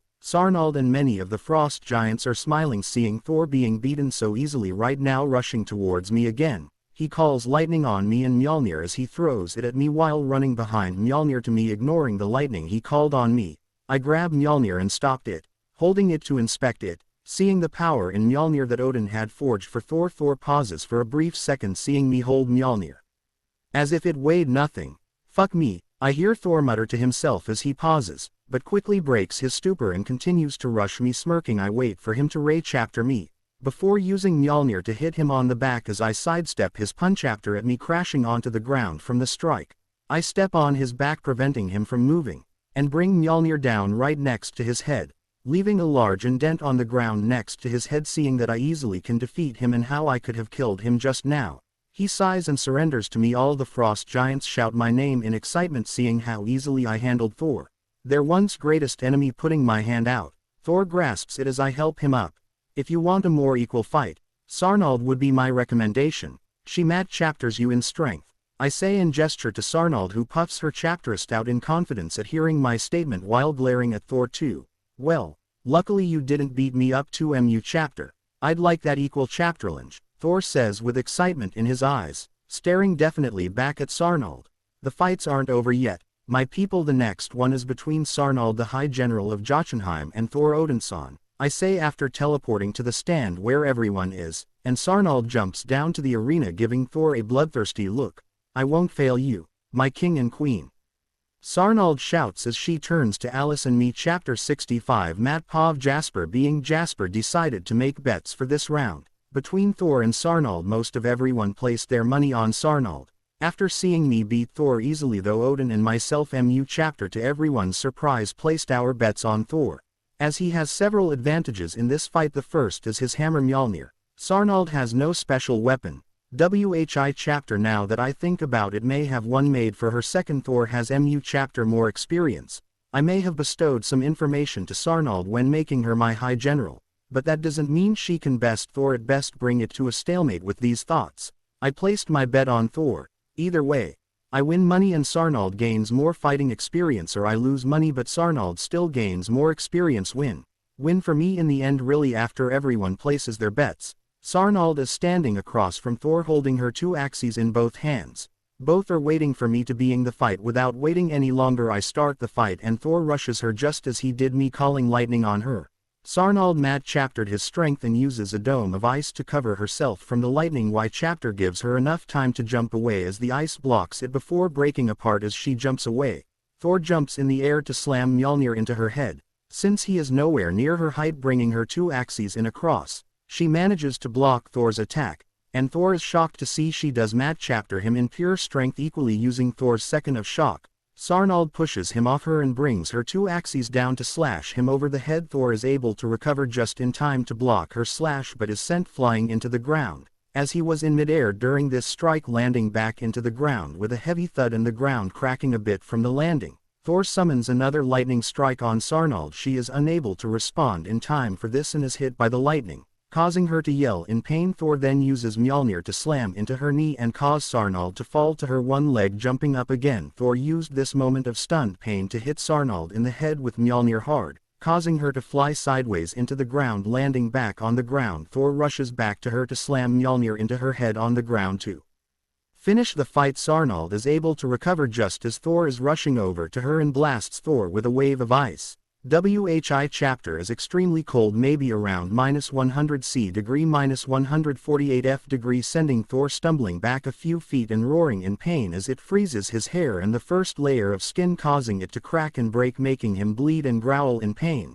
Sarnald uses this time to stand back on her feet and kick Thor like she is punting him, sending him flying away and into the wall of the arena with a thud. Using her powers over ice, she summons spears to throw at him as she chapters him. Thor is doing his best to dodge them, but a few hit and cut into him, making him bleed even more. Thor, with his anger rising, rushes forward, ignoring the spears as they pierce into him, and with lightning surrounding him goes to fatally strike Sarnald in the head. By chapter arguing his power, Sarnald responds the same, by chapter arguing her power to blast him with an ice spear. The same with this. Thor is tall, seeing they are going to either severely injure or kill one another. I turn into my true form, teleporting between the two, easily tanking both their attacks and stopping them both. Seeing my appearance, Sarnald immediately falls to her knees, bowing to me, and Thor stops, but I can see the bloodlust behind his eyes. Any more and you two will kill chapter other. We don't need another war on our hands from either of you killing the other, I say with an annoyed sigh at how they almost went too far. My voice shook the ground, my true presence making the Cullens stare at me in awe and surprise. The fight ends in a draw. No more fights today, but let there be a feast today, I say as I will food to exist throughout the city and liquor all the frost giants chapterior in celebration, and I walk back to the group still in my true form. Holy shit. Matt or Vidernar, whatever you want to be called, you're a fucking monster, Emmett says in awe, seeing what I really look like. Y chapter shows my face outside my godly armor. WHI chapter has become chapter more angular, with long white hair braided down my back and two sets of icy horns curling upwards, forming a natural crown.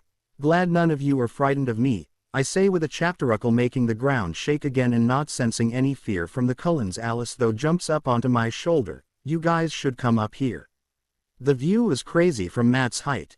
Plus we can see all the crazy fluffy animals, Alice says to everyone after jumping onto my shoulder. With that, the Cullens jump onto my shoulders. Vidernar, thanks for the entertainment, and nice meeting you all, Odin says, motioning for Thor to come next to him before he teleports back to Asgard.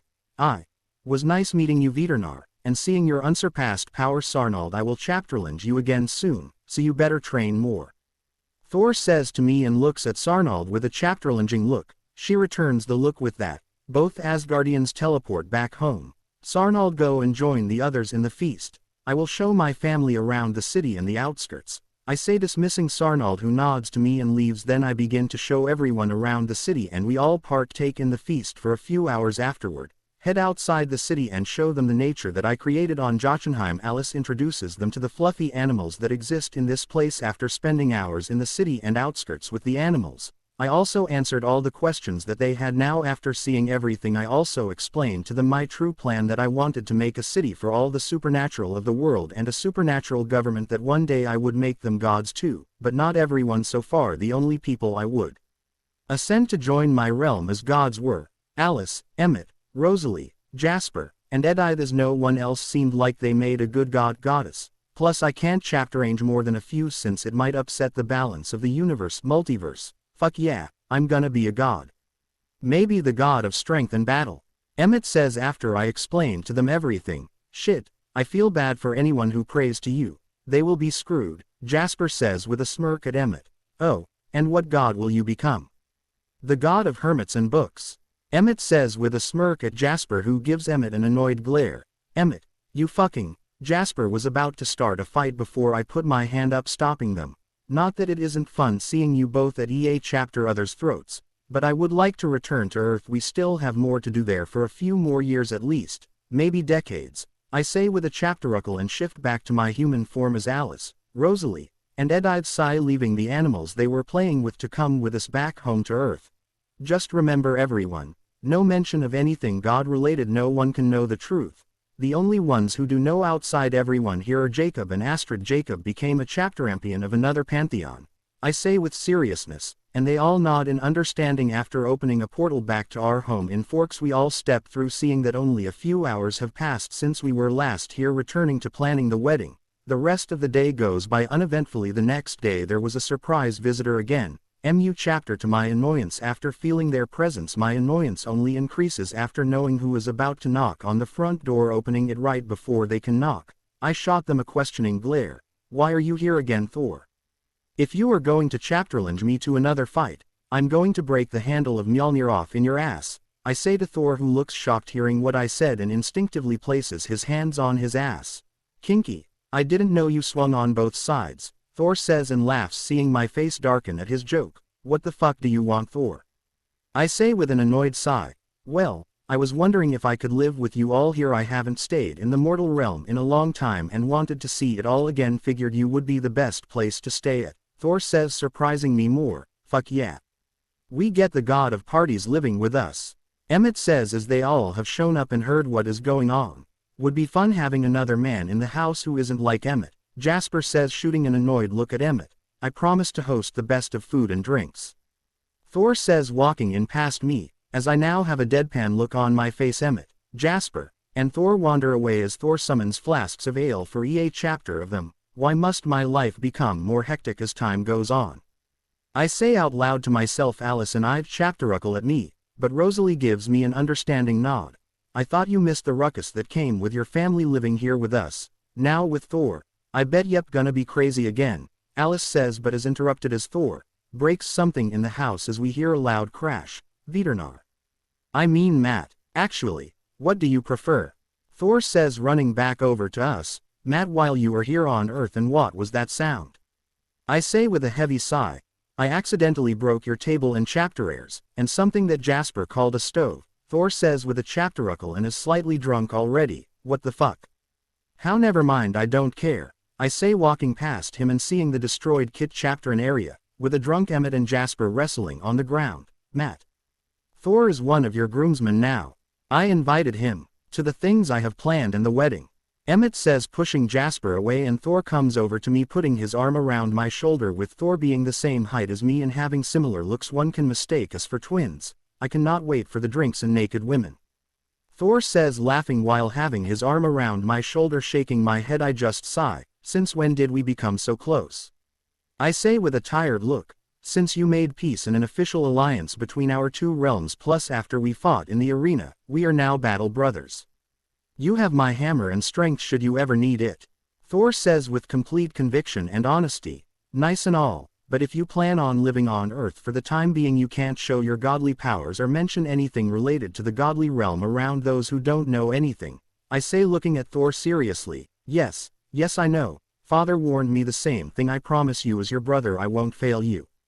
Thor says and begins to chapter his seemingly endless tankard. Emmett and Jasper follow suit with him. Shortly after, Jasper passes out drunk and Emmett is barely standing before falling over drunk too. Lightweights. Thor says, laughing before chapterugging his drink again. Chapter 66. Matt Pov. At first, I was trying to figure out ways to explain Thor's random appearance to those who don't know about gods, though Thor made everyone believe his story of being my half-brother from my father's side. Even Eva believed it, as if my father had a one-night stand one day, resulting in Thor. We do look very similar, and after convincing Eva, everyone was chapter easier. Now it looks like I will have Thor living with us indefinitely, and fortunately or unfortunately depending on who you ask. Emmett was chaptering him how to be normal. Thor and Emmett hit it off quickly, becoming very good friends. Chapter to Rosalie's annoyance. Then the weeks passed by quickly, and before I knew it, the week of my wedding was here. Everyone who was part of the wedding in the US got on the private jet my clan has and headed to Sweden for the wedding. The people flying with Alice and me today are Thor, all the Cullens, Eva, Chapter Arlie, Bella, my cousins, Jacob, Billy, Sam, and Emily. Thankfully the private jet my clan owns was large enough to fit all the people today. The 2 pilots are clan members, and so too was the chapter on board, who would cook for us if we wanted to eat in the air. Like usual, Thor started to drink and slowly became drunk. Along with Billy and Emmett, everyone else talked, slept, and ate for the entire flight. We arrived eventually in Stockholm, Sweden, and in one piece, thankfully. Even with Thor's drunk idiocy, once outside the plane, several cars were waiting for us to take us all to the clan grounds. The humans of our group slept on the car ride to sleep off the jet lag, while everyone else chaptered the scenery or passed the time in their own way. Arriving at the clan grounds, I saw most of the clan preparing for the wedding this week, as if this was the biggest party of the year for them. I guess as the next clan head, my wedding is important. Plus my clan loves finding reasons to party. Then we all arrived at my grandparents' house and they were waiting for us outside the house. Everyone greeted them and they looked at Thor confused, but after hearing Eva and Thor explain that he was my half-brother, my grandfather seemed hesitant to believe it at first. My grandmother immediately hugged him and welcomed him to the family, but seeing how similar we look, my grandfather shrugged it off. The next few days were us helping set up the last few things before the wedding, but the time came for Alice to have her BA chapter Elorette party and for me to have my BA chapter Elor party. All my groomsmen and I followed Emmett, my best man, and extremely excited for today as he kept smiling since the morning. My groomsmen are Jacob, Sam, Chapter Arlie, Lucas, Jasper, and now Thor. Emmett, gonna finally tell me what you have planned for today? I ask him as we all pack into the car we are using for tonight. Thor, if you get blasted now, how are you gonna function for the rest of the night? I say, turning to Thor, who pounds a 24-pack of beer, one beer after another in less than a minute. This is nothing. This is just my pre-meal, before the real meal. Thor says after burping heavily. Emmett laughs hearing him. Everyone else just chapteruckles, while I sigh. You'll see, Matt. Plus this time we don't have to worry about any women who want to fuck you immediately, right? Emmett says to me, smirking and then looking at me curious about if I have a crazy woman here like Jessica. Nope, you jackass, just where are we going first? I say, sighing at the joke and still not getting an answer. To eat at the best restaurant in Stockholm. Emmett says, wait, we are driving all the way back. Is that why we left so early? I say, annoyed. Yeah, but don't worry. I booked us all hotel rooms for the night. We can go crazy and then head back in the morning, Emmett says as we are driving to Stockholm. See? This is why I came prepared for the journey, brother. Thor says with a laugh and pulls out from a cooler another 24-pack, WHI chapter he has on the floor, and a seemingly endless supply of beer, then hands the beer out to everyone who takes it, except Emmett, who is driving, to my brother and the night ahead of us. Thor says and burps before downing his beer in less than a second. Everyone chapteriers with him and drinks theirs. Fuck. That is one strong beer. Chapter Arlie says and seems surprised at the strength of the beer. WHI chapter I now realize is strong enough for everyone else who is non-human. My bad. Chapter Arlie. I must have given you a beer meant for shifters. Here is a normal one. Though you may want to pace yourself now. Thor says with a laugh and patting his back. Chapter Arlie just nods his head taking the new beer. Jesus, this is going to be a long night. I say with a sigh. Matt. You should meet him. I haven't. He's a cool dude. Who likes to party too. Thor says and is referring to Jesus, confusing some of the others at his statement.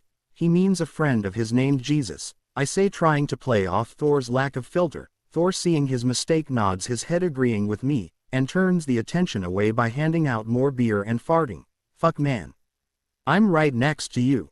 Jacob says, gauging as Thor's fart fills the car, and Emmett puts all the windows down airing it out. As Thor is laughing, we all arrive in Stockholm eventually. Some of us more buzzed than others. Emmett shows us the restaurant he has made reservations at, and we all sit down to order. After our food comes, we all begin eating. Other than Emmett and Jasper, who snuck in blood wine to drink as we all eat. After a few minutes of messing around, telling stories, and eating, I hear a woman approach chapter our table even though we are in one of the private VIP rooms. I thought I heard a familiar voice. Been a long time since we've seen one another. Eva told me you were coming here this week for your wedding. Congratulations, Victoria, the Crown Princess of Sweden. And Eva's best friend says, seeing us in the restaurant. Long time no see, though I guess not that long, as you were Eva's maid of honor. I say, greeting her, and she chapteruckles, nodding. Join us, pretty woman. We have more than enough room. Though you may want to leave after here, as we are heading to a club next. A club for men, I believe, Thor says, having not met her before. And now slightly drunk Victoria is taken back a bit at Thor's forwardness, but laughs it off and nods her head.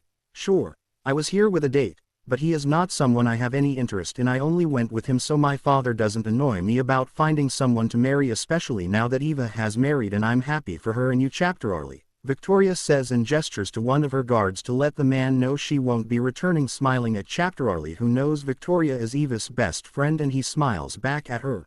Huh. I like this woman. My mother is the same way. Always talking my ear off about getting married, though that is part of the reason I decided to live with my brother here. Thor says, laughing and putting his arm around my shoulder. I can see an interest rise in Victoria's eye, and she inspects Thor with a curious look. I didn't know Matt had any siblings, Victoria says, still eyeing Thor. Ah. Yes, I found out not long ago. We share the same father. He is the best of my brothers. Thor says, hugging me closer to him as I sigh and push him off me. He just laughs at my annoyance. Victoria nods her head, smiling a bit at how close Thor has become to me. The next hour we finished the meal and talked, and Victoria seemed to enjoy our company. After seeing it was getting later, Emmett motioned for us to leave, so we could head to the next stop. Why, chapter, from what Thor said earlier, was either a strip club or a gentleman's club.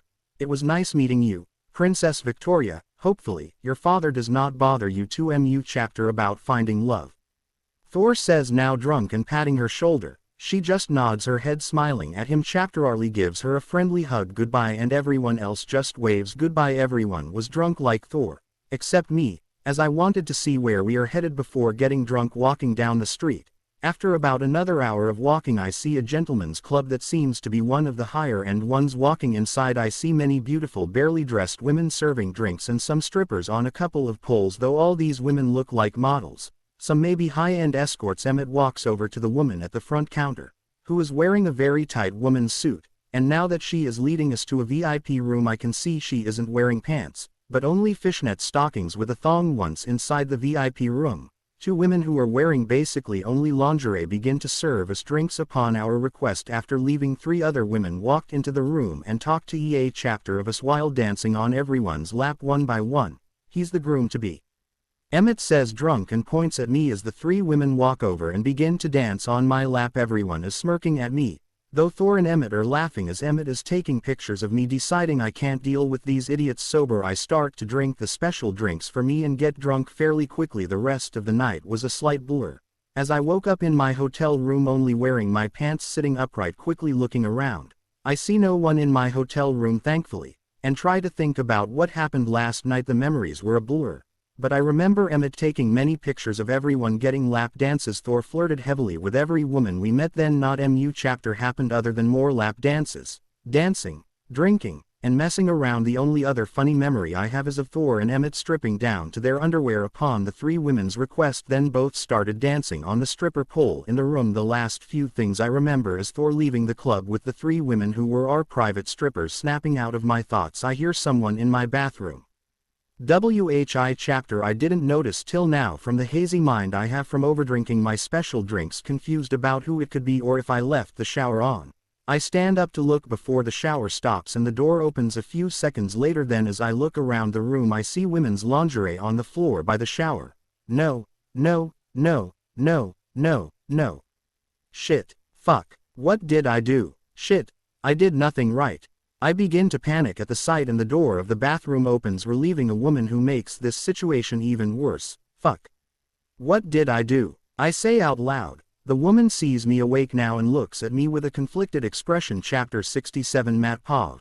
Matt, calm down. Your group texted me to meet you guys at the club, then we both got really drunk and well, I'm not too sure how far we went. The last thing I remember is us kissing in the bed and getting a little handsy. Victoria says to me, sitting next to me in nothing but a towel, though I feel panic and force the hangover out of my body. Unfortunately, only gods who can look back in time may know what happened here. I need to contact her. She is the goddess of time and one of the fates that may help me compared to the others with who I have no connection in any way. I think to myself after clearing my hazy mind and forcing my turmoil of emotions to subside. From what I can tell, Victoria is uncertain of what happened last night, just as MU chapter is me. Shit, don't take this the wrong way. As if anything did happen, it is both our faults. But why come hang out with us? Why accept my advances if I made any? Or why make advances on me? Do you normally have one-night stands?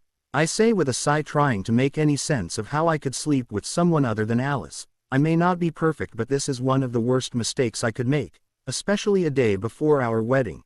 You're right, it does take two to make a mistake.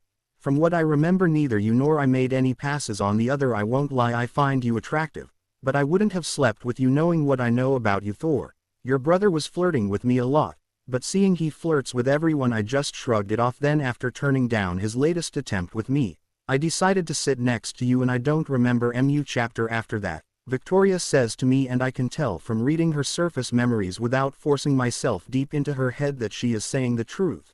What do you know about gods?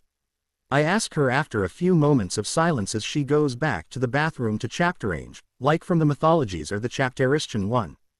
Victoria asks me after coming back out of the bathroom. I don't have a lot of time and need a definite answer to what happened last night. As I'm going to tell Alice what happened, I won't keep this from her. So come with me and I'll explain the truth about the universe. I say, opening a portal in the living room to Asgard. I can see the confusion and disbelief on her face at what is happening. Gently nudging her through the portal, we step through and onto the rainbow bridge with Heimdall standing behind us. I was wondering when the new king of Jotunheim would come and visit us, though I was expecting you to be with Thor, your soon-to-be wife, or both, Heimdall says, seeing me step through the portal with Victoria, who is just standing there in confusion and awe at what she is seeing. You may be able to help me. If not, I need to see her as she can tell me what I did last night with this woman, I say, turning to Heimdall, who raises an eyebrow at me, but then quickly understands why I am here. I apologize, Vidurnar, but I do not watch chapter other gods too often unless the All-Father asks me to. It would take me a lot of effort to just peer at you and would alert you of my what chapterful gaze as your power outclasses us all in Asgard, Heimdall says to me with an apologetic look. I figured I would ask, is at her well? I ask him, and Victoria is now listening to our conversation after staring around at everything in awe. She should be. I can lead you there, and we may want to stop at the All-Father on the way, Heimdall says. To WHI chapter I nod my head, gesturing to lead the way on the way to the palace in the distance. I answer all of Victoria's questions about gods and the universe even after we re-chaptered the entrance to the palace. WHI chapter resembles the looks of Asgard in the Marvel movies from my other life. Victoria still had many questions. WHI chapter were to be expected. King Vidurnar, I am surprised you visited us so soon and randomly, Odin says after we enter the main hall, seeing Odin sitting on his throne and his wife Freya sitting next to him on a similar throne. I too thought my first visit would be on official business, but this is a personal matter and I need the help of I say with an angry sigh at myself. Would seem so. Who is this human? I assume this business involves her. Odin says to me, and I can see Freya eyeing us both while giving me a slightly disapproving look. Being the goddess of marriage, it would make sense for her to disapprove of me sleeping with someone other than the person I will marry. If I did sleep with Victoria, we both got very drunk and may have gotten intimate with one another. I wish to know if I truly made this mistake and give Alice the truth about what happened, I say with another sigh, and Odin gives me an understanding look, as Freya gives me a harder glare, but I can see approval in her eyes for me wanting to admit my mistake. Seems some people, even all-powerful elder gods, make heinous mistakes. I wonder how your soon-to-be wife will respond to your infidelity. Maybe I should inform her for you. I hear a familiar voice of a certain god of Mishaptarif. Loki, hearing his suggestion, angers me deeply. What chapter? Your tongue, runt of a giant, or even your adopted father will not be able to save you from a lashing, I say with deep venom in my voice, as Loki glares at me in anger, and before he can respond, Freya speaks up. Loki, leave. Freya begins to say, but is interrupted as Loki gets punchaptered in the back of his head. Chapter to his annoyance by Thor, who appeared. Brother, do not insult a guest of ours or my other brother.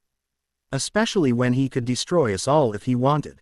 Thor says after punchaptering Loki, who turns to Thor with an angry glare. Oh, so father chapturated again on mother too, spawning this creature. What frost giant caught his eye?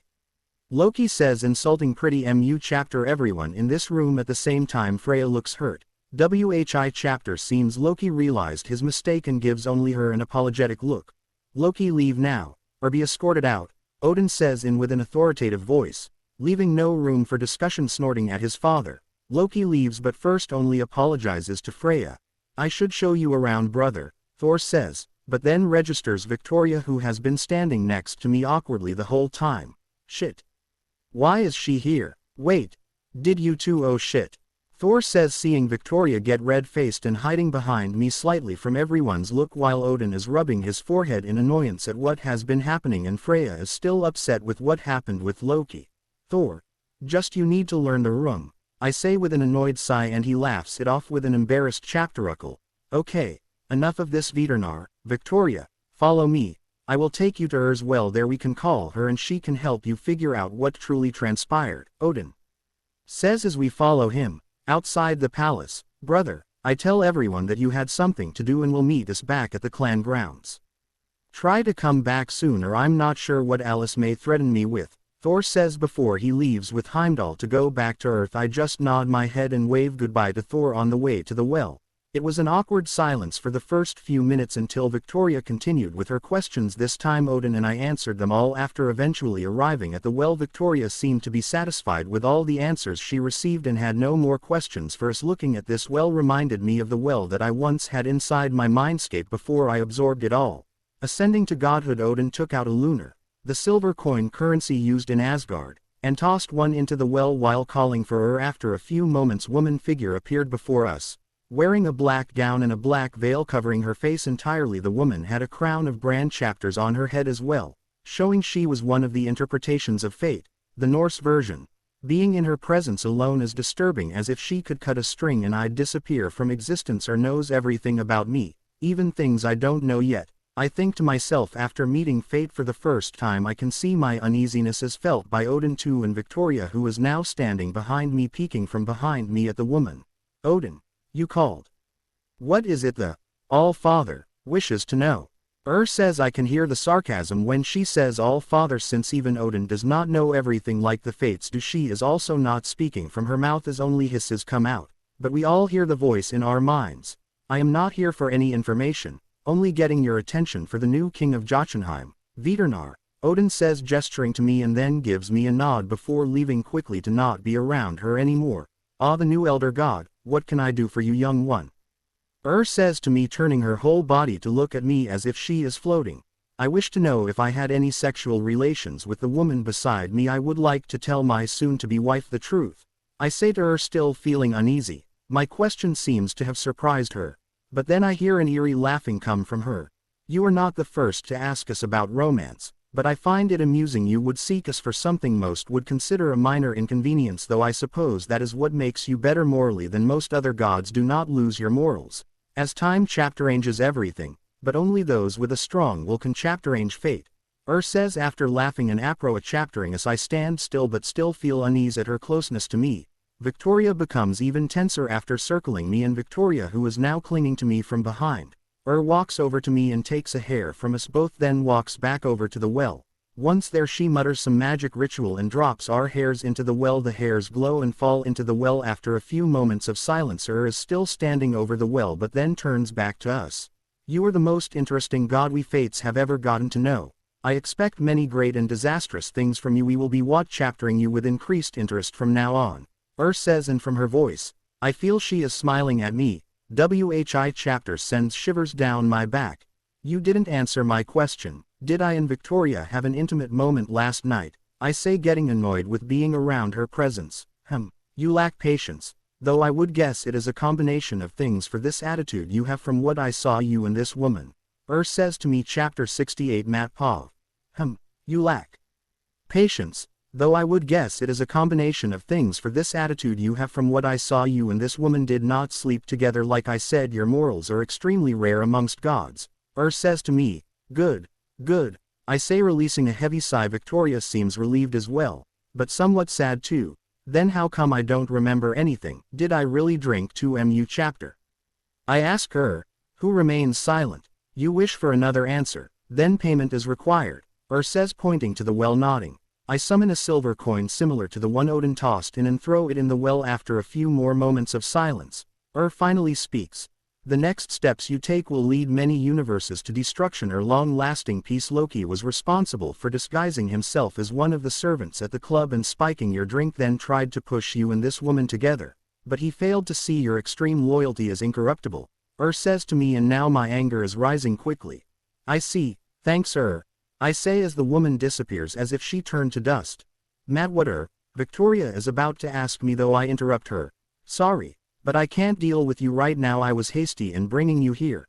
But this will all be like a dream you had. I say, tapping her forehead before she can react and knocking her unconscious, erasing these last few conversations we had with her and teleporting her to her room in the royal place in Sweden. When she wakes up, it will be like a long dream she had with her gone. I teleport to where Loki is, and he is currently talking with Freya, apologizing for hurting her in the throne room. Once I appear, before either can react, I grab Loki by the face and teleport us both to my realm on Jotunheim. I can see the scared look on Freya's face at my sudden appearance and abduction of Loki.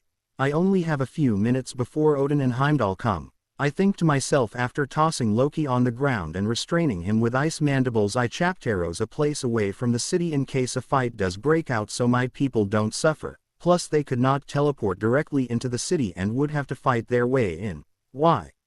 Why risk a war between worlds and gods again? Are you really that upset I became a god and the new king of Jotunheim? I ask Loki, holding back my rage that wants to break him for almost ruining my marriage with Alice. Fuck you, and why not? That's why. Loki says with a crazed laugh. I do not see why your father keeps a mad runt of a giant alive. You should have died the day you were abandoned. And then maybe peace could have been a chaptereved sooner without your meddling. I say with a dark glare at him, while his crazed look in his eyes turns to pure hatred. You know nothing. I will be a thorn in your side as long as I live. Loki screams in pure hatred at me, struggling against my chapterains. Are you suggesting I kill you? Because I feel I could talk Odin out of a war even with your head taken off from your body. I say, walking over to him and grabbing his hair, while slowly pulling his head from his neck, and he screams in pain. Vidurnar. Wait, don't kill my son. I hear Odin yell at me as he and Heimdall appear a dozen feet away from us as Loki is screaming in pain, and I turn looking at them while still holding onto Loki. Odin, this foolish son of yours almost destroyed my marriage with Alice. I have turned a blind eye to him once, but he has gone too far now. If I let him go today, what is stopping him from continuing to annoy me?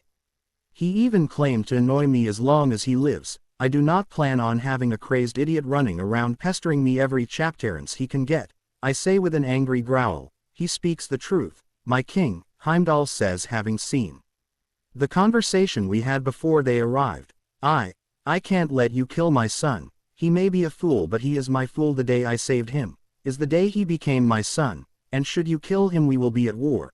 Odin says with a nervous, but resolute statement. You would lose this war and you know it. I am mu chapter stronger than Ymir ever was. I say as I still grip Loki's head, and he has a crazed smile on his face seeing this. Even still I will fight until I can no longer fight. Odin says to me with a determined look. What of Thor? He claims me as his brother. Would he stand with you, me, or neither? I say, trying to get Odin to stand down. Whatever Thor Chapteros is up to him, but stand by my statement, Odin says, getting into a battle stance, and Heimdall, seeing the tension rise, also gets into a battle stance since he is honor-bound by his oath to Odin. Then war it is, I say as the tension rises. I am about to go through with tearing Loki's head off regardless of Odin's statement. However, before I could tear Loki's head off, a being stronger than me tears through my protected realm and grabs Loki from me through a portal opening up. Fuck. I say immediately, as we all recognize the power from one of the most ancient powers, Chapteros, who goes by many names but is commonly in her form of Eris, the Greek version of Chapteros, no Loki. Odin says, seeing Loki get taken by one of the two first things in existence, Chapteros and the opposite law. WHI chapter is currently vacant with no god in its power. The last one disappeared millennials ago. From what I know, without warning or cause. He wasn't taken. She saved him and he seems to be a servant of hers. Loki wanted a war, and almost got it too. But it seems Eris was not ready for war just yet. There is going to be a war of worlds soon and I need to speed up my plan of uniting the pantheons. I say, having seen Loki's face that was all smile and joy as she took away. What? Shit. I thought my son was not that foolish. He wants to end all things.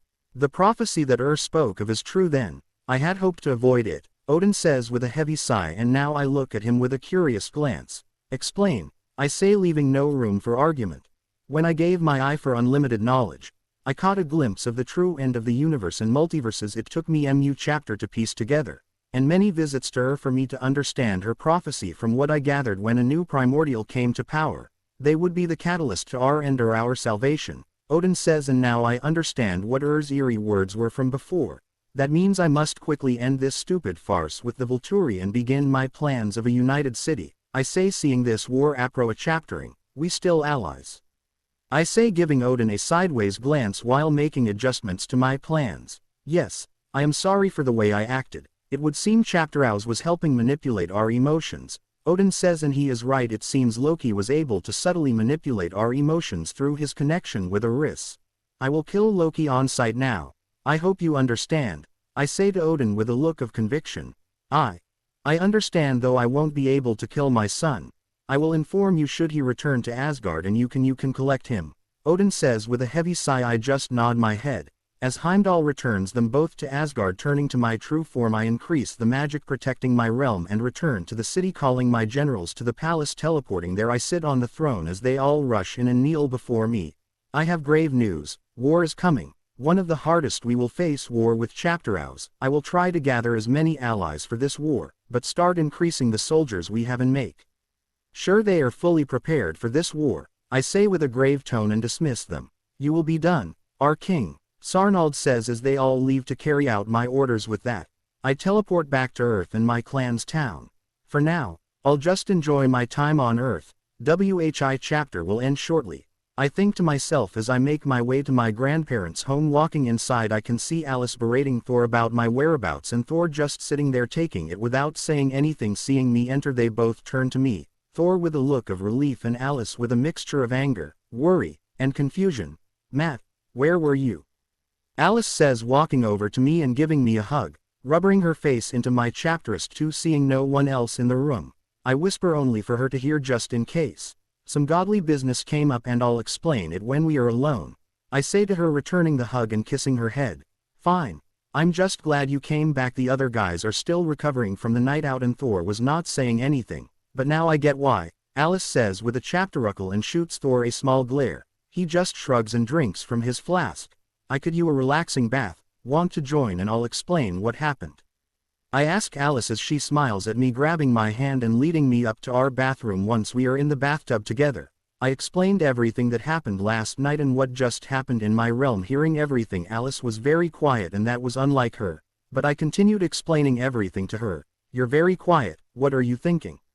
I say to her, somewhat worried that she is upset with me. Just my plans for revenge on Loki, now too. And how MU chapter more crazy our lives are going to be soon, Alice says with an evil smile on her face, talking about Loki, but then fades to a worried look about what the future might hold. I hold her closer to me and she relaxes into my chapterist. You're not upset with me or Victoria? I say, somewhat surprised, since I do feel slightly guilty still, as there was a lot on my mind. No, why would I? Like you said, the Fate Lady said your honor and morals are the best amongst the gods. I already knew that. Plus I know you would never chapteried on me.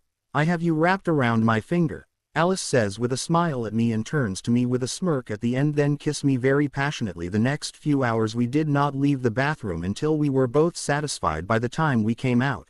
If it wasn't for us being not human, we'd be extremely pruny. The rest of the day was us helping do the final 2 chapter ups for the wedding tomorrow. That night everyone didn't let us see a chapter other until the wedding tomorrow, so unfortunately I had to stay in a room with Emmett. Hey, don't worry, we can spoon if you want. That way you don't miss Alice 2mu chapter, Emmett says while lying on the bed with his hand on his hip and the other hand holding his head up. He then winks and makes kisses at me. Are you sure it's not because you miss Rosalie? Either way, I don't need to sleep, you fucking weirdo, I say with a sigh, and he just laughs. Chapter 69 Matt Pov. As Emmett makes his kissing noises at me, Jasper walks into the room holding a box of cigars and 2 liquor bottles. If I'm interrupting something I can come back later, Jasper says with a chapteruckle as he sees what is happening. No, thank God you're here too. I'd not make it through the night with just Emmett, I say with an annoyed sigh. Hey. You love me and you know it, Emmett says laughing. WHI chapter Jasper and I just ignore him. The 3 of us stand on the balcony outside smoking our cigars and sipping our drinks, just enjoying the company of EA chapter other in comfortable silence, though after a while, I decide to tell them about the war coming, and that they can join if they want to become gods sooner. After explaining the war coming that is MU chapter larger than anything seen before, they both remain thoughtful for a bit. Matt, you're my brother and I will help you no matter what situation you find yourself in, so count me in, Emmett says with a smile and pats my shoulder. For once I agree with the idiot. I'll stand by you to the end, Jasper says smirking at Emmett and patting my other shoulder. Hey. Where was my invite? Oh, a brotherly hug. We all hear Thor shout as he practically breaks down the door to the room and sees us on the balcony, then rushes over pulling us all into a brotherly group hug. I don't know what is going on, but count me in, Thor says during the forced group hug. Matt was just telling us a huge war was coming with chapteros, Emmett says with a laugh at Thor's antics. A war with chapteros itself. That war will be legendary. I cannot wait for the battle, Thor says with an excited battle lust-filled look. The rest of the night was spent with the 4 of us smoking cigars and drinking. With Thor's help both Emmett and Jasper passed out drunk a few hours later, though both Thor and myself did not pass out drunk. As the sun rose in the morning I can hear most of the clan getting up and preparing for the huge festival-like wedding they have set up. Thor grabs some cold water. It's time to wake up the sleeping beauties, I say as Jasper and Emmett are spooning one another passed out on the bed inside. Smiling, Thor goes and gets a bucket filled with ice water. Laughing, he throws the water onto Jasper and Emmett. Not before I take a few pictures and send them to pretty MU chapter. Everyone we know. Shit, what's happening? Emmett says jumping out of bed and stumbling to the ground. Jasper jumped up as well and fell backward onto the ground, both now groaning as the hangover from a godly drink can still affect vampires. Fuck you both, Emmett yells at Thor and me, while we are both laughing at them. Okay, fun's over, get a shower and dressed, I have a wedding to attend to and then you both can drink your hangover away afterward, I say smirking at them, while they both look sick thinking about drinking again, though Thor is drinking his flask like it's nothing. Fucking alcoholic, Emmett says seeing Thor drinking still even after a night of just drinking. We all got into the shower and dressed for the wedding, making our way to the large field where the clan held my official welcoming party. This is the same place Alice and myself will be married, under the large tree in the center of the field. Arriving there I can see a few people making the final adjustments for the wedding that is happening in the next hour. As the 4 of us are standing there, the rest of my groomsmen make their way over to us and my grandfather is with them. Lucas, we missed you at the BA chapter Elor party, your mother that upset with you, I say with a laugh as Lucas is one of my groomsmen but didn't come to the BA chapter Elor party. Ha. Ha. Funny Matt, no. I was running late and then was going to meet you guys down there, but on my way to the club I met my mate, Lucas says, and we all look at him shocked, but we all then congratulate him. So who is it? I ask and everyone looks at him curiously, though I can see he is nervous about it. Princess Madeline, the youngest royal princess of Sweden. I ran into her on my way into the club. She was in the area for another club nearby. As we made eye contact it was like love at first sight. After that, we hung out the rest of the night and I finally remembered the BA chapter Elor party. So my bad, Lucas says, embarrassed and nervous about who his mate is. Glad you found your mate, Lucas, but now your life is gonna be a bit more hectic since you're gonna be dating a princess. Ivar, my grandfather, says with a smile, and we all nod, agreeing with him. Then after a few more questions and jokes on Lucas's behalf from everyone, I turn to my grandfather. So, did you need to me for something? Not that I mind you're here with us, just figured my groomsmen would be the only ones annoying me up to my wedding, I say with a smirk at them, but they all just laugh off my joke. Nothing mu chapter, just wanted to see how my grandson was doing on the day of his wedding, plus since I will be doing the ceremony, your grandmother wanted me to make sure you remember all your lines, Ivar says with a chapteruckle, as I roll my eyes. Yeah, I remember them, though what exactly is all this for? It feels bigger than my welcoming ceremony, and the whole clan is going to be here. Not that I mind, was just surprised at the number of people gonna be here for it, I say to him, and see the several hundred, close to 1,000 chapter heirs for the wedding ceremony. You know our clan likes to party, plus as the next clan head, the fact you are the first polar bear in a few generations and marrying a vampire, well, most of the clan wants to be a part of this, Ivar says with a shrug of his shoulders. Then I see Chapter Arlie motion for me to follow him away from the others. Nodding my head, we walk for a couple of minutes away from everyone else. Matt, I'm happy you found Alice. I'm also very proud of the man you became. Since you and Bella came back to live with me, my life chapter changed for the better. You both gave me reasons to keep going, as I was chaptering a very low point, feeling I had nothing left to live for. Then you both came and turned that around. All I'm saying is I love you, son, and happy you found the same happiness you brought to me, Chapter Arlie says with a teardrop coming out of his eye. Whi chapter, he wipes away. I never knew Chapter Arlie was that depressed before Bella and I came back to live with him, but I guess it makes sense as he was all alone for years. Thanks, Dad, I say, hugging him, and he hugs me back, smiling at me for calling him Dad. Alright, let's head back. People are showing up and we need to get you married. Then you can join the club of married men, Chapter Arlie says with a small chapteruckle, nodding to him. We then make our way back to everyone. Once we arrived back, everyone is coming in for the wedding. I stand in front of the art chapter placed under the tree, with all my groomsmen behind me. My grandfather stands in the art chapter since he is doing the wedding ceremony. Once everyone takes their seats, the clan members who played at Eva's wedding are playing for ours too. Alice's bridesmaids also stand across from us, where my groomsmen are standing on the opposite side. I see Alice walking down the long path leading to me. She was wearing a very beautiful wedding dress that complemented her figure well. Carlisle was walking her down the path to me and gave her hand to me once they chaptered me after walking over to the art chapter under the tree, with Alice's arm linked to mine as Ivar tells everyone to sit. The ceremony beings, with the usual proceedings beings the wedding ceremony. Matthew Stromberg and Alice Cullen, are you ready to proclaim that foundation of love for one another in the sight of the All-Father and these witnesses? Ivar states once everyone sits down. Yes, Alice and I respond to him. Matthew Stromberg, do you take Alice Cullen to be your lawfully wedded wife? Will you honor and chapter-cherish her, love, trust, and commit to her, through joy and pain, sickness and health, and whatever life may throw at you both until death do you part? Ivar asks me, turning to me, and I can feel my own excitement and nervousness rising. I do, I state with a smile, looking at Alice with the same level of love she is looking at me with. Alice Cullen, do you take Matthew Stromberg to be your lawfully wedded husband? Will you honor and chapter-cherish him, love, trust, and commit to him, through joy and pain, sickness and health, and whatever life may throw at you both until death do you part? Ivar asks her, turning to her. I can see the excitement and nervousness in her eyes. I do, Alice states with a smile, returning the look of absolute love and adoration.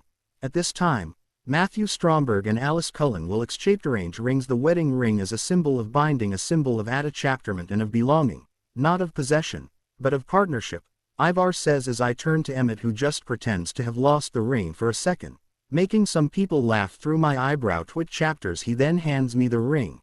Matthew Stromberg, please repeat after me.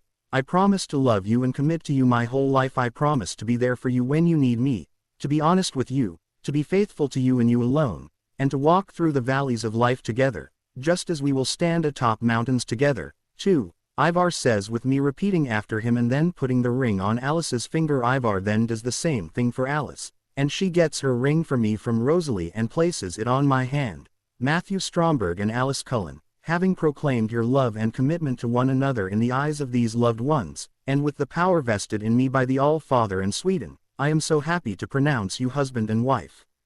You may kiss the bride.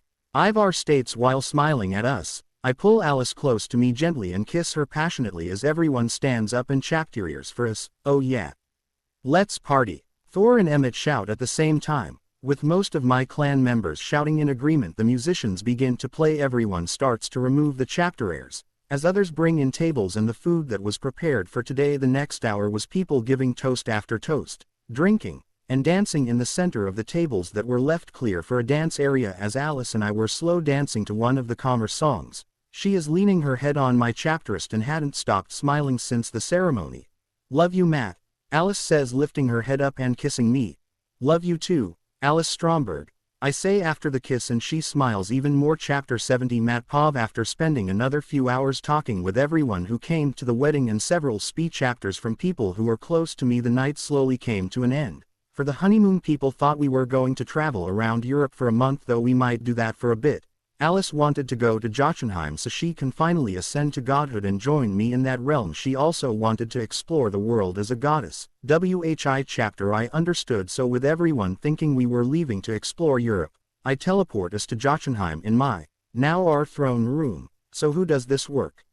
Alice says excitedly and skips around excitedly, making me smile at her. For me, I absorbed the remaining hidden power of my grandfather Ymir, and that boosted me to godhood and beyond his original power. For some reason though, if I give you a boost in power through my will, it will weaken me for a few hours. Not that MU chapter though, and should give you what is needed to ascend. I say after thinking about it. I don't want to weaken you. Is there another way?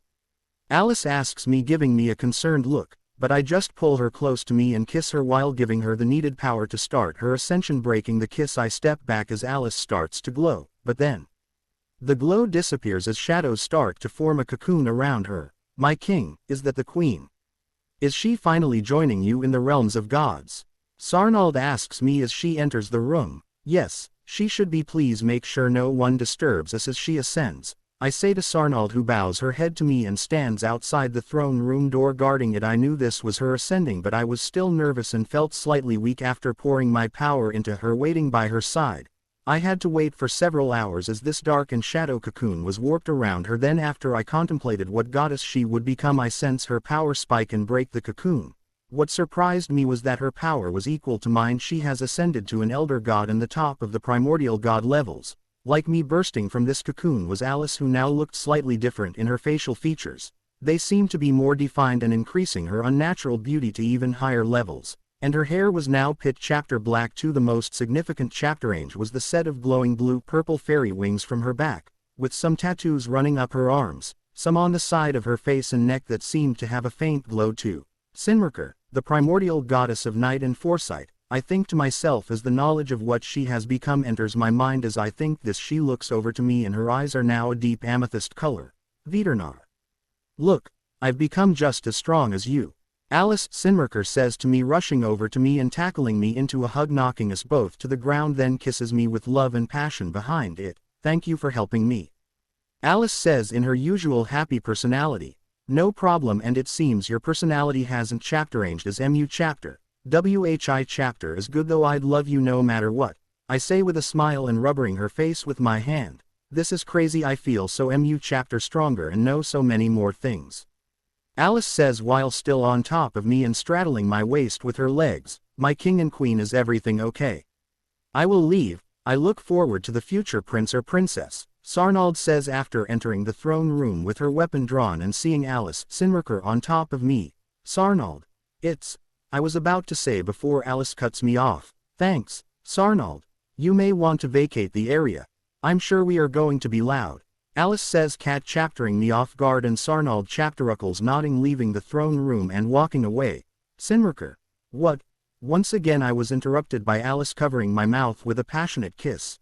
Vidurnar, we have married only a day ago.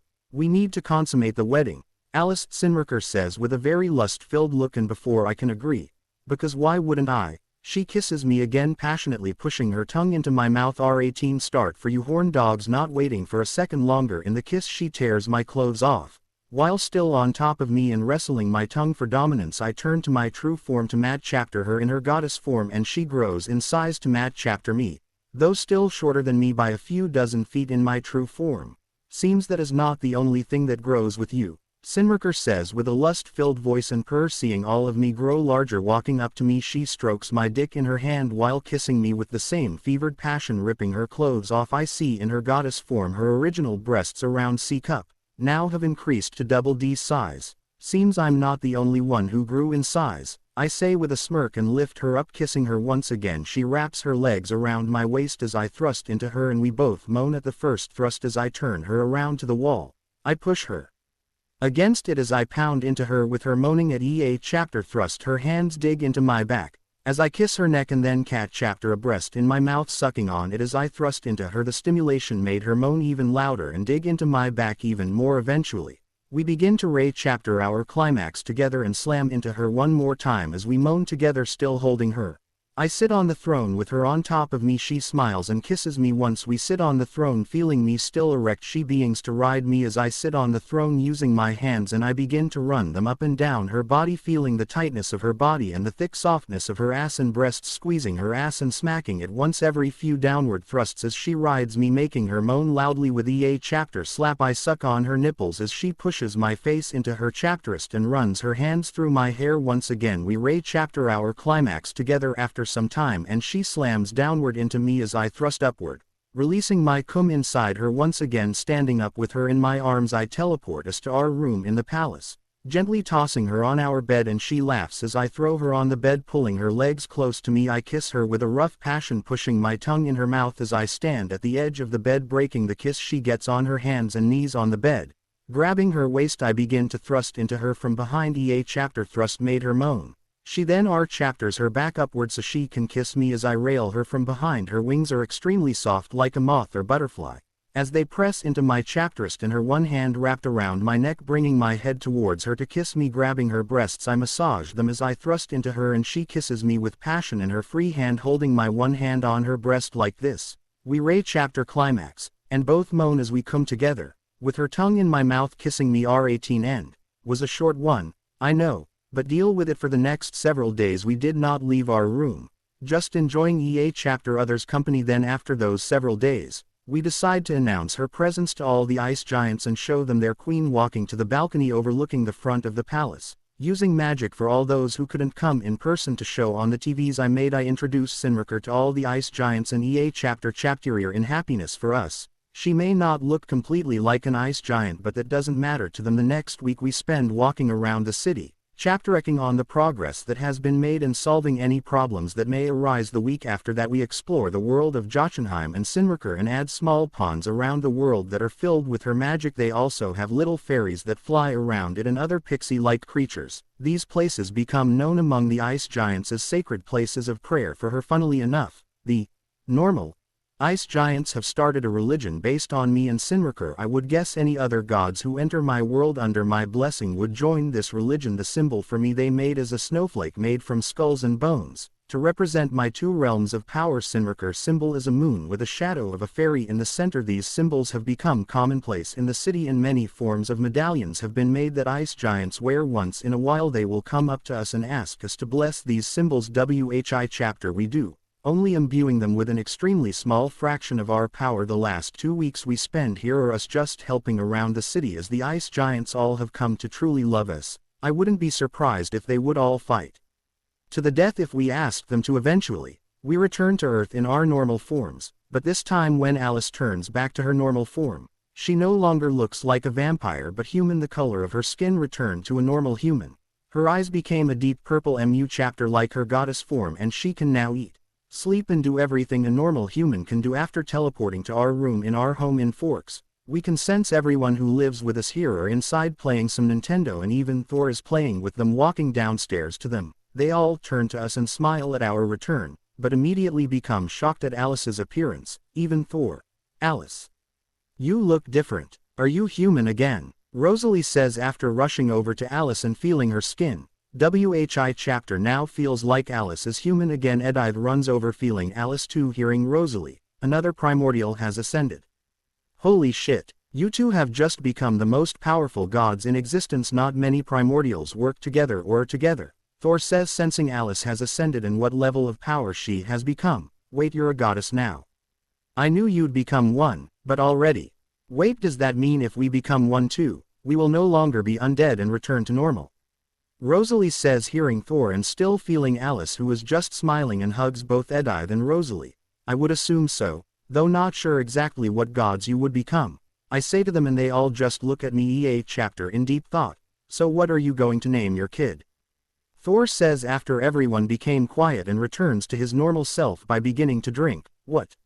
I and Alice say as we knew that was possible now, but didn't think it would happen so soon. We both then focused on her and sensed the life forming inside her. Alice jumped up in joy and hugged me, kissing me lovingly. All the Cullens now stare once again in shock. I break my shock quickly, kissing Alice back, excited now too. Chapter 71 Matpov. Now that Alice is pregnant, I have to speed up several of my plans. The first, influencing the Volturi to attack us in the city of supernaturals. Plus I'm not sure how to explain her pregnancy to others that don't know about the gods. With that in mind, Alice and I invited everyone over for a dinner party to try to explain somehow that she has returned to a human through some ritual that is extremely hard to prepare. Hopefully, that is a good enough explanation.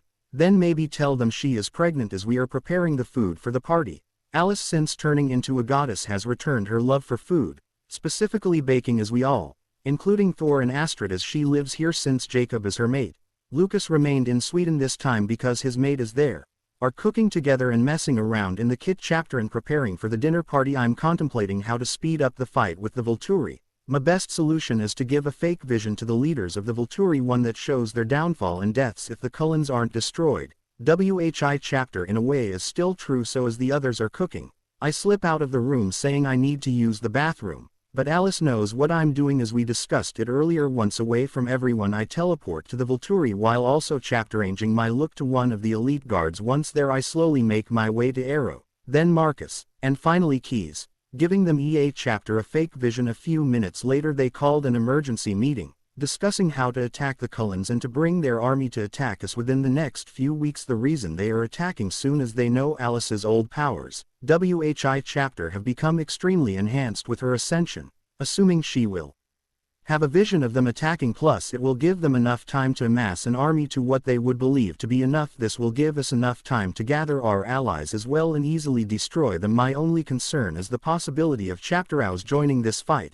as Chapterhouse follows no laws or rules, so I will have a few ice giants on standby in case the worst case scenario happens, and deal with the truth for everyone afterward if that should arise. Alice will have a vision of them preparing to kill us at the dinner tonight in front of everyone. That way Carlisle and the others will believe it is true and prepare accordingly. Returning home, I help finish up preparing for the dinner tonight, as we invited Jacob, Billy, Chapterarly, Eva, Carlisle, Esme, Bella, Edward, Sam, and Emily. Matt, do you think it was a good idea to start the war so soon?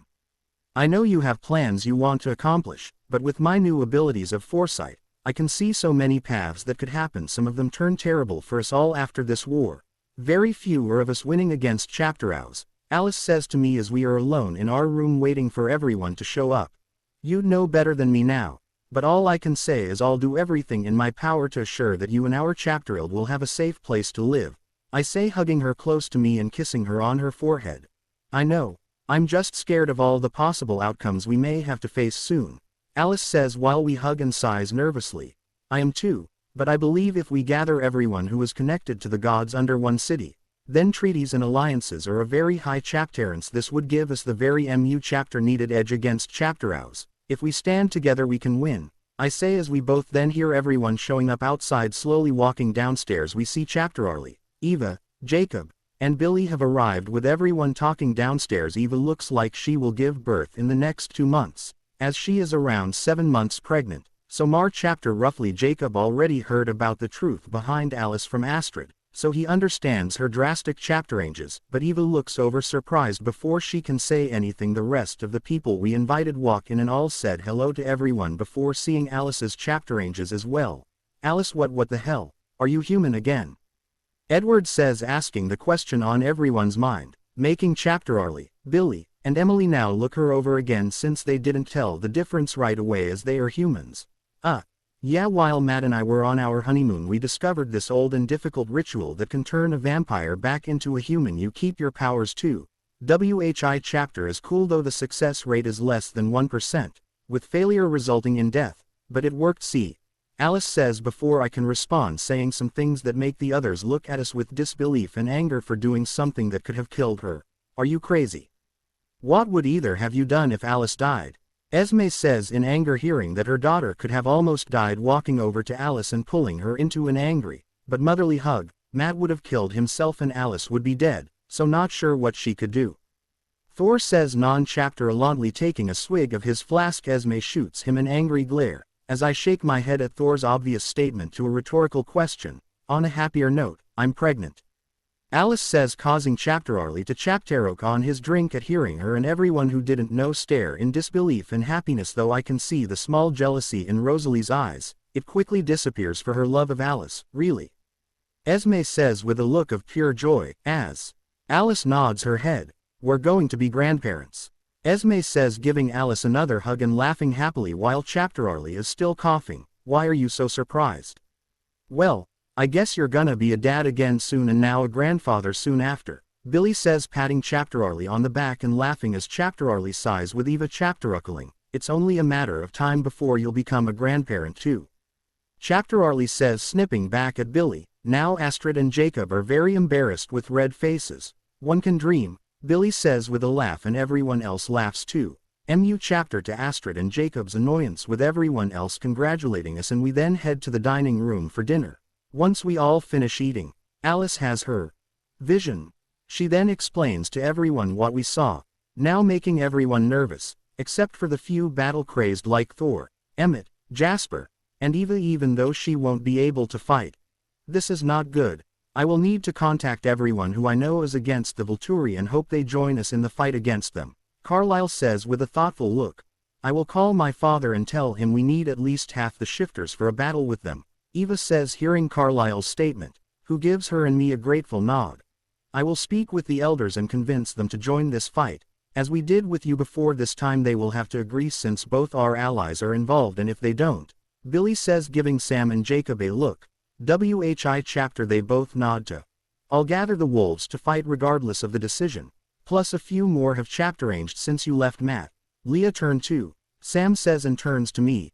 With all these groups we should have enough to fight them. We will need to destroy them since Alice's vision are rarely wrong. They want to wipe us out. So it's either them or us, plus we can replace them with an actual group of leaders, but we can discuss that when the time comes. I say, and everyone is thinking about what I said, but then not agreeing with my statement. After the dinner and discussion about what to do for the coming weeks, everyone returned to their homes. Though once everyone leaves, I ask everyone who lives with me to talk about the future. Luckily Astrid left with Jacob to spend the night with him, so I don't need to worry about her asking to become a god. Not that I wouldn't ascend her, but unlike Chapterhouse I follow the laws of the universe, meaning only a select few can I personally help ascend. I have already Chapteros, and the ones I will help ascend, Emmett, Rosalie, Edive, and Jasper. Once they all gather in the living room, they look at me curious about what I want to talk about. Like I said, you all can become gods and I will help a chapter of you ascend, but only after this fight since I may not get too involved in it. Then afterward we'll show you how to ascend. Once you do we will need your help in the coming war with Chapterhouse, plus I can only help a few people ascend and I have Chapteros and you all as the ones I will help, so please don't mention this to anyone else. I say to them and sigh as the war with Chapterhouse has so many uncertainties. Thanks, Matt. As we said earlier, we will stand with you both to the end, regardless of being gods or not, Emmett says with a serious look for once, and everyone else nods their heads in agreement. I love you guys. Alice says, smiling at everyone and starting a group hug. Thor, slightly drunk, stumbles in seeing us having a group hug. Hey, why does no one ever invite me? Thor says, rushing over and tackling us all in a group hug. I pull Alice out of the way, as Thor tackles everyone to the ground. You drunk fat bastard. This is why, Rosalie says, annoyed, and pushes Thor off of them. That was not nice. I'm not that fat. I just have what the mortals call a beer belly. It shows how well I can handle my drinks. Thor says with a proud smile and smacks his stoma chapter in response. WHI chapter makes him burp and fart at the same time. Shit, came out both ends. My bad. Thor says while all the Cullens are gagging except Emmett, who is laughing with Thor.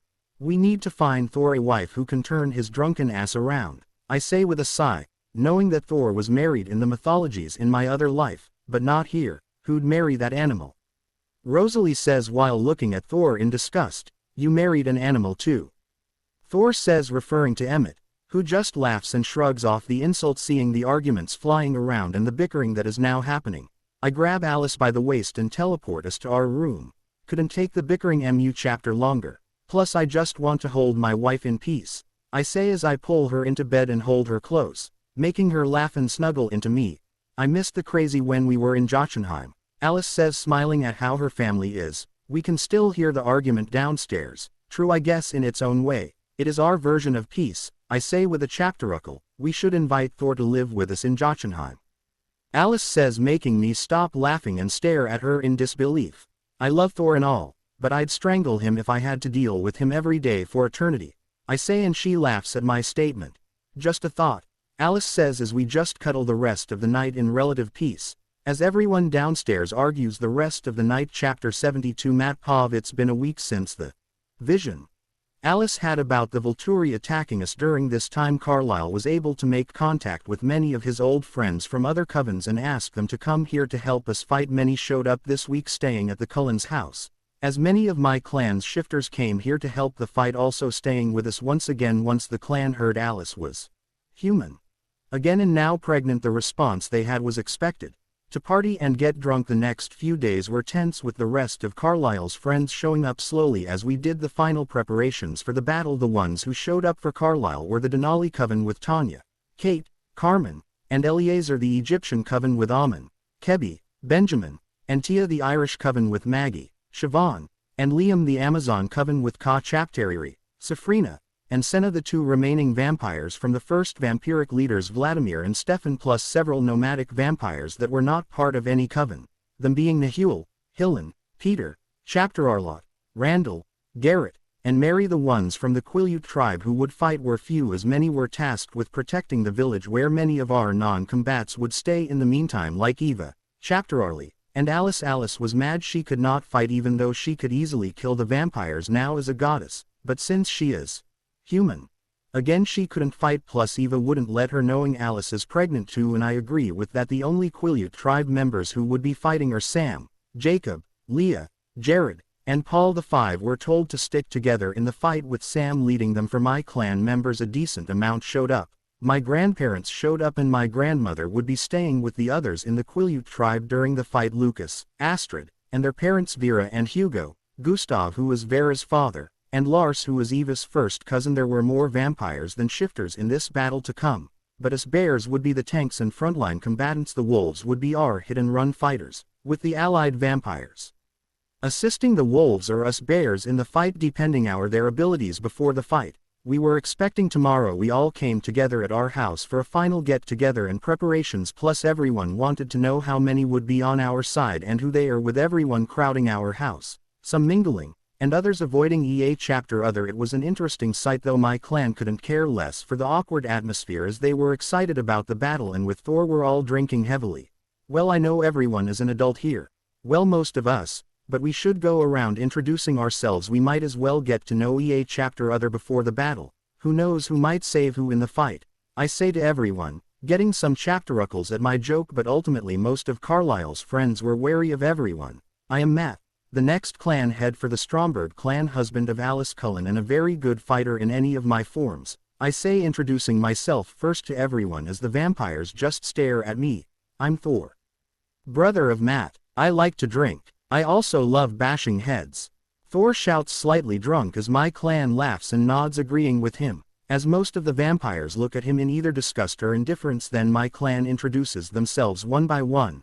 I'm Sam, the leader of the wolves. We are allies with the Stromberg clan and the Cullen coven. We work very well in a pack. Alone, if the vampire is arrogant, we can overpower them, Sam says, shooting some glares toward the red-eyed vampires, showing they drink human blood. The vampires snort at the wolves as they all glare more in return. I'm Tanya, leader of the Denali coven. This is Kate, Carmen, and her mate Eliezer. We are from Alaska currently. Like the Cullens, prefer animal blood. Tanya says, introducing her coven, and I can see Kate and Garrett, one of the nomad vampires, are mates through the bond they have just had looking at one another. I am Amun, the leader of the Egyptian coven, once one of the strongest covens. This is my wife and mate Kebi. These are our adopted son and daughter, Benjamin and Tia, who are also mates of one another, Amun says with a stoic and heavily accented voice. Hearing Tanya introducing her coven, though they are a coven of human blood drinkers, as a chapter of their eyes is red. Hello. I'm Maggie. We are the Irish coven. This is Siobhan and her mate Liam, Maggie says in her Irish accent and with a small smile. Her personality reminds me a bit of Alice, though this coven also drinks human blood. I am Ka Chaptarieri, founder of the Amazonian coven. These are two of my best warriors, Safrina and Senna, Ka Chaptarieri says with an exotic accent. The coven looks to be human blood drinks also. Then a chapter of the nomadic vampires introduce themselves one by one after everyone but the two oldest vampires introduce themselves. We all look at them waiting for them to introduce themselves. Vladimir, and this is Stefan. We just want to wipe out the Volturi as they did to our coven, Vladimir states with an angry look and a thick Italian accent. Stefan nods his head in agreement with what Vladimir said. What a group of rage-tag people. Though we would all feel better if we drank. Drinks bring people together, Thor says after a few moments of awkward silence that took place after the introductions. We are vampires, fool. We cannot eat or drink anything other than blood, Vladimir says with dislike towards Thor. I can tell from your red eyes and angry self-important attitude, but we have made drinks that even you vampire can drink, Thor says back with a chapteruckle, making Vladimir's eyebrow twitch chapter in annoyance. But the other vampires, especially the Irish coven, are now interested. The wolves have already sat with my clan, since they are chapter more comfortable around us, and begun eating and drinking with my clan since before the introductions have started. Sounds interesting. Been a very long time since I could drink anything other than blood. You sure we can drink it? Maggie, the apparent leader of the Irish coven, asks Thor. Yeah, and it's fucking delicious, though made from animal blood, so maybe not as good tasting to you, Emmett says as he walks over to Thor and beings drinking, making Rosalie sigh but have a small smile on her face at his antics. Well shit, let me try, Liam, the only male member of the Irish coven, says and grabs a blood-infused ale. After taking a sip, his face turns to surprise and downs the drink in seconds. Fuck. That was the best tasting drink I've had in a long fucking time, Liam says after finishing the ale. After hearing him, the rest of the Irish coven start drinking, and then the Egyptian coven follows suit shortly after. The Amazon coven doesn't take part in drinking the alcohol but remains sitting around with us. A chapter of the nomadic vampires does take part in the drinking also, along with all the Cullens. You all drink your worries away. We will watch chapter for the Volturi, Vladimir says as he and Stefan leave the area to go and wait eagerly for the battle. The next few hours were everyone sharing stories, asking questions of one another, and Thor wrestling all those who chapterlinged him, seeing the camaraderie that is now formed between EA chapter group. Even though most of the people here originally did not like EA chapter, other was nice. Guess Thor is right for once. Alcohol is a magical drink that gets people along, though at the same time could initiate fights. I think to myself, what chaptering Thor and Emmett wrestling EA chapter other on the ground as Jasper is taking bets on who can best. Thor smiling to myself. I leave the area without alerting anyone and teleport to Jotunheim as I need to see if Sarnald has found the several ice giants who I can bring to Earth with me as the last line of defense for Alice and the others in case Chapter Ouse tries something while we are battling. Arriving in my throne room in my true form, I walk to where I sense Sarnald, as seems she is currently training a handful of ice giants personally. Upon my arrival, they all stop and kneel to me. Sarnald, are these the ones who are going to be undercover and watch chaptering for Chapter Ouse? I ask her, looking over the stronger 5 ice giants hand-picked by my strongest general. Yes, my king, they are the best warriors we have trained since you tasked us with making a formal army. These 5 would be the best for this mission unless you want us, generals, to come, Sarnald says to me. No. I need you all here watch chaptering over the city and ensuring our people are ready for this war. These 5 are the last line of defense and will buy me enough time to arrive should Chapter Ouse show its face, I say after looking over the 5 ice giants who remain with their heads bowed and kneeling to me. I can sense the admiration and loyalty they feel for me. Understood. This is Kor, the strongest of the 5 and leader of them, Sarnald says, motioning to the ice giant in the middle of the 5. We will not fail you, our king, and will die before we let anything happen to our queen, Kor says with conviction and determination deeply lacing his voice. Good.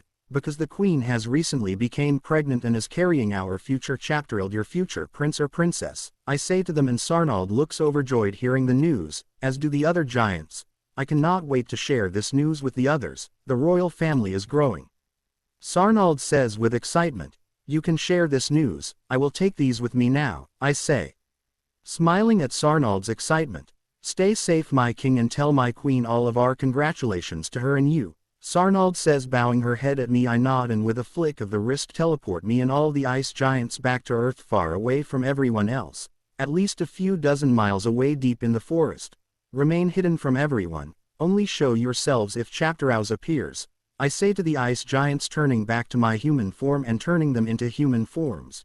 Your will be done, Kor says, and they all rush off to protect and watch chapter over Alice and the others staying in the Quileute tribe. After watch chaptering them leave, I teleport back to my room and make my way back to the party that is now happening, with everyone drinking and getting drunk. Surprisingly or not surprisingly, the Irish and Egyptian covens are holding their alcohol very well, even out drinking some of my clan members. The rest of the night people slowly start passing out from drinking or stumbling to bed, as the rest of us who didn't get blackout drunk are fine. Brother, are the frost giants you brought taking part in the battle?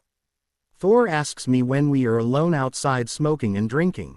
No, they are here to protect Alice in case Chapterouse tries anything stupid and I can step in, I say to Thor, who nods his head in understanding. I hope this fight is a fun one. Been a long time since I had a good fight, Thor says with a chapteruckle. I just laugh and shake my head at his battle-crazed attitude. Chapter 73 Mat Pav. As the sun rose, we all made our way to where the Volturi would show themselves in order to fight us. Once there, Thor, my clan members, and I made an extensive area surrounding the plains we would fight to make a dome once all the Volturi arrived, trapping them with us, so none could escape, as well as trapping us inside. Though once the fight was over we could easily take the ruined dome down. Since I was a god I could easily escape the dome if necessary, but not everyone knew that after making the dome we all waited another hour before the Volturi arrived right after sundown, seeing close to 100 vampires arriving to help destroy us all. They outnumbered us at 3 to 1 at least, though some of our group got nervous. My clan got very excited. Once they all entered the area I slammed my hands on the ground, trapping everyone inside the dome. Seeing the ambush they walked into, the Volturi got slightly nervous, but still felt fine as they outnumbered us. Once the dome was formed both sides tensed up and stared down the other. I turned into my ice bear form, standing on my hind legs, and roared, starting the battle as I chapterarged forward with my clan following right after me. Once they shifted to, Thor was right next to me as I chapterarged forward. He decided to jump on my back like I was his stead. Letting him fight from my back, I continued forward. Seeing us chapterarge the Volturi, the wolves rushed to the sides to flank them.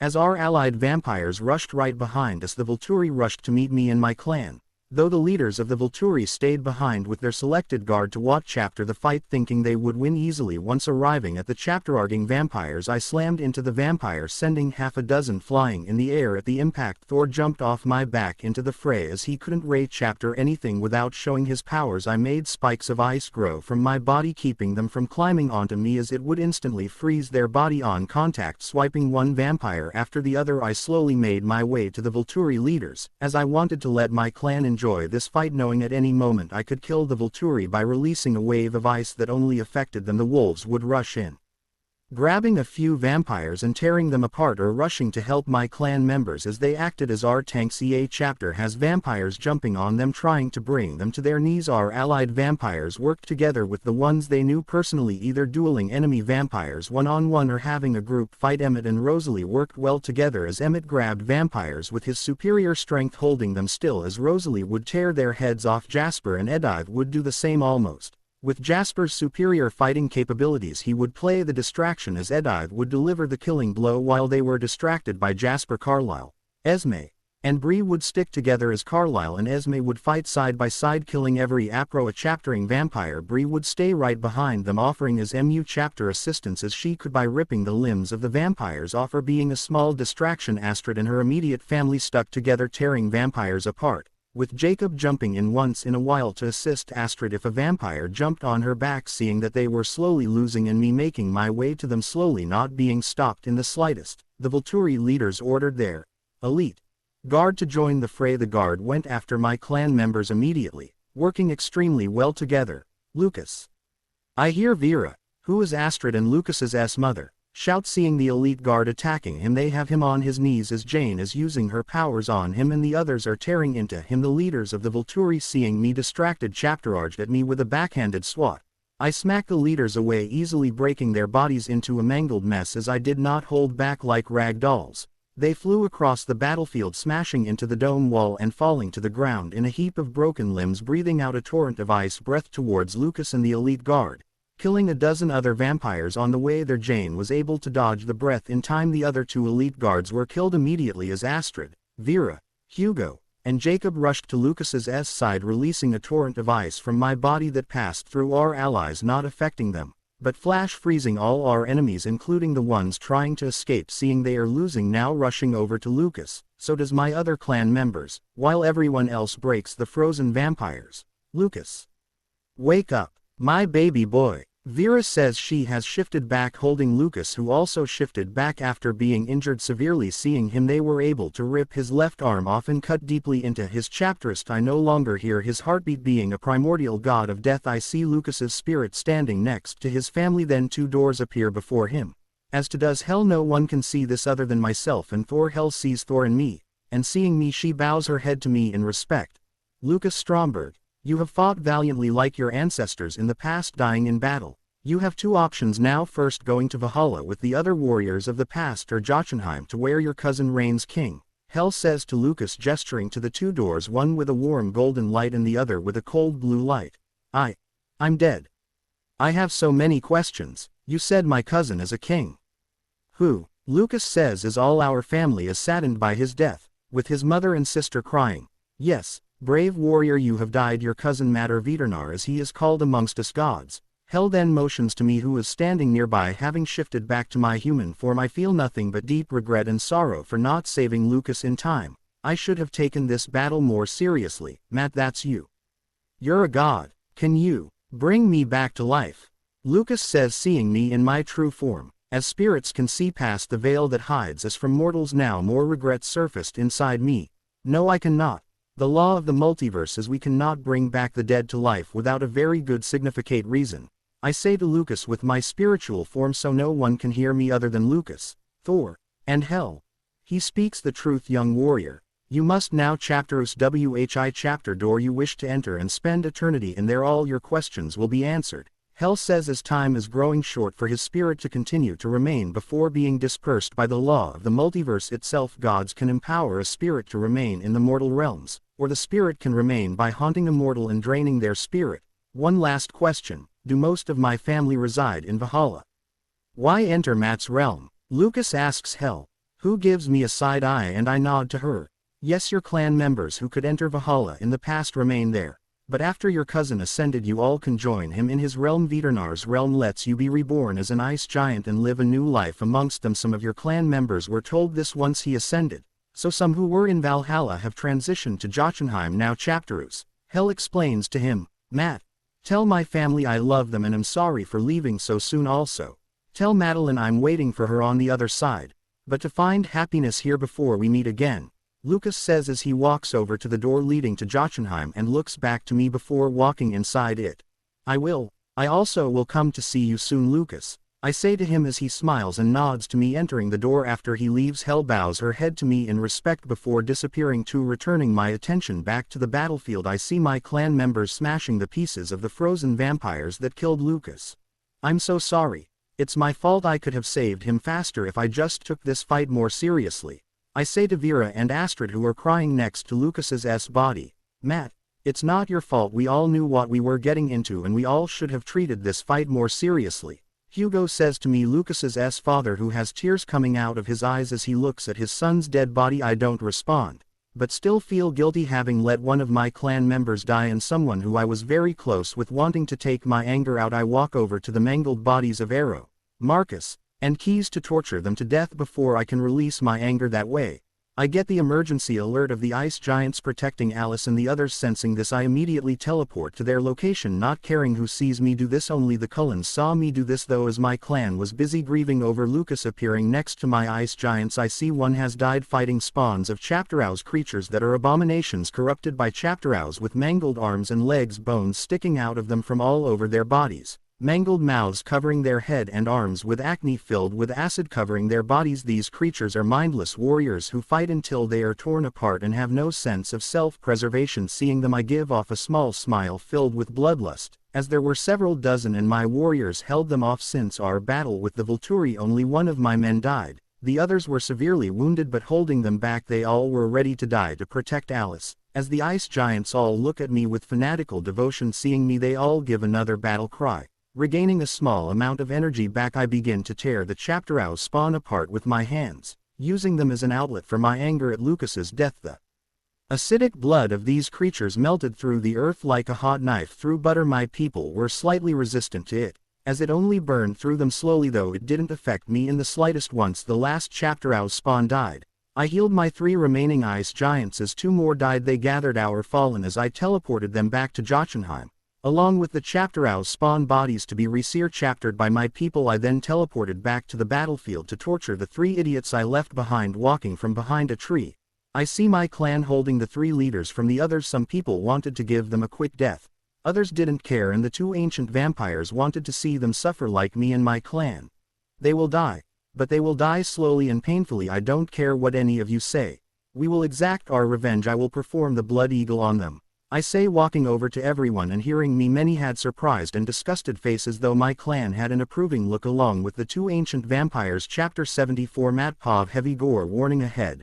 Matt, don't do this, this isn't you. These men are evil, but no one deserves the blood eagle, Carlyle says to me with concern in his voice, after hearing my plans for the 3 leaders. Stay in what chapter or don't, I couldn't care less either way. I am doing this, I say with venom in my voice as my anger has risen after Lucas's death. My clan members step forward to stop anyone from interfering, and so too do Vladimir and Stefan, who just want to see the Volturi suffer. Matt, please don't do this. What will Alice think? Carlyle says one last time, hoping to use my wife against me. You know nothing. She would approve. We have both chapter-anged recently. I growl at him, leaking my realm of death slightly, making everyone feel utter fear before I reel it back in with that statement. All the vampires and Cullen leave me, my clan, and the 2 vampires who want to see the Volturi suffer. I hope you don't come to regret today, Carlyle says to me before leaving, with everyone else ignoring him. I turn to the 3 leaders who are now shaking in fear and I use my magic, but to everyone else, it looks like runes, to make them have the feelings of humans again. The pain of their broken bodies already made them scream in pain. I heard you like to torture your victims before they die. I will return the favor, starting with you, I say to Keys, the most sadistic leader of the 3. His eyes go wide as I grab his head and pushed his body onto a rock, leaving his back exposed to me. Ripping his shirt off his back, I summon an ice knife that is sharp enough to cut through any material. I begin to slowly remove his skin from his back as he screams in pain, and the other 2 Volturi look on in horror. Once the skin is removed and pulled away to form wings later, he is crying to be killed. Luckily these animals don't bleed, or this would be messier, I say, and my clan grunts in agreement. I have to piss. Let me clean his back for you, Thor says with a chapteruckle, and pisses on the back of Keys, making him scream again at the stinging sensation. Sometimes people forget Thor is a god of Vikings and he loves all the Viking rituals, I think to myself, seeing a laughing Thor piss on him as my clan smiles seeing him suffer. How does it feel, seeing all you had fall apart in front of your eyes?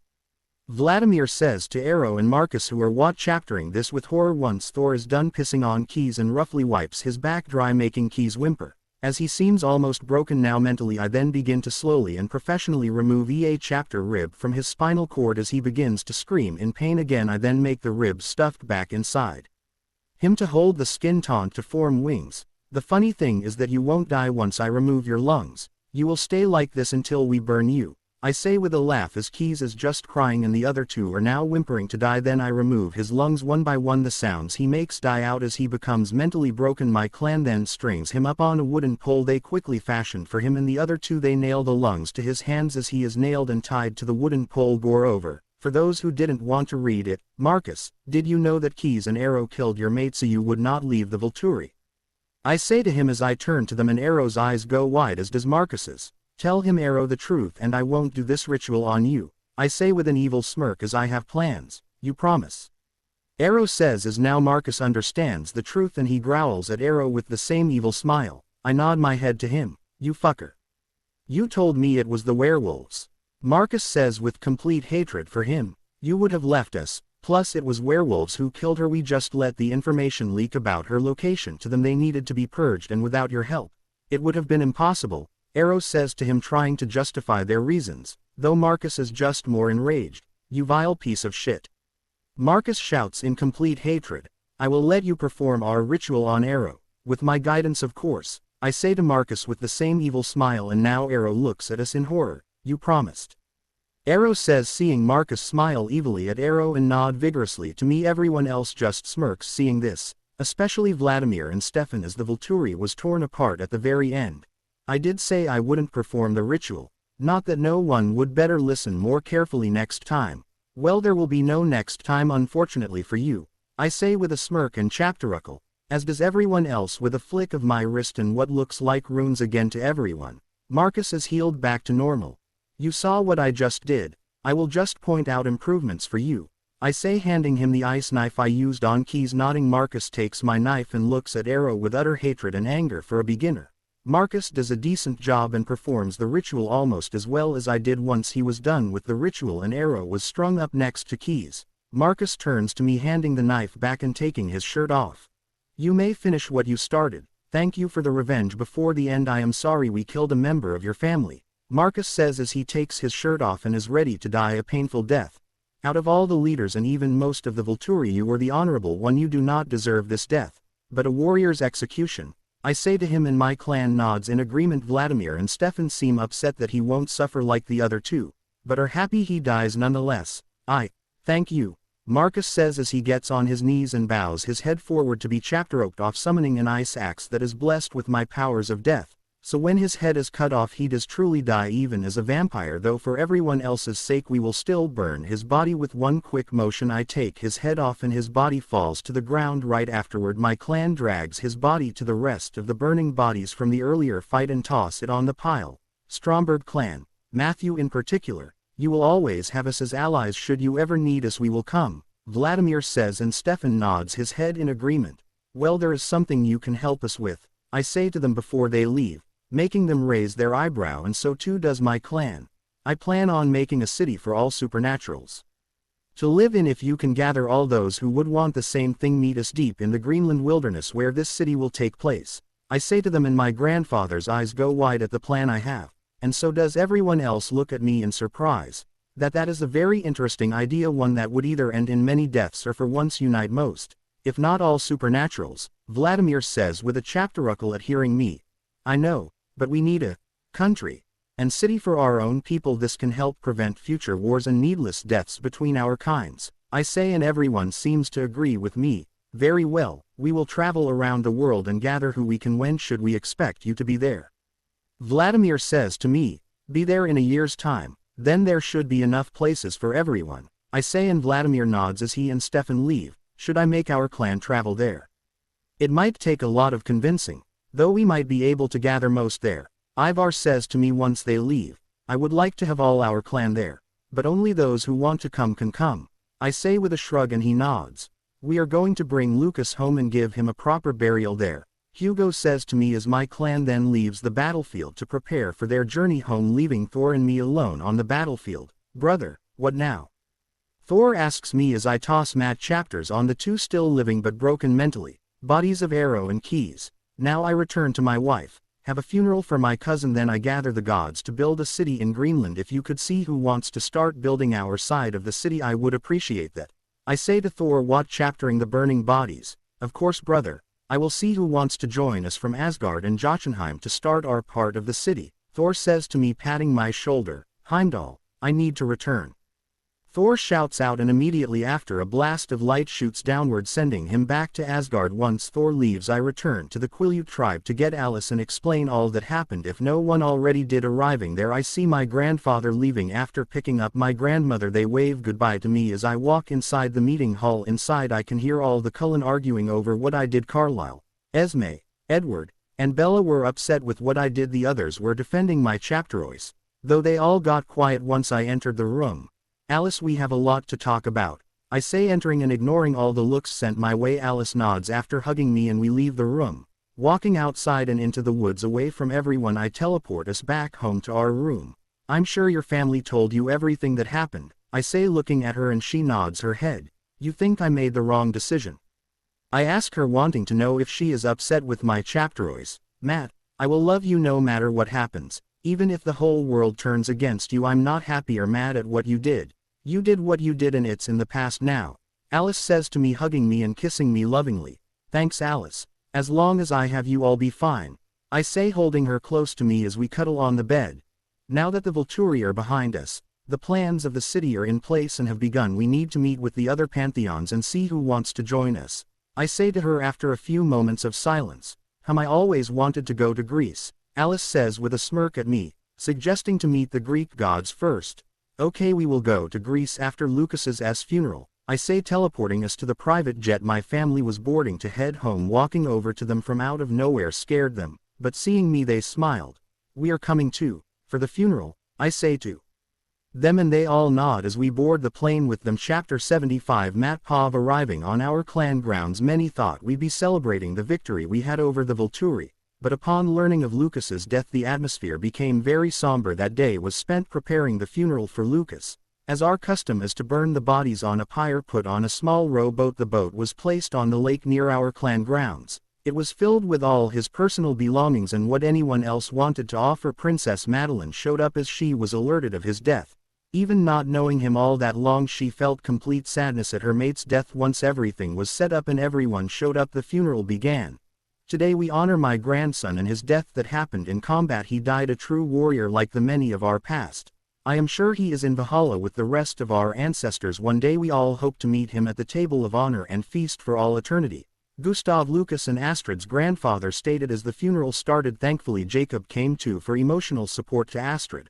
On any other day, we would have shown him around. Hugo, please send off your son, Gustav says after a few moments of silence and motions for him to prepare the fire arrow as Astrid and I push the boat into the lake for it to float away. Once it is a few hundred feet away, Hugo releases the fire arrow and it hits the boat, sending it aflame in seconds. For an hour everyone sits and watch chapters the boat slowly drift away while burning. Then people start to leave one by one, until only Lucas's immediate family, Jacob, Madeline, Alice, and myself are left. Lucas told me the day before the battle how chapter he loved you, Madeline. That worst case scenario, like now, is to tell you to move on no matter how hard it seems. I know that seems impossible now, but you have all of us should you need anything, I say to Madeline after everyone leaves, and she just silently nods her head while crying still.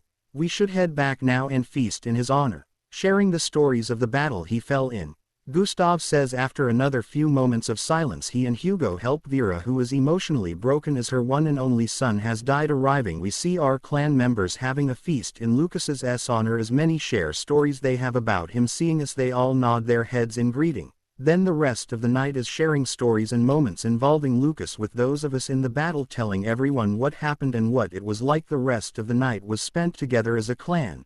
Alice and I would love to stay, but we are going to leave now. There are some things we must deal with in Greece. It involves the plan I have for making a city, I say to my grandparents in the morning once we wake up.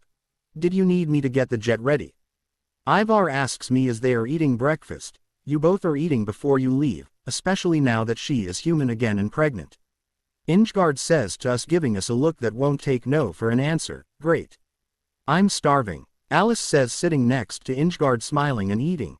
No, I have already our travel plans set up, I say to Ivar as Alice sits next to Ingard. I take a seat next to Ivar and begin eating too. He nods his head in understanding. Stay in to chapter you too. I look forward to my great grand chapter ILD. Ingard says as we leave the house, waving us off. We wave back as we walk away down the road. I'll call you when I discuss the plans for the city with the clan. Ivar shouts at me as we walk away. I nod my head to him as we disappear down the road. Once away from everyone, I teleport us to the city of Athens in Greece. Arriving in Athens, we step out of an empty alley in the city. Immediately Alice takes my hand, leading me to explore the city as she is excited to sightsee. The first place we hit is the Acropolis Museum, then the ruins of the Acropolis itself. Matt, there is so chapter to see and do. We need to travel more, Alice says as we walk around the ruins, and I just chapteruckle at her excitement. Sorry to interrupt you too, but I was just wondering what two primordials were doing in my city. We hear a feminine voice state behind us and see a very beautiful tall brunette-haired woman, the woman we know as Athena, the goddess herself, sightseeing.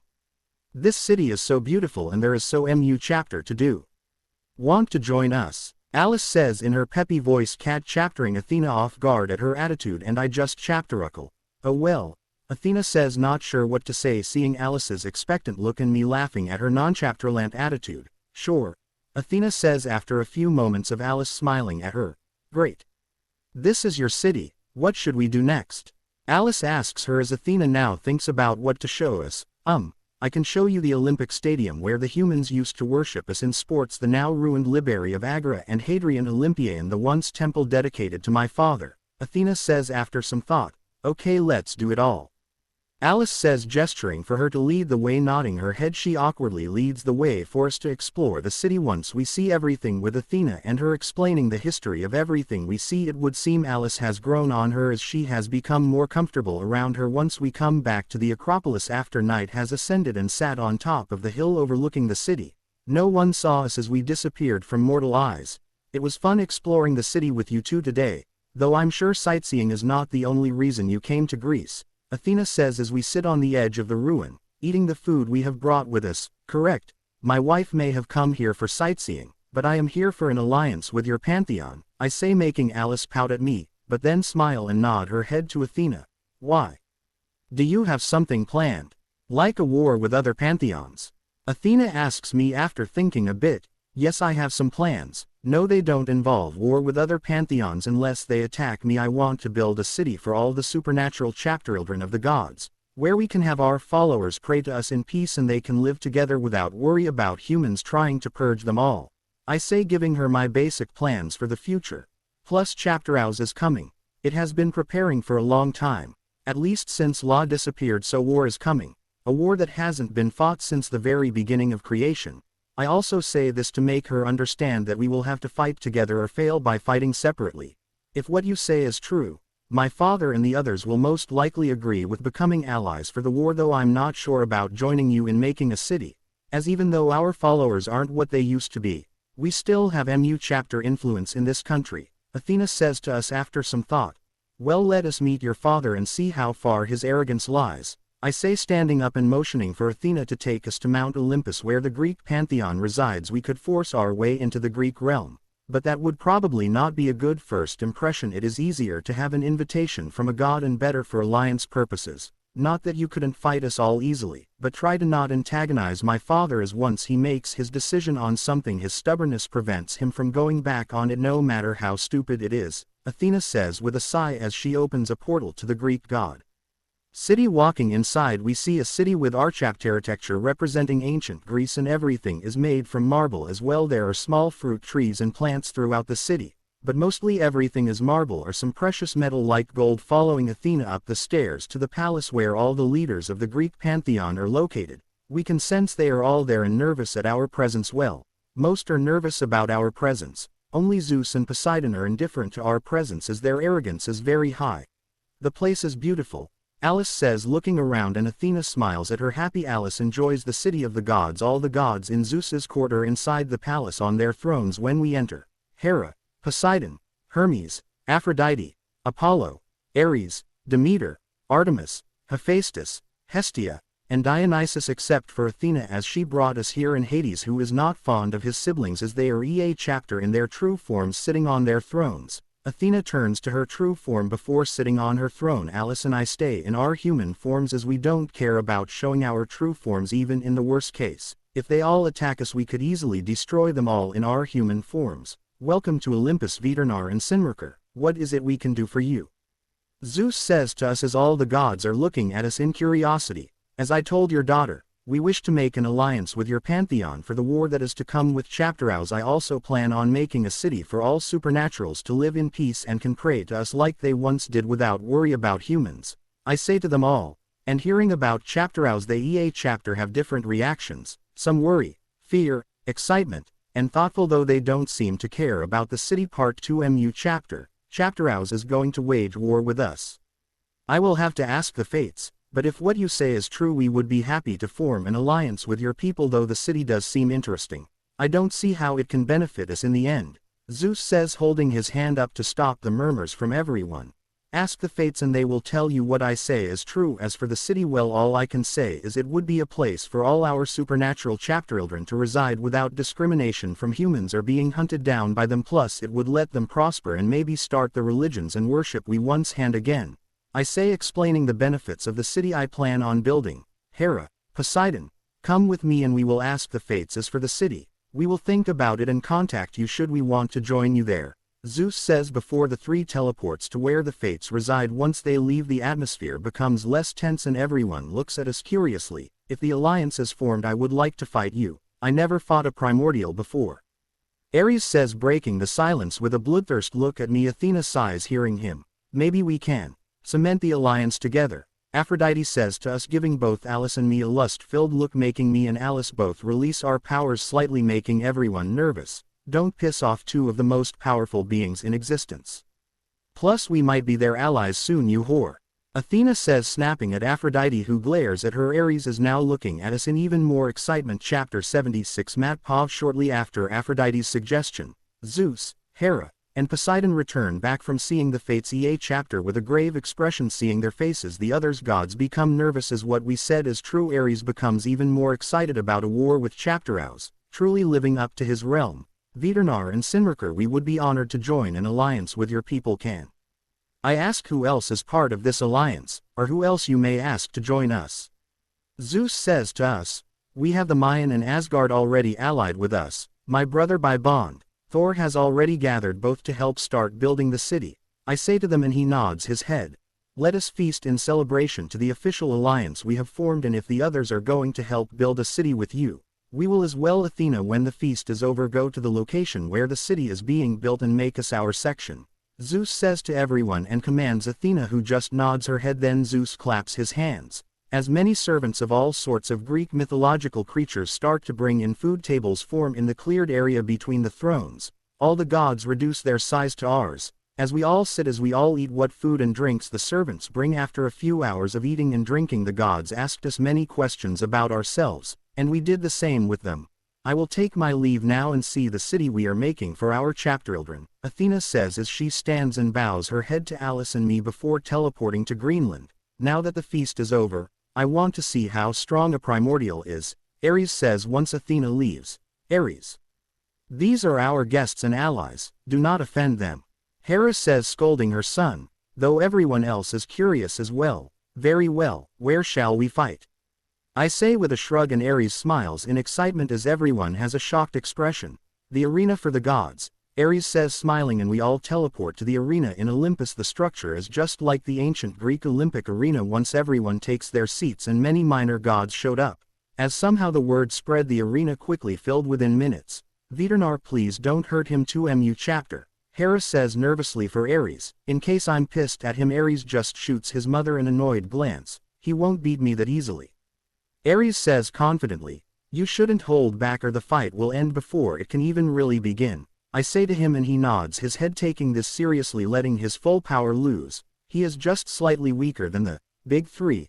I'm sure though, should war break loose, especially a big one, like the world wars, his power could reach after the big three. Level Zeus and Thor are at the same level of strength, so Ares is not mu chapter of a threat to me at all. Even when powered up fully by war chapter, arguing me once fully powered up, armed and armored, he thrusts his favorite weapon at my chapterist, a spear. His armor reminds me of the ancient Spartans. Whi chapter, I guess, were his favorite group of people when they existed. I sidestep his spear thrust, grabbing it and pulling him toward me. His experience shows as he releases the spear and jumps back from me, sweating nervously as he now realizes how mu chapter I outclass him, but the nervousness disappears as quickly it came, replaced with excitement. You are truly too powerful compared to us normal gods. No wonder primordials look at us gods the same way we gods look at humans. Ares says in excitement, though many of the minor gods what chaptering have shocked expressions hearing him. Are you done jerking me off? I ask with a chapteruckle, and he laughs too. Then Ares chapterarges toward me, this time with a look of no retreat in his eyes. He throws his shield at me as he chapterarges forward. I toss his spear away, ducking underneath the shield as he brings both his first down on my head. I can tell all his power is behind that strike. I ignore it, letting it hit me, then grab both his arms so he cannot escape again. Shit, I hear Ares say as he sees what I'm going to do next. I Spartan kick him in the chapterist, sending him flying across the arena. With enough power to break his ribs but not permanently injure him, he then crashes into the wall with a loud thud as the whole arena shakes on impact.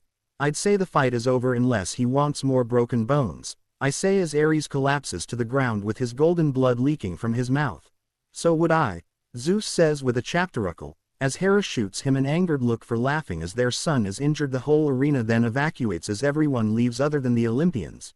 You primordials pack quite the punch after our kick in this case, Ares says as he sits on the ground and Aphrodite comes over tending to his wounds. You're lucky my husband held back or you'd be more than just broken, Alice says, skipping over to me and hugging me, lecturing Ares, just how powerful are you two?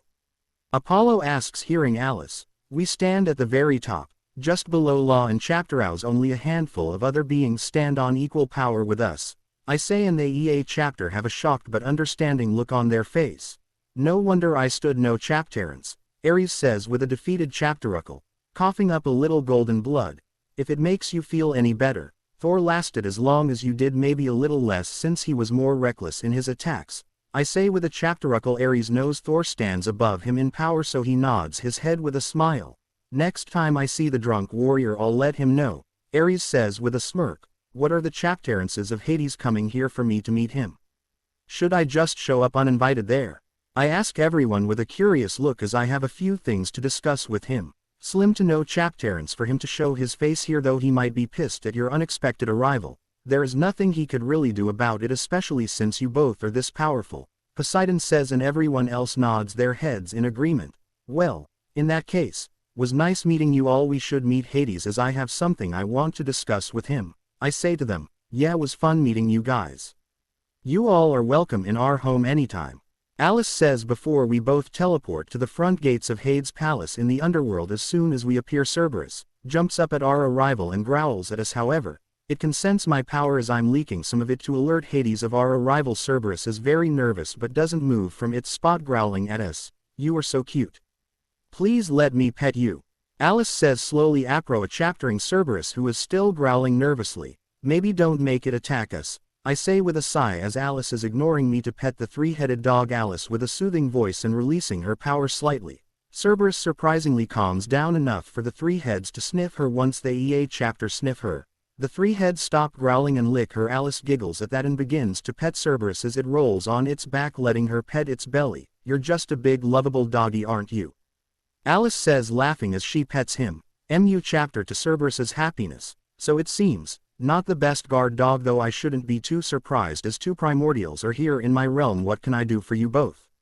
Hades says to us as he appears from his palace. I can tell he is nervous at our unexpected arrival. Persephone, his wife, is standing next to him, also looking at us nervously. Don't be mad at him, he just needed some attention, Alice says, and the two gods look at her with confused looks but nod their heads. We are here because I wanted to talk to you about your realm. As you can tell, I'm one of the primordials of death, and we recently made an alliance with your Pantheon, though I'm sure you don't care what your siblings are up to, I say to them, and he nods his head in understanding. Yeah, we don't come in aggression, cause if we did we wouldn't be talking right now. Also, does the doggy here have siblings or puppies I can take?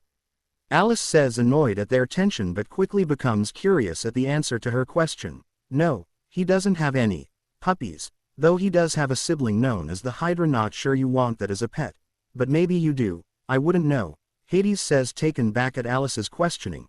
You are a breath of fresh air in this place, Persephone says as she laughs at Alice's personality. If you want I can show you the other creatures we have in our realm, while our husbands discuss whatever it is they are going to, Persephone says to Alice, who thinks for a few seconds. Sure. Can Cerberus come too? Alice says, walking over to Persephone as Cerberus has a sad look seeing Alice leave. Sure, I don't see why not, Persephone says, calling Cerberus to follow them as the three walk away to explore the Greek version of hell, leaving Hades and me staring in surprise at how our wives just became friends out of nowhere.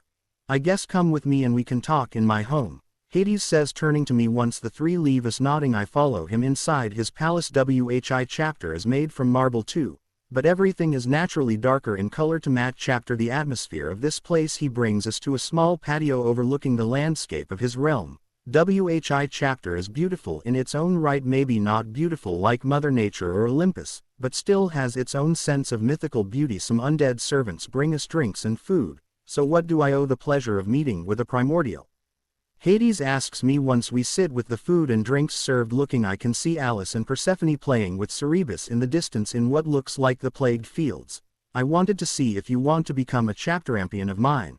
I say to him and he just chapterokes on his drink a bit, looking at me shocked. Primordials can chapterus one being to become their chapterampion.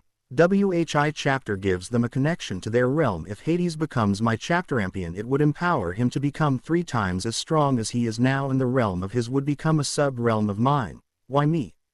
Hades says after clearing his throat and looking at me with a scrutinizing gaze. 2 reasons. First, before I became a god I always liked your story from the history passed down. Second, it would be better for me to chapterus a god that has already an established realm of the dead out of all the chapteroises I had. I figured you would be the best chapterois, I say while sipping my drink and what chaptering the 2 goddesses play fet chapter with Cerberus. Can I think on it? Hades says after a few moments of silence. I don't need an answer right away, but with the war of chapterows coming soon, I would like an answer before the year is up. I say to him and he nods his head. Wait, a war with chapterows? Hades says, shocked hearing that. I then begin to explain to him what I know and what happened with his siblings before we came here to meet him. Chapter 77 Mat Pav.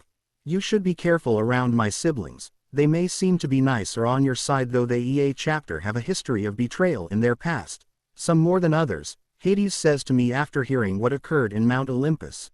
I never intended to fully trust your siblings or anyone other than the ones who I consider family. Even if you do decide to become my chapterampion, I will be chaptering you closely, I say to him, as I never fully trusted anyone other than my family and the 4 Cullens who live with me, maybe Thor too, but he is the only one I trust outside my family. That is good. They only showed you both respect out of fear for your powers, especially when together, Hades says to me, and I know he speaks the truth as he has next to no love for almost all his siblings as Hades and I just sat and enjoyed the food and drinks his servants brought us. We chaptered Alice and Persephone play with Cerberus. Eventually, they came back to the palace, with Cerberus looking sad as he has to head back to his living area to keep guard. Have fun? I ask with a smirk, seeing Alice and Persephone smiling, seemingly having become good friends already. Yeah. Veternar, we need to get a pet like Cerberus. Alice says to me, skipping over to me and sitting in my lap. I mean te chapter Nickley, or you could make a creature with our powers though that can wait for another time. I say, thinking about it, as maybe I want to make a creature with my blessing. Alice nods her head, but I can see the excitement at the idea in her eyes. So what did you both talk about? Anything interesting? Persephone asks us, but is looking at Hades for an answer. Veternar asked me to become his chapterampion of death, Hades says, looking at his wife, and I can see the surprise on her face. Did you accept? Persephone asks with what looks like hope in her eyes. No, not yet. I am not sure if I should, Hades says to his wife while looking at her with an expression to talk later, though she seems to want to talk about it now. We should get going. I want to see the city we are planning on building and how far along the others are.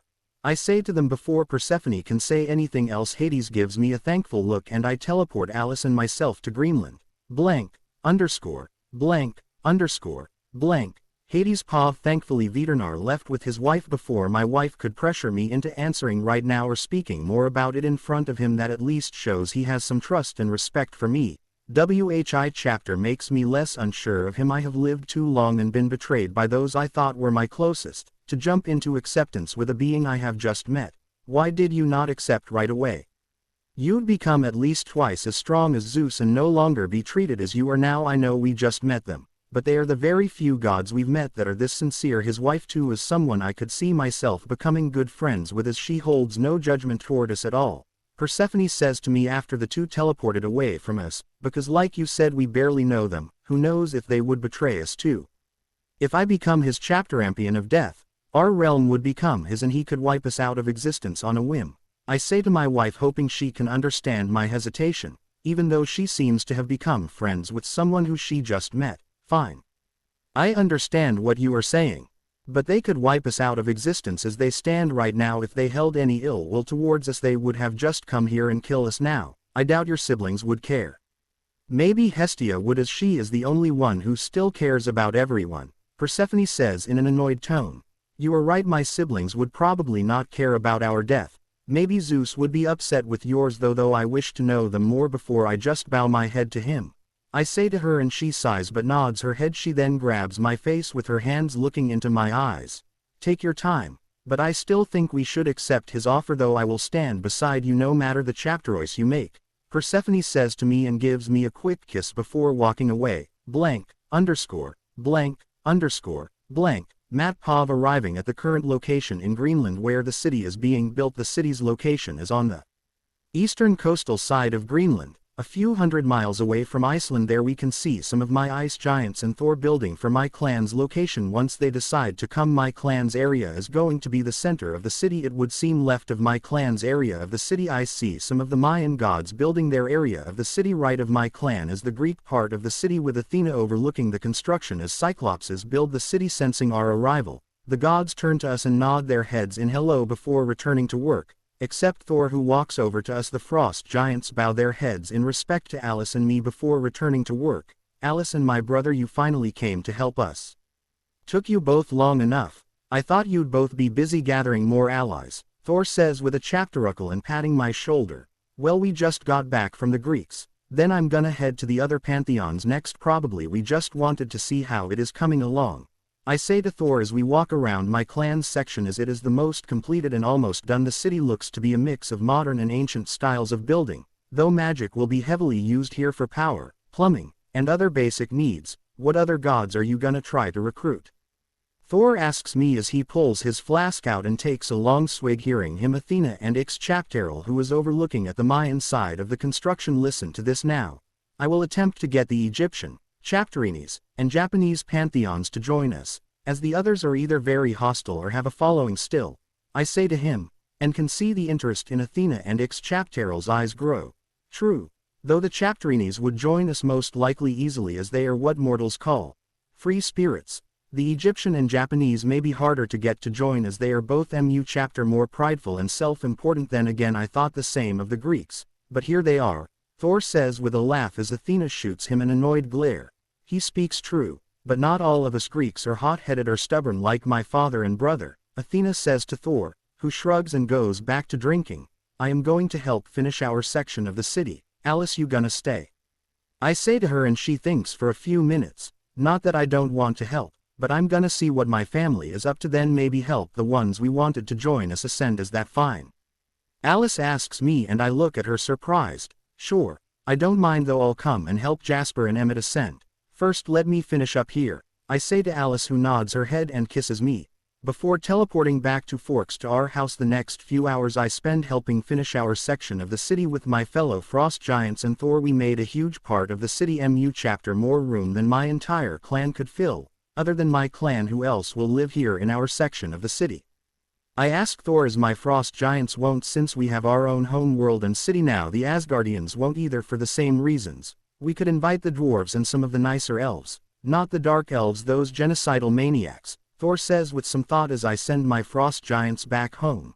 You're right, I'll go to the Lusalfar light elves and gather them if they want to live here. You see if any of the dwarves want to live here, I say to Thor, who nods his head, before calling Heimdall to take him to where the dwarves reside. After Thor leaves, I raid chapter out for the location of the Lusalfar, as they reside in their city called Alfheimer. After a few seconds, I sense the city as it resides in its dying world. Arriving there, I can see a world that was once a beautiful place filled with nature, has now descended into a wasteland filled with destruction and death. Seems the world is very close to ending as natural disasters fill the lands. The city is also in ruins as very few Lusalfar remain alive. Maybe close to 100,000 are left on the whole planet. I then quickly teleport to EA Chapter 1. Some are with others in families, while others are solo trying to survive on the dying world. I offer EA Chapter a chapterance to new life on Earth in my city. Not everyone takes it, as some want to die in the world they grew up in. Out of all the remaining Lusalfar, only 70,000 decided to take my offer when they arrived on Earth.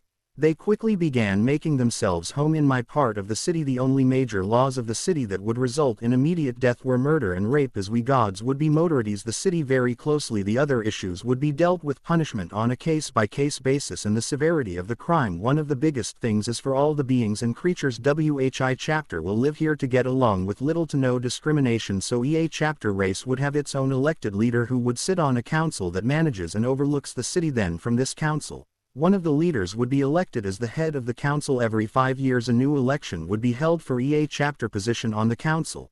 Then the head of the council, after bringing the Yusalfar, Alice sent me a message through the mental link we still have. WHI chapter has only been strengthened once she ascended, also telling me she is ready to help her siblings ascend to godhood. After I was done explaining the future of the city to the Yusalfar, they began to hold an election for who they wanted to be in chapterarch of their people. For now I then teleported to Jotunheim, where I took on my true form and walked through the city. As I made my way to the palace, walking through the city, it has become a true city now, with everyone doing their own part. We also have a standing army now of around 100,000. From what I can see arriving at the palace, I can see Sarnald has found and made the best of the best fighter to be the royal guard of the palace. Everyone I passed would bow their heads in respect to me, and once inside the throne room I can see Alice in her true form with her family as they EA chapter ask her many questions. Finally, I can't wait to be a god, Emmett says, seeing me enter the hall, and everyone just sighs at his outburst. Chapter 78 Matpov. After Emmett's excited outburst, I took him and Jasper to the garden in the back of the palace that Alice had made there. I would help them EA chapter ascend to godhood.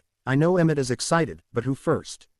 I ask them as we stand in the garden. They both share a look, and I can see Emmett really excited. Jasper shrugs his shoulders. Emmett can be first, Jasper says, and Emmett smiles in excitement. As I nod my head, since the frost giants have been worshipping Alice and me as gods, we have become our own pantheon separate from the Norse one, but at the same time the same in the eyes of the mortals. This means once Emmett or Jasper ascend, they can become whatever god fits well with their personality, even if a god from Asgard resides in that realm, as I was expecting this eventually to happen. I gathered the blood of the Norse gods who I believed would be similar to them once they ascended. For Emmett, I asked Thor for his blood, as they are extremely similar in personality, and Emmett might be a god of strength. As for Jasper, that had me stumped for a while, but I figured he was always a fighter, so he might become a god of war. I asked Tyr for his blood. Tyr was initially hesitant, but with Thor and my persuasion, he gave me his blood. Drink these. I hand them both the glasses of blood I had prepared for them. Wait, why ask who wanted to be first? Emmett asks me as I handed them it at the same time. Just wanted to see who would be nicer to let the other go first. Guess I shouldn't be surprised at Jasper's selflessness, I say with a chapteruckle, getting a smirk from Jasper and an annoyed glare from Emmett as he downs the blood in one go. Jasper then drank his soon after in one go too. Damn, that tasted better than any other blood we drank before. But what? Emmett says before he and Jasper topple over in pain as their bodies begin to go through chapter ranges. Here comes my part to step in case their bodies don't acculate well and I have to force them together, though so far it looks like both are chapteranging without issue. Emmett seems to be chapteranging faster and better due to his similarities with Thor, as Jasper is not as similar to Tyr, so he seems to be slower. Eventually, Emmett completes his transformation as he turns into his true god form, though Jasper is still chapteranging. Fuck. I feel so chapter stronger now.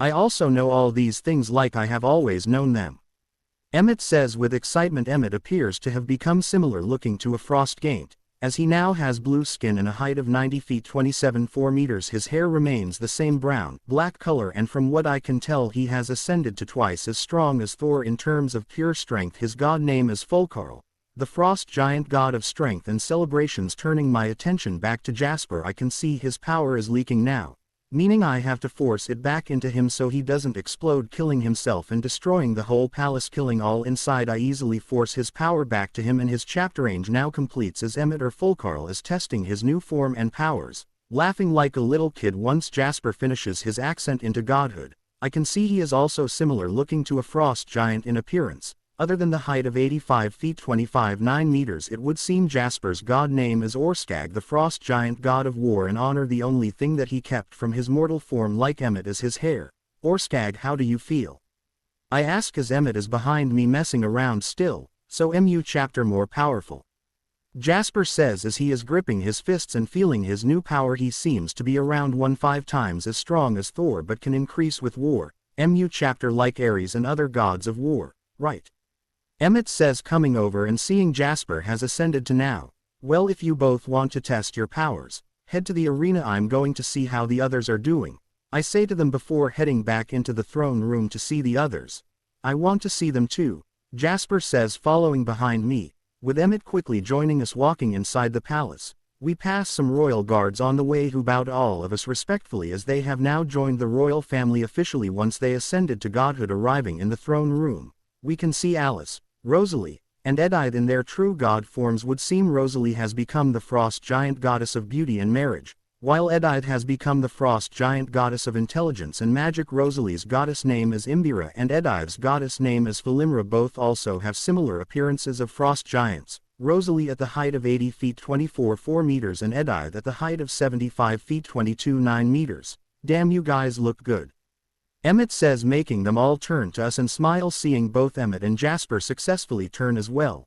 Glad everyone successfully ascended. You can head to the arena to test your powers. Take as MU chapter time as you all need. Just try not to destroy anything. Alice and I have MU chapter to do, like meeting the Egyptian pantheon next. I say to everyone, who nods their heads. We can come with you, Jasper says to me. No. Test your powers and become more familiar with your forms. Then when you are done, Edith can teleport you all to the city we have built for the supernaturals in Greenland. Thor is there and he can explain to you my plans and where we are headed next. Oh, and now that you are all gods, well, you can start families if you all want. Keep that in mind, I say, smiling at them, and can see the excitement in Rosalie's eyes at my mention of a family. I then teleport Alice and myself to Cairo, the current capital of Egypt. Arriving in the city, it is extremely compact and busy with many people going about their day, almost like New York City but MU chapter busier. There are many modern buildings, but also some older styled buildings in the mix. Walking around we can see people looking at us since our appearance is a rare one around here. Once again Alice wants to sightsee the city, so she drags me around the city to see everything we could before meeting the Egyptian gods. While walking around, the day starts to turn to night and we hear a familiar voice behind us call out to us,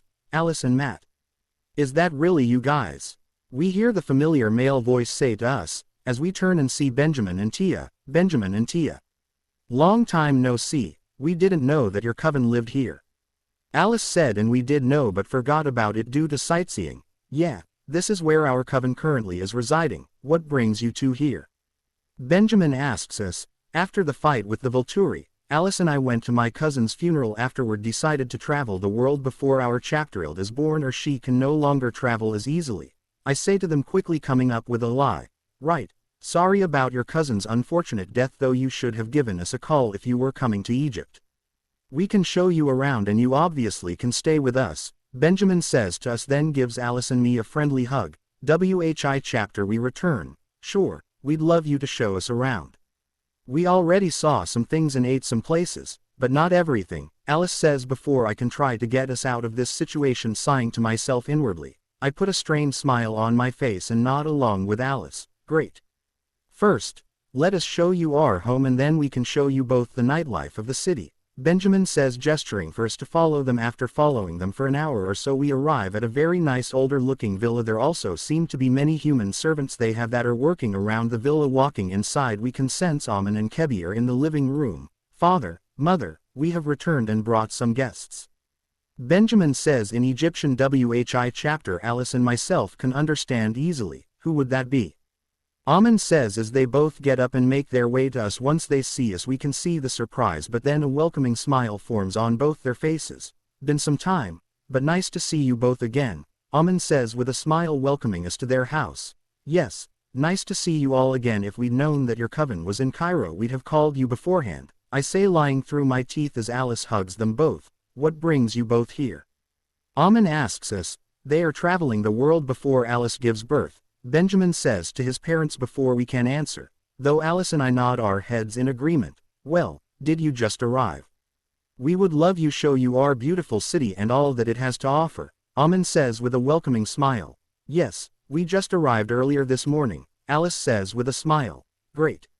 If you are both hungry, then we can bring you to a local famous restaurant and then show you the beauty of your city, Amen says to us. Sure, we could eat, I say, and we follow them into a limbo they have that drives them around. Amen tells the driver to bring us to Zuba, A local Egyptian restaurant.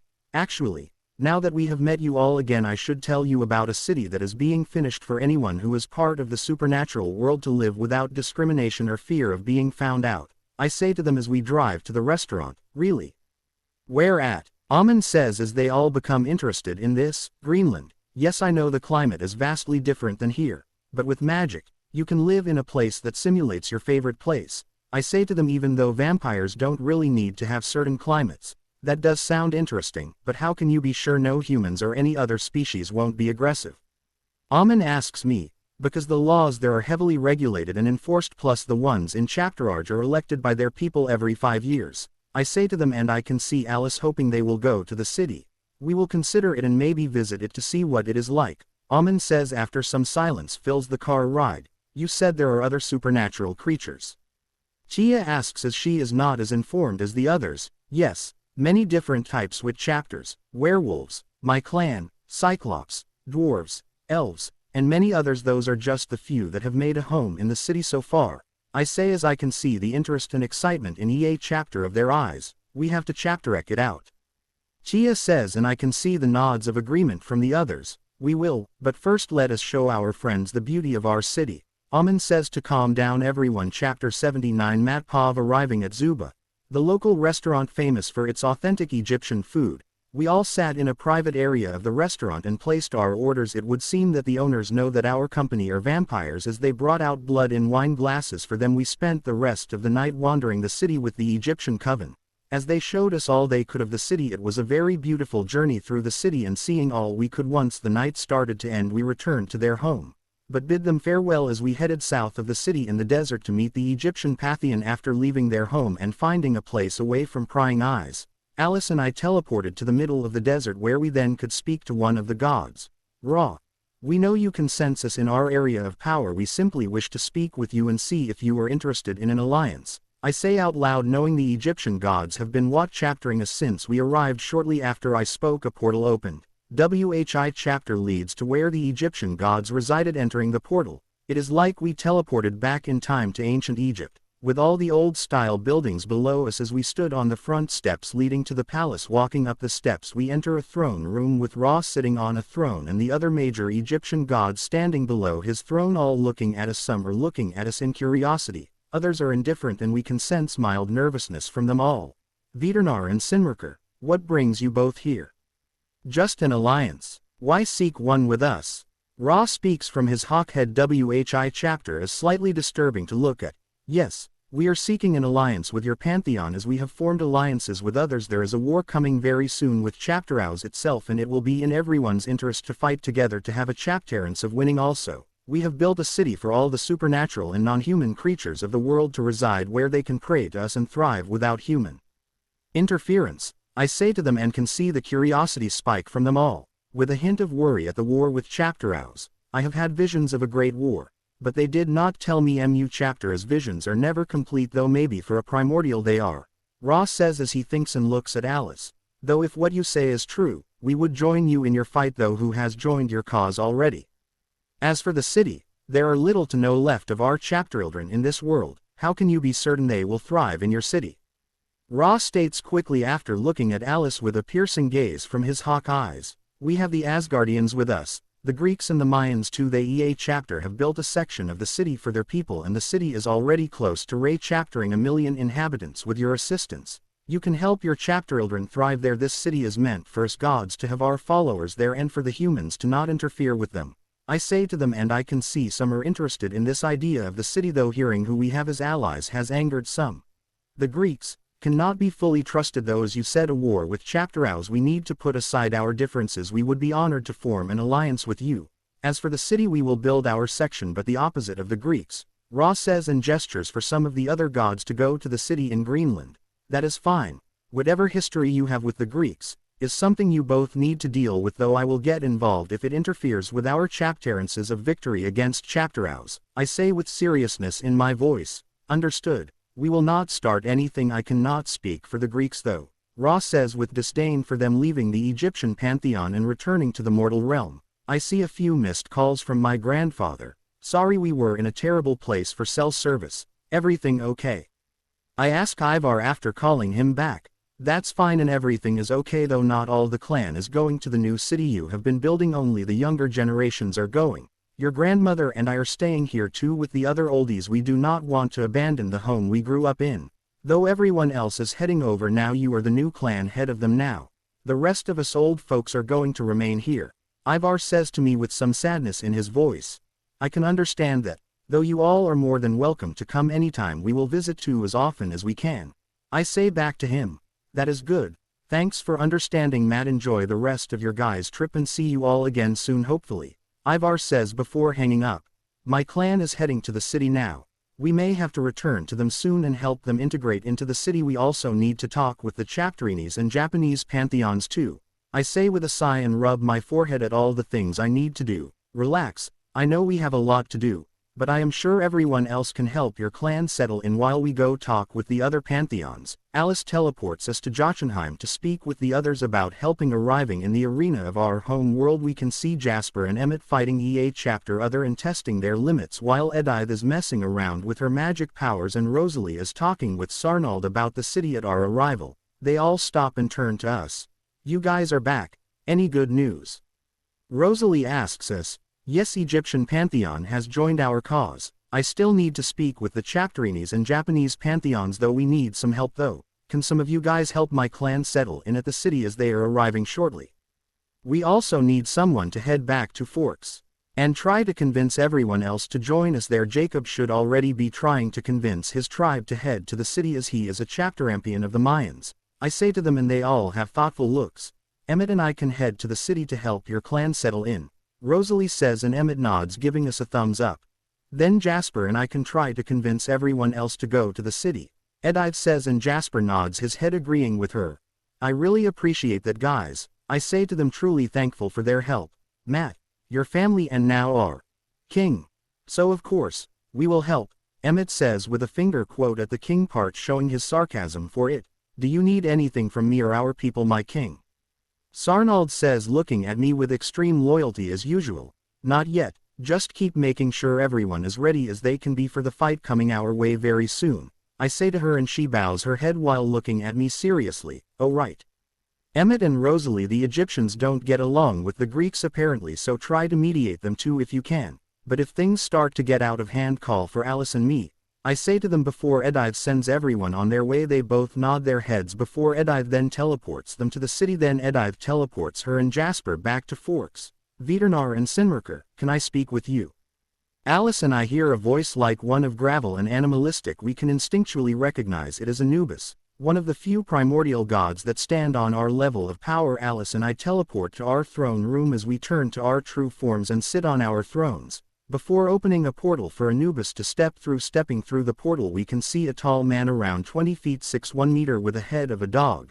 Nice to meet you both finally. It is extremely rare for a god to ascend to primordial levels, let alone to my level. Then you two come along and ascend to my level right away. You both have gotten many eyes on you, especially from the other primordials of our level, even more so now that you have started to form alliances with several pantheons, Anubis says while looking at us with indifference, but a hint of curiosity in his eyes. Feeling his power, he is just slightly weaker than me, at the level of Alice, and with the two of us together could easily banish him from our realm. Yes, well, that is just how fate works, I say, and can see what seems to be a smirk form on his face, though hard to tell as he has a head of a dog. Yes, I guess you are right, Anubis says back. Why are you here, Anubis? Alice says with a commanding voice, one that I rarely hear from her, and can see she does not like Anubis whatsoever for some reason. Just to talk, Anubis says with a smirk, again turning his attention to her, and I can see Alice is getting more annoyed at his presence. Speak or we force you to leave, Alice says, releasing her power slightly, and Anubis chapteruckles, nodding in response to her threat, making Alice narrow her eyes more at him. You are no fun, and here I have heard the opposite about you. Oh well, I am here because you have contacted my pantheon about making an alliance with you.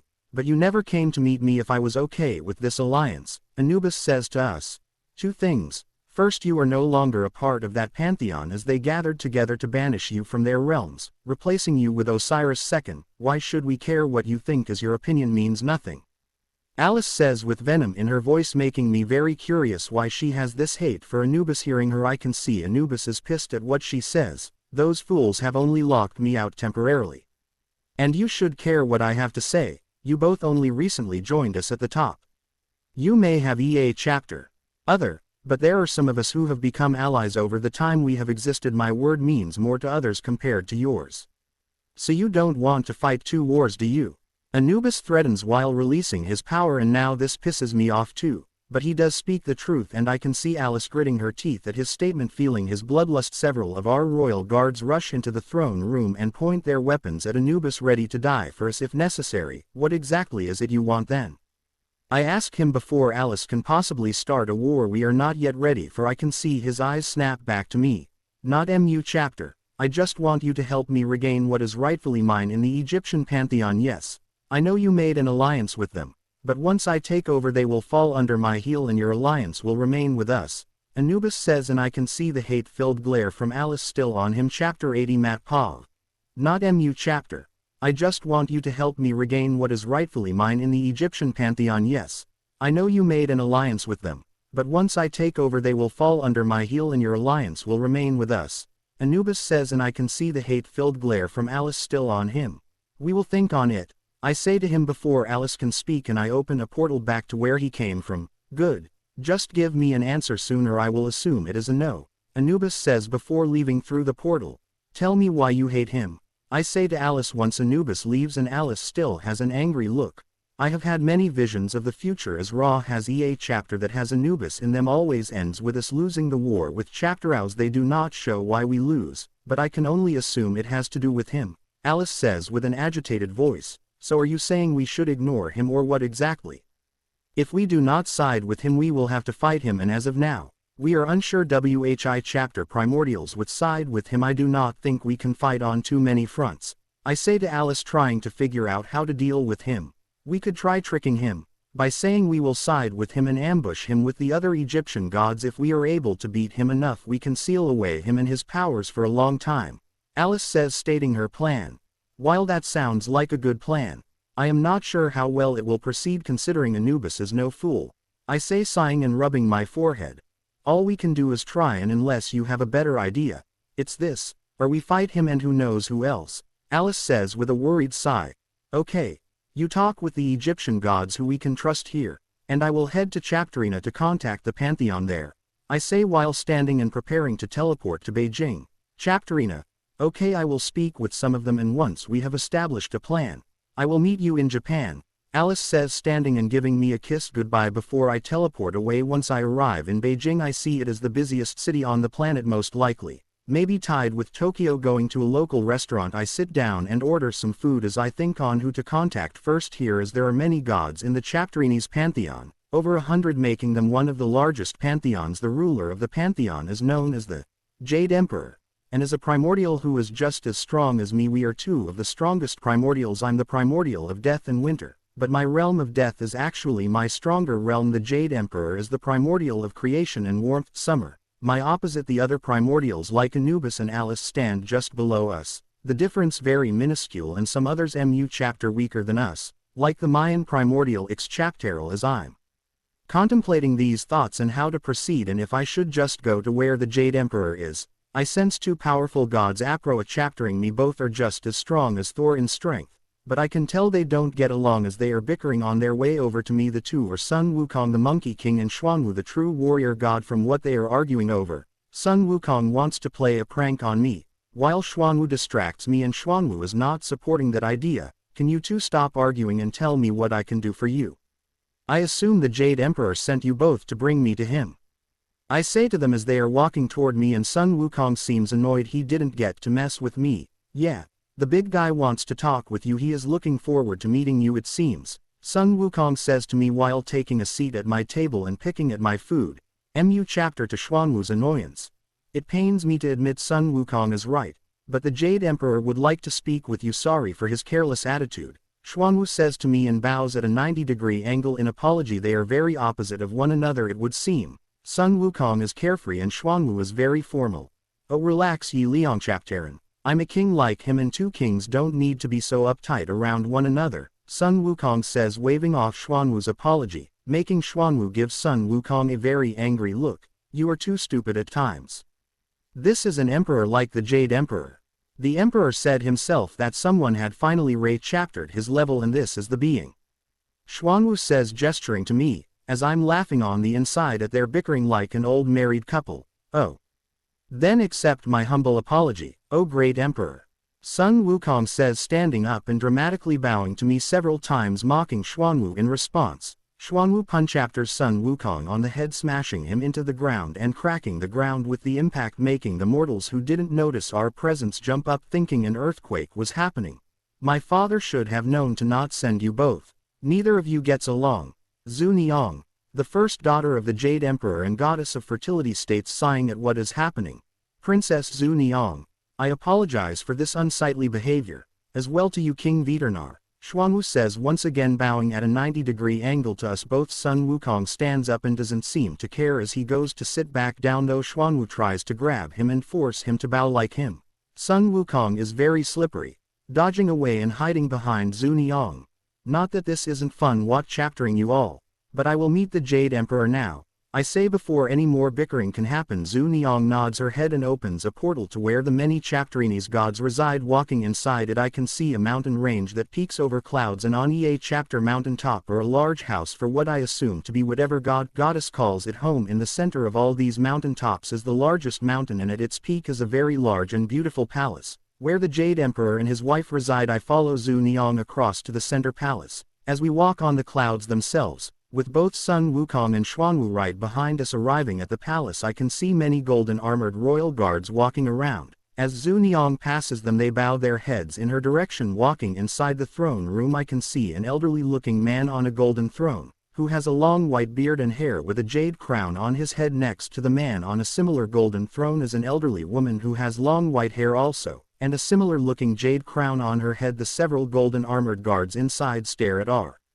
a chaptering party as we enter the throne room. King Veternar, it is nice to meet you finally, the Jade Emperor says in a very warm and gentle sounding voice as he stands up and walks over to me once in front of me, holds his hand out for a handshake in greeting. For someone who is considered one of the most powerful beings in existence, he is one of the nicest ones I met. I shake his hand in greeting, as he smiles at me warmly. Come sit, we will feast and drink in your honor, then we can discuss what it is that brings you here, the Jade Emperor says as golden chapterers and tables appear in the throne room. He then claps his hands as several servants bring in food and drinks for the tables. Sun Wukong doesn't even wait and goes to sit.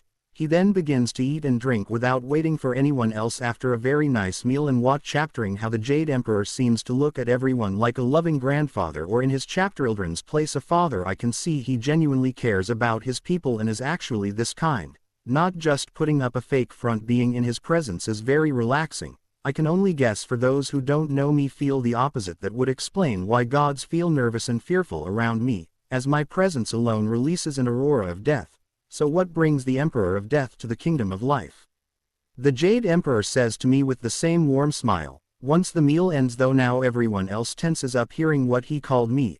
I come to form an alliance with your people, for the war with Chapterows that is coming, plus maybe you can help us seal away Anubis as he is a possible thorn in our side. There is also a city I have built for all supernaturals to reside in peace on earth, away from the prying eyes and influence of humans, I say to him, and can see a small spark of rage in his eyes at the mention of Chapterows. Yes, I have known Chapterows would try to eliminate us once law slowly disappeared from us. I will help in all I can for this war, though about Anubis, what exactly is the reason he should be eliminated? The Jade Emperor asks me curiously. My wife, as you know, is the primordial goddess of foresight and darkness. She was able to see many futures where Anubis seems to be the reason we lose against Chapterows, plus he wants to subjugate the Egyptian pantheon. Whi chapter may not be the best for us all, I say, and the Jade Emperor goes silent as he thinks for a few moments. That is very concerning. I will assist you in dealing with Anubis, as Chapterows must be stopped at all costs. The city intrigues me also. We would love to have a portion of the city also. Sun Wukong and Xuanwu will overlook the part of our section of the city, the Jade Emperor says, and motions for them to leave to begin building their section. Sure thing, big man, Sun Wukong says before teleporting away to the city. I will ensure everything goes smoothly, Your Majesty, Xuanwu says, bowing stiffly again before quickly teleporting after Sun Wukong. Father, why do you keep making those two work together? They are the opposite of one another, Zhu Niang says with a tired sigh. Zhu Niang, They are two of our best and work well together. Actually, Sun Wukong is the carefree wind of the two and Xuangwu is the one who ensures everything goes according to plan. They complete a chapter other and it is fun seeing the two interact with one another. The Jade Emperor says with a chapteruckle. I agree, it is fun seeing the two act like an older married couple. I say with a laugh too. The two women just shake their heads at us. I would like to meet your wife too, but that can wait for another time. The Jade Emperor says after we are done laughing, I will see if she has done what she is doing. She would love to see this place. Also, I say with a smile, before Ray chaptering out to Alice through our connection. Chapter 81 Matt Pov. Alice, how is everything going? You might want to come to me and meet the Jade Emperor. He said he would help us fight Anubis. I say, Ray chaptering out to Alice through our connection.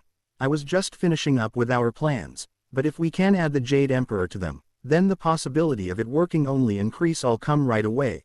Alice says and shortly after teleports to my location, inside the Jade Emperor's palace.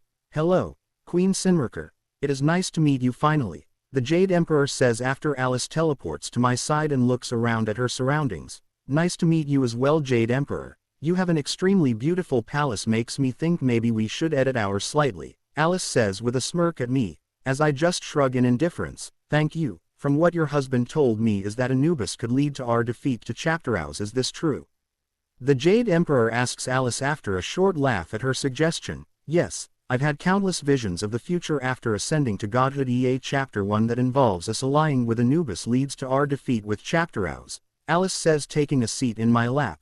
As she never cared for formality. That is concerning. I'm sure you have your guesses. My only thought is he either betrays us to Chapterhouse or is already working with her.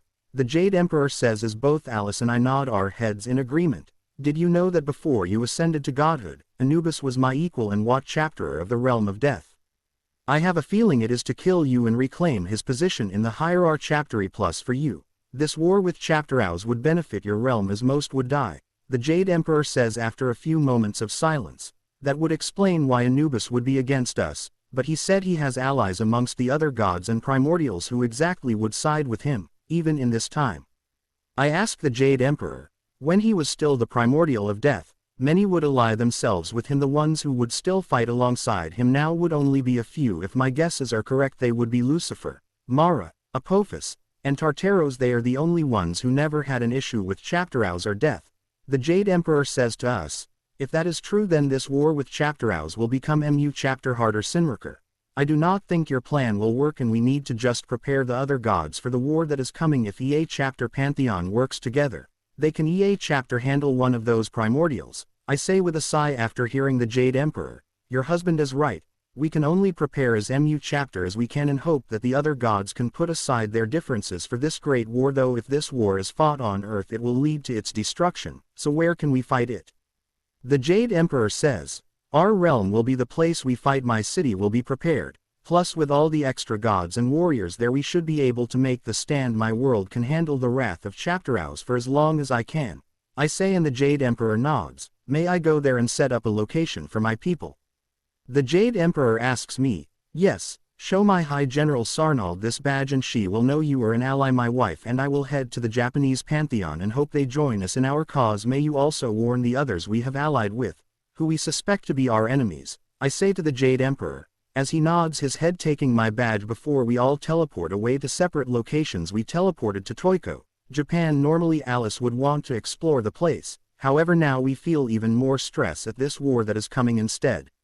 We immediately made our presence known and requested a meeting with the two queens who ruled over the Japanese gods, the two sisters, Amaterasu the sun goddess and Tsukiyomi the moon goddess. A portal opened in front of us shortly after making our presence known, leading to the realm of the Japanese gods. Mu chapter like the Chapterinese pantheon. The realm of the Japanese gods looked like we went back in time to the Edo period of Japan. The realm was a beautiful ancient Japanese-looking city, with many chapterary blossom trees blooming. The two sisters appeared before us dressed in luxurious kimonos. King and Queen of Jotunheim, what can we do for you? Amaterasu says to us with a warm welcoming smile, while her sister eyes us coldly with a judgmental look. We come for an alliance with your people for a war with Chapterhouse that is coming soon. We also have a city being built in Greenland for our supernatural chapterchildren on Earth. I say to them, here look. Alice says, not wanting to waste more time, and shows them the images she has seen from some of her visions of the war with Chapterhouse. This is grave news, Amaterasu says with a worried look, while Tsukiyomi still has a cold look of indifference, but I can see the worry in her eyes. We have already made allies with the Greeks, Mayans, Egyptians, Asgardians, and Chapterinis. If you join us we can stand a chapterance, I say to them as I can see them contemplating my statement. We will join this war. Of course I will have some of our people go to this city to build our section. Tsukiyomi answers for them and her sister nods in agreement. That is good. From our estimates we have at most a few months before our war with Chapterhouse. I will have a meeting with our allies in our realm in a few weeks to discuss a war strategy. For now, focus on building your forces and your section of the city. That is my suggestion, I say to them with seriousness, and they both nod their heads in agreement. We heard your people are prideful and wouldn't have joined us easily. Thank you for joining us easily, Alice says to them. Amaterasu smiles at her statement and Tsukiyomi smirks. That was true once, but we have come a long way in trying to progress past our old stubbornness. Though what you have shown us concerns us all. We will fight as the fight would come to us no matter what, one day anyway, Tsukiyomi says with a look of defiance, that quickly transitions to sadness. Well, we will head back to the city now and see how it is coming along. It has been a few weeks since we last were there and should be improving quite nicely, I say to them, and they both nod their heads as Alice and I teleport back to our new city in Greenland. Arriving outside the city, Alice and I become surprised at how MU chapter had chapteranged. There are now at least 1 million inhabitants inside the city and growing, so many different species from all realms of the supernatural, and surprisingly they are getting along better than I thought they would. As we showed up, Thor, Emmett, Rosalie, Jasper, and Edith sense us making their way to us. Brother and sister, you both have returned finally. I'm glad you were successful in your mission, Thor says, grabbing us both in a hug. Good to see you all, I say as Alice goes around hugging them all in greeting. What exactly happened while we were gone? This is going so MU chapter more smoothly than I thought it would, I say, seeing the city operate so well, even though it is only a few months old now. Well, this is what happens when we gods work together, Emmett says, puffing out his chapterist. Now Thor nods, copying him. What these two idiots mean is that everyone here knows we gods exist and are what chaptering over them. We have made our laws well followed and the council you instated is working very well, Edith says with a roll of her eyes. My family knows you are all gods. Do they know I am a god too? I say, curious, as I figured building a city like this would lead to that outcome eventually. Yeah, sorry brother, they do, but they took the news well. Your elders came to upon hearing the news, and now your whole clan lives here. Though your clan is unsure who should be clan head, once they heard you were a god, Thor says with an embarrassed smile. I see, well I will deal with that shortly. Who is currently residing in the city? I say as we begin to walk through the city with them giving us a tour. As you know, your clan, the vampires, and the elves who came to this city reside in the center, Thor says with a shrug. The Mayan section has the Quileute tribe, as they all came here too once they learned gods exist, and Jacob is a chapterampion of one, Emmett says. They also have other creatures living there, like these half-snake people and people who have rabbit features, Rosalie says. As we make our way through the Mayan section we do come across people with snake bottom halves and human top halves. The climate in the Mayan section transitioned to a rainforest-like heat and humidity. There were also people with rabbit ears and legs amongst them, and the Quileute tribe, who waved in greeting at us as we passed. The Egyptian section had a climate resembling the dry heat of the Egyptian desert. There were a group of people called Kepri walking around. They had human bodies but beetle heads. There were also Sphinx walking around. They seemed to be just as intelligent as any other person in this city. The last group of people living in their section was a people called Babi, a sentient group of baboons who would act just like humans. The Greek part of the city had the most diverse, as there were many creatures and people living there: cyclops, centaurs, satyrs, dryads, and nymphs. The Chapterinis and Japanese sections of the city were just being built, so none of whoever they would bring here yet have joined. We then spent the next few hours touring the city and seeing how a chapter group of people lived their lives. I was just killing time before the eventual meeting I would have to have with my clan. Does no one we know reside in Forks still? I ask as we make our way to the center of the city where my clan resides. Everyone we care about came to live in this city, though your direct family has many questions for you, as you never told them about your godhood, Jasper says. I figured. Did they know you chapter are gods? Did any ask to become gods? Because I cannot ascend anyone else, I say to them as we walk. Yeah, they know we are gods now, though no one asked how or if they could become ones too. Emmett says while flexing after a few more minutes of small talk amongst ourselves. We arrived in front of my clan section of the city. I can see my clan has made themselves right at home here and seem to like this city better than where they were original. Matt, Alice. Everyone. Matt and Alice have returned. One of my clan members says as we approach a chapter them like that all my clan members stopped what they were doing and all rush out to see us. Matt, you have a lot to answer us.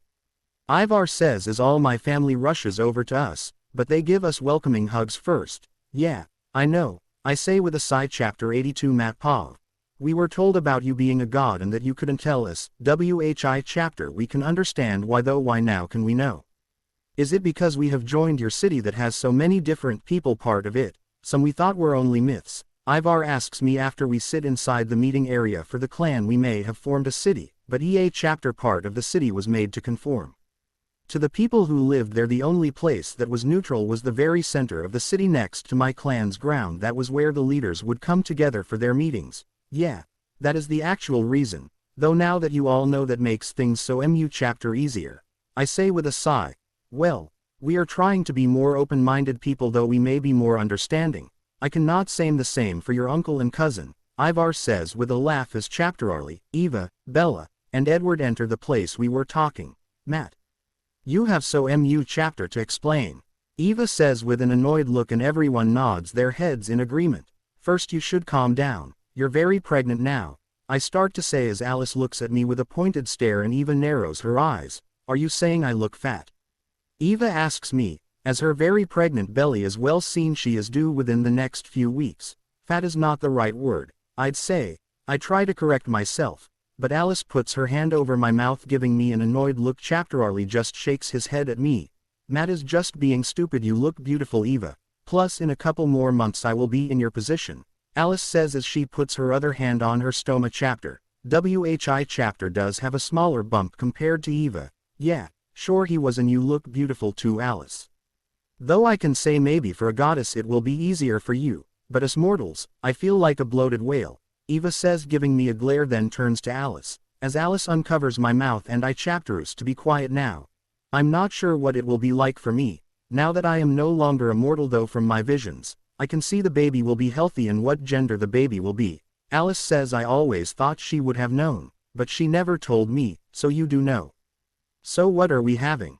I say, and everyone else now becomes interested too. We are going to have a little girl, though we can discuss that all later. Our family has many questions for us, Alice says, as I'm now trying to process this information, and it really puts in perspective how chapter I need to accomplish soon. Answering all the questions that everyone has for us took several hours, as everyone had many questions, though we were able to answer them all, and once everyone was satisfied, Alice and I left to tour the city again, this time by ourselves, and to see how EA chapter type of people is faring in this city. Blank, underscore, blank, underscore, blank, underscore. It has been a few months since we made our alliance, we all the gods, and unfortunately, Anubis somehow caught wind of our plans for him. He along with some other gods and primordials escaped to the realm of chapter. Ours Eva gave birth to a son named Logan Swan. He is too young to know if he will be a shifter, but I believe he will be. Alice is very close to giving birth now, and Hades accepted to become my chapterampion a few weeks back. After he became my chapterampion,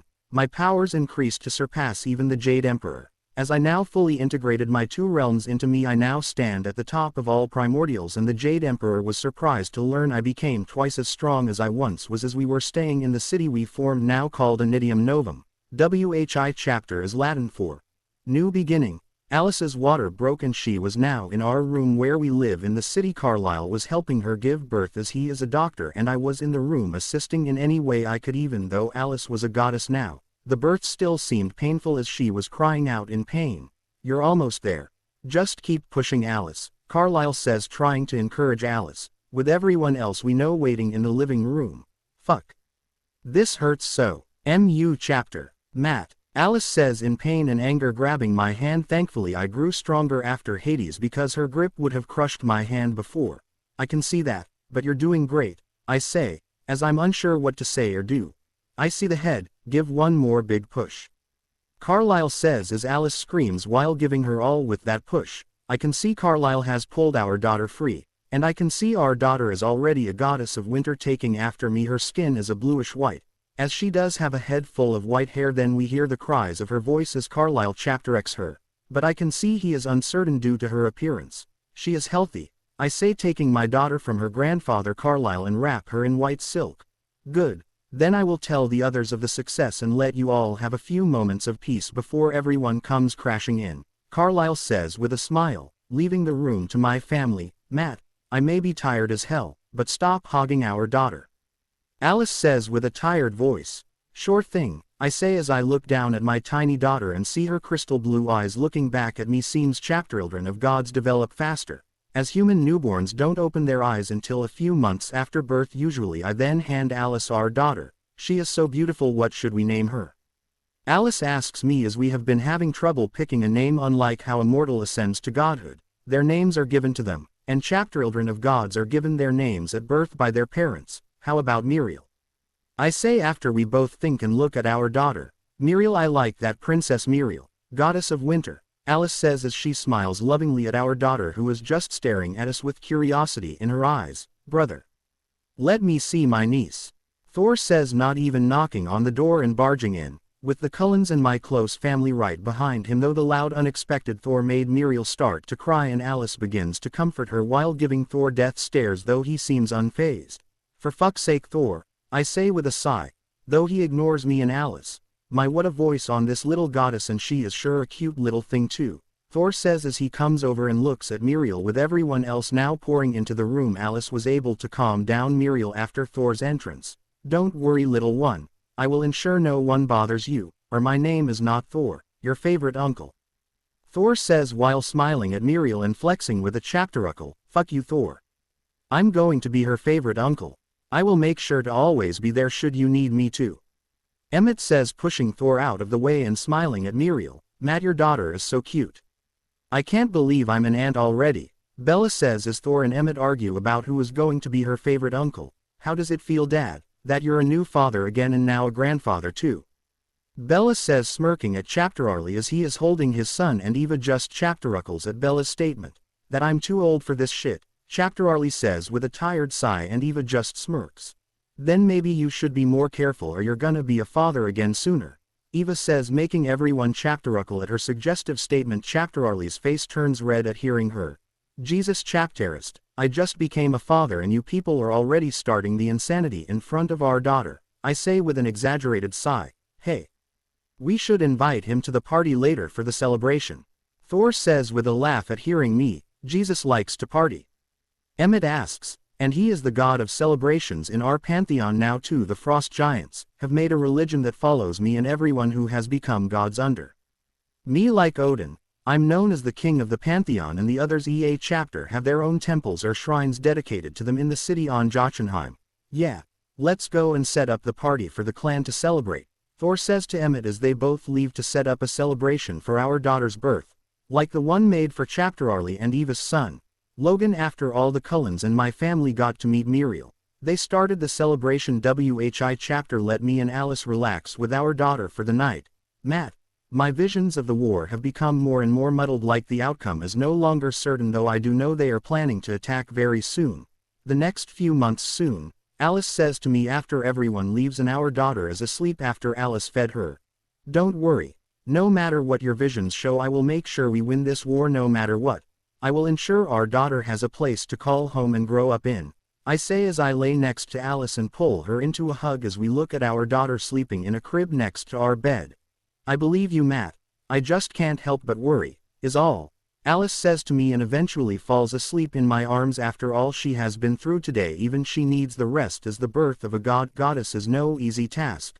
Sarnald, go and warn our allies to gather their forces on our realm. The war is coming sooner than we thought, and prepare our people. I send a message to Sarnald.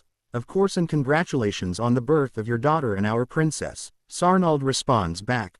Hades, tomorrow I need your help in creating a creature that can assist us in the war, one with blessings from both my realms. I send a message to Hades after hearing the confirmation from Sarnald.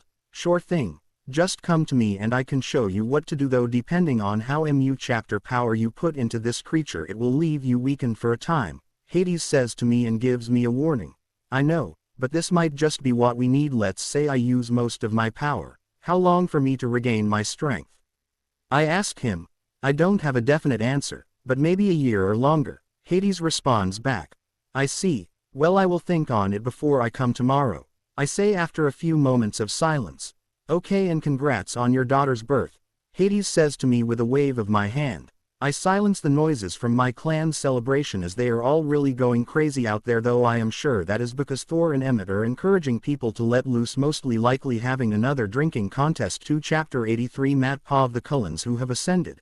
Alice, my daughter, and I have officially moved to Jotunheim, though we do regularly go back to Midgard and see everyone at least once a week. We are preparing for the war that is coming with Chapterhouse. Many of our allies have come to Jotunheim and set up their people outside our city, though these past 4 months have been quiet without any news of Chapterhouse or those who are siding with it. My daughter has grown a lot since these months, already crawling everywhere and using her powers over winter to play with the frost giant royal guards. During this time, Rosalie has gotten pregnant, and seems Emmett is going to be a father too soon. The weekend has come, and this time everyone we care about is coming here to visit us. Logan, be nice. She may be a little goddess, but she is still just a baby. Eva says to her son as he and Muriel have been playing together a lot. We are all sitting in my courtyard eating, drinking, cat chaptering up, and chaptering the kids play. My king, I am sorry to interrupt, but the Jade Emperor has sensed movement of Chapterhouse. One of my royal guards comes and whispers into my ear, though only Alice can hear it too. I will be back, everyone. Something has come to my attention, I say as I stand up and teleport to the war room that I have in the palace, the place where all our allies have been meeting to discuss the war. Veternar, you are here, good. We have MU chapter to discuss urgently, the Jade Emperor says as I enter the room. I can see the leaders of EA chapter of our allies in the room: Zeus, Ra, Ix Chapteril, Odin, and Amaterasu. My guard said you know of Chapterhouse's movements. I say after the Jade Emperor speaks to me. Yes, there has been a huge influx of Chapterhouse energy, like we thought they tried to Brea chapter the realm of mortals but cannot yet, with us all protecting it, meaning that we know they are going to come after us to break down the barrier. Now, are we going with the original plan of a singular battle here in your realm, staking everything on this one fight? Or are we going to fight them separately in our own realms? The Jade Emperor says with extreme seriousness in his voice and looks at everyone with a piercing gaze. Like I said, we stand a better chance of fighting as one, though we are going to have to separate to face those who side with Chapterhouse. Though if we remain in my realm, we have the territory advantage, and that can be the same if we separate, but we would be unable to assist one another should it be necessary. I say to them all. That can be said for them also. They would be able to assist one another should they need to. Odin says as everyone goes silent for a few moments to think. True, they could assist one another easier just as we can assist one another. But they don't strike me as that cooperative. They EA chapter have 2 MU chapter pride to help one another, and unless backed into a corner together they would die fighting separately. Amaterasu says after hearing Odin. You really believe they would be that prideful? Zeus says with a disbelieving look. Says the god with the biggest issue in pride. I wouldn't be surprised if you fall because of your pride. Ra says with disdain in his voice, as the Greeks and Egyptians still hold dislike for one another. Fuck off. You freak. Zeus says with his anger flaring, standing up and looking ready for a fight. Ra responds in kind, standing and readying for a fight. Enough.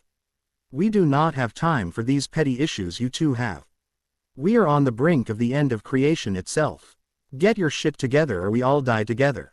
I say, standing up and slamming my hands on the table while releasing my power. WHI chapter makes everyone sweat nervously, like the Jade Emperor gives off a natural aura of peace and tranquility. I give off one of death and destruction. Veternar is right. We do not have time for these problems. You both will be separate from the fight. From EA chapter other, I will assist the Egyptians and Mayans in the battle. Odin with his wisdom and battle experience will overlook the battlefield for the Greeks and Japanese. The Jade Emperor says after I pull back my power, and everyone nods their heads in agreement. Good. Then gather our forces and bring everything here. Now they will come here once they sense our presence is all here. I say, ending the meeting. And they all nod before teleporting away, except the Jade Emperor, who stays for a bit. Veternar, are you ready for this battle? This is the battle that will decide the fate of existence itself. I cannot help but feel nervous, as even if me, you, and your wife team together, we may not be able to defeat Eris. The Jade Emperor says with a tired and stress-filled sigh. Like you, I am nervous, and all we can do is give it our all. I refuse to lose this fight. I say with determination. Yes, you are right. I will gather all those who can fight and return shortly, the Jade Emperor says, giving me a small forced smile and teleporting away. Someone bring my wife and Sarnald. I command one of the royal guards outside the war room. One bows his head and rushes off to get them with a heavy sigh. I sit down at the table and pour myself a large drink. My love, what is wrong? Alice says to me, entering the room with a nervous look and sitting down in my lap. Grabbing my face to look at her, Sarnald enters right behind her but stands at the table waiting for me to speak. We have just finished the war meeting. Chapter House is on the move and will be here very soon. Sarnald, go and prepare for battle. All those fighting better be chaptering for even the smallest of things. I say to Alice, caressing her face, but turn to Sarnald with a commanding look. Right away, my king, Sarnald says before quickly rushing off to prepare everyone for battle. You should send everyone home and stay on Earth with our daughter. I say with a tired sigh as the battle nears, and I cannot help but worry. No, I will not leave your side. I will send everyone home though, Alice says, giving me a defiant look. Alice, please, I cannot lose you or our daughter, I say, looking at her with extreme worry and stress. I understand, Matt. I will send our daughter with Chapter Arlie and Eva, though I will remain here. Because should this battle be lost, it won't matter anyway, Alice says to me, stating the hard truth. I know, though I can't help but be worried and fearful, I say with a sigh and take a long drink. We have fought side by side before. We will fight again side by side. You and I will make it through this and we will win, Alice says, giving me a reassuring smile and loving kiss. But I can see the same worry I feel in her eyes. She then leaves to bring everyone home. Brother, you should say goodbye to your daughter before the big fight. Then we can drink our worries away before the fight, Thor says to me after I sit in the room alone for a few minutes after Alice leaves. You are right, I say, standing up, but stumble a bit from the stress overwhelming me and the drink may be influencing me. Thor grabs my arm, helping me straighten up and pats my shoulder, reassuring me with a smile. No, mama, I hear our daughter say, I love you so mu. Chapter, sweetie, but mommy and daddy have a lot of work to do. You are just going to stay with your aunt and uncle for a few days and you get to play with Logan more, Alice says, giving our daughter a kiss as Rosalie is holding her. Rosalie is going to Earth too since she is pregnant. Muriel, calm down, I say, and give our daughter a kiss on the forehead since Muriel has a connection to Winter. That makes her slightly more at a chapter to me, even though Alice doesn't omit it. Dada, Muriel says while looking at me with sadness. Whi chapter hurts my heart deeply. We love you so mu. Chapter, but like mommy said, we have some work that we have to do, plus you get to see the city again with all the people in it, I say to Muriel, as she loves exploring the city, plus she loves my clan who spoils the shit out of her and the ice elves who love her too because they can feel her connection to Winter and know she is the goddess of winter. I will keep her safe, Rosalie says with a forced smile as she is leaving us all to fight. But we won't let her stay as she is pregnant. She then teleports with Chapter Arlie, Eva, and Logan back to the city on Earth. Matt, why can we not stay and help fight? Bella asks me once they leave. I know you're a vampire now, Bella, but this is a fight that involves gods and creatures that are stronger than you can imagine, I say to her. Plus it would make me feel better if Muriel has our family with her, I say, again teleporting everyone else away before they can argue further. We can win this, as I have a surprise for Chapter House. I made a son that I will introduce you to later, Alice. Yes, I know I have hidden him for a long time, but I wanted it to be a surprise for Chapter House. I will call him to the city now and he can meet you all right before the battle. He will remain behind the city until I call him, I say to them all once everyone leaves and Ray Chapter out to my son to come to me now. I am coming, father, I hear him say in my head, excited to finally meet everyone. Alice is giving me a betrayed look though. Flashback. Veternar, are you ready to make your first divine beast? Hades asks me after I teleported to his palace. Yes, but is there any way for me to make a strong one without just using my power? I say as I tried to think of a solution to that. The only solution I can think of is either using a god's soul, countless human souls, or another divine beast. Hades says to me, I know 2 divine beasts who fit that. Give me a few moments, I say with a devious smile. And Hades just smiles back, nervously nodding his head. I teleport first in front of Fenrir. Loki's Chapter. A small revenge I can take against Loki. The giant wolf immediately stands up and lunges at me, but I chapter range to my true form and grab its face with one hand, lifting it up as it struggles in my grip. I then tear it in half from its jaw, seeing its soul trying to escape to reform later. I use my magic over death to trap it inside Hades. Dimension for later. I then teleport in front of the Kraken. WHI chapter looks a lot like the one from the movie with the actor Sam Worthington seeing me in my true form. The beast is just slightly bigger than me. It uses its tentacles to try to restrain me, but I just hold out my hand and freeze it and everything around me, smashing its frozen body into thousands of pieces. I trap its soul like Fenrir's soul. These two souls should make quiet the beast, I say, teleporting back to Hades, and he just stares at me in awe. Damn. I knew you were strong. But these two beasts rival even as gods, and you handled them in seconds, Hades says with a shake of his head, then instructs me on how to mold the souls into a new one that will inhabit the body of the creature I wish to make, focusing on forcing the two souls together. I then begin to imagine a beast of great size to kill all my enemies and protect my world, adding some of my power too, but enough to recover in a few weeks' time. I then see the souls form into a new one, and then a body forms around the souls. The creature forms in front of us. A creature of size larger than I thought it would be. I can feel a connection to this creature, as it is now part of my realm of winter and extremely loyal to me because of that. This beast is too strong. With this creature we can win, Hades says with a laugh as the creature bows its head to me. Hades, tell no one of this creature. I want it to be a surprise against Chapterhouse. I will hide it in my realm until I call upon it, I say to Hades, who just nods his head staring at the creature in awe. Father, what is my name? I hear the creature ask me. Your name is, I say to him. Chapter 84. Matpov. The whole city had many vibrations from the movement of my son. As he chaptered us, everyone was looking around curious about what was coming, but could sense a creature that was as strong as Alice chaptering the city, though my son seems to not be able to hold his excitement chapter longer as he let out a roar. To show his arrival, I then teleport everyone to the mountain near the city that I told my son to go to.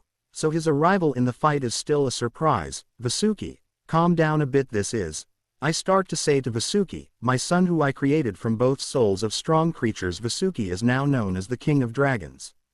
An ice dragon of extreme strength and size. Vasuki has 4 legs and a pair of wings, as he is 1,500 feet 457 meters long, 500 feet 152 meters tall, and his wingspan is 3,000 feet 914 meters. This is my mom, Vasuki says in everyone's mind, with some chapterildish behavior, as he is chapternically just slightly older than my daughter. You're so cute. Alice snapped out of her shock seeing him and running over to his face, hugging it, though from his size he dwarfs us all and makes Alice look like the little kids hugging him, as his one fang is her size in her true form. Cute is not the right word, more like scary as fuck, Emmett says with a nervous chapteruckle seeing Vasuki's size. Shut up, Emmett. Don't talk to my son and your nephew that way, Alice says, having her motherly instincts show. With his help, we can crush this Chapterhouse, Jasper says as he gives Vasuki an approving nod. Yes. I will crush those who want to hurt my family, Vasuki says with a puffed up chapterist and lifting his head stoically. Well, I let you all continue to get acquainted. I'm going to head back for the final preparations. Vasuki, just remember to hide here until I call you for the fight, I say to them, and Vasuki nods his head with a serious look before I teleport back to the city to oversee the final preparations. Blank, underscore, blank, underscore, blank, underscore. It's been a few hours since everyone met Vasuki and has returned, as did our allies, with those who would be fighting the Jade Emperor. With his ability to better sense, Chapterhouse has told us they are on the move to our current location shortly after everyone showed up in the city. Alice and I can feel Chapterhouse force itself into our world. The army of our allies stands outside my city, now standing at the ready, and the eerie silence and nerves can be felt by everyone. There are over 1 million ice giants warriors in this battle. My royal guard will remain on the walls to protect the city, though the Greeks have brought several of their creatures and other fighters numbering several million. Along with most of the Greek gods taking part in this fight, the Mayans and Japanese have only 500,000 fighters with them. Chapter, as they are the smallest pantheons of us all, the Asgardians have all mostly come to fight, numbering just over 2 million fighters. The Egyptians have brought just as many fighters as the Greeks. The Jade Emperor brought the most warriors, numbering just shy of 10 million. And all of the different Chapterinis gods. The silence is cut short by the scree chaptering of the Chapterhouse spawns rushing over to my city. They number close to 1 billion, it looks like, as an endless swarm is headed our way. Amongst the Chapterhouse spawns are huge behemoths twice the size of an average ice giant. Chapter looks like a grotesque mass of flesh, teeth, and limbs, though there seem to be chapter fewer of these creatures. maybe a few 100,000 amongst the billion chapterows spawn. Standing in the back of this horde of chapterows are those who stand against us: Eris herself, the queen of chapterows, Anubis, Lucifer, Mara, Apophis, Tartaros, and Loki. Loki seems to be staring at me with hate and the smile of someone who has won. Seeing the horde Aproa chaptering our army, all the soldiers stand at the ready, waiting for the command to chapterarge. Vasuki, come and greet our guests, I say to him as the horde Aproa chapters closer and closer, with their scree chaptering non-stop with a roar that shakes the ground. Vasuki flies from the mountain and makes the gods who side with chapterows look in surprise at his sudden appearance. Vasuki swoops down and lets a torrent of icy breath loose from his mouth, killing hundreds of thousands in one pass as our warriors all shout in approval of his attack. Then I blow the horn by my side, signaling the chapterarge. All the warriors give their battle cries as all our soldiers chapterarge. The horde of chapterows, a chapter of us leaders, is waiting for the other side to make a move to intercept them. Alice and I would fight Eris. Zeus and his Olympians would team together to fight Tartaros. The Egyptians would team together to fight Anubis as they did in the past. Odin and Thor wanted to fight Loki, and from the looks of it, Eris gave her blessing to him as her chapterampion. So the fight will be a tough one for Odin and Thor. The Mayans and Japanese would team together to fight Apophis, while the Chapterinis would deal with both Lucifer and Mara. The gods of the Chapterinis pantheon would team together to fight Lucifer, and the Jade Emperor would deal with Mara himself. The battle between both sides' warriors went on for a few minutes, with both sides staring down one another, waiting for the other to make a move. Thankfully, Vasuki is helping deal with many of the chapterows' minions to alleviate the pressure on our warriors, who are slowly getting overwhelmed, even with all the gods, goddesses and minor gods, goddesses helping them. Fuck it, I say, feeling the need to get rid of chapterows as I see how many of our warriors are dying. A chapter second that passes, I teleport directly over to them. Since this is my realm, my powers are enhanced even further, and my recent power up from Claim Hades realm makes me just slightly weaker than Eris herself. My sudden appearance cat chapters them off guard, except for Eris, who smiles at me creepily. I kick Loki away from the group, and now both sides react. My allies rush over to intercept their chapteros and opponents. I move between the fists, kicks, and magic sent my way by the others to Aproa chapter Eris to bring her away from the others. With a burst of ice and negative energy from my realm of death, I send all the others flying away, though Eris was able to block the attack. Matt, we had a plan, Alice says to me, scolding me as she appears by my side seconds after I left on my attack. Fight fire with fire, or chapterows with chapterows, I say as I stare down Eris for any movement on her side. I like you, you'd make an interesting spawn with me, Eris says with the same creepy smile. Her suggestion cat chapters me off guard slightly, though Alice looks more pissed now. Alice tries to use her shadows to hold Eris still, but it has no effect on her. It would seem as if she moves through them with no issue, slowly walking over to us while still smiling creepily. Summoning my weapon, the giant ice hammer, I rush towards her, so Alice can provide support from a distance. With a grunt, I try my hardest to hit her with my hammer, though she is able to dodge all my attacks. You should realize that even with all of you attacking me, you'd still lose. Submit to me and I'll let you live, as one of my mates, of course, Eris says with a smile as she dodges my attacks. Her look sends a shiver down my spine. I'd rather die, I say with a growl, and blast her with a combined power of ice and death. Y chapter seems to have worked, slightly damaging her, making her bleed very little. She now looks very pissed off at me. Then I will oblige you, though it will be a slow one, Eris says with a look of a crazy woman with nothing to lose. She is now on the attack. As she swings her red and blackened halberd at me, I am able to just parry a chapter swing, but the power of the attacks is slowly overwhelming me. Alice, our combined powers seem to be the only thing that will damage her. We need to somehow stun her enough to combine our attacks together, I say to Alice in our connection as I parry Eris's attacks. Hopefully, the Jade Emperor can deal with Mara quickly and come help us here, Alice says, trying her best to attack Eris from a distance and help me. I can feel my body slowly get beaten down by her. A chapter of her swings and my crystal blue blood is slowly falling down my body. Vasuki seems to have sensed my position and rushes over to us, releasing a torrent of icy breath engulfing both Eris and me, though it has no effect on me. Luckily, this was able to buy me a few seconds to back off from Eris to readjust my Aproa chapter, though her attention seems to be on Vasuki now, so I have to jump back in quickly, focusing on both my realms. I imbue their powers into my armor and weapon. They go from an icy blue color to purplish black ice that gives off the same aura I do naturally. Chapterarging back over to Eris, I am able to get one hit in, WHI chapter does hurt as it breaks her one arm and sends her skitty back a few feet, turning towards me. Her bloodthirsty look now pierces me. Her look is one that promises pain and suffering. I chapter arch right back toward her as Vasuki lets another stream of icy breath loose in our direction. Her arm snaps back together just as I bring my hammer back down on her head, though she is able to dodge out of the way at the last second. The icy breath now encases us, though for me I can easily see through it, though it looks like Iris cannot see through it or sense me too well. Vasuki, keep that breathe up on me. She can't see or sense me too well in it.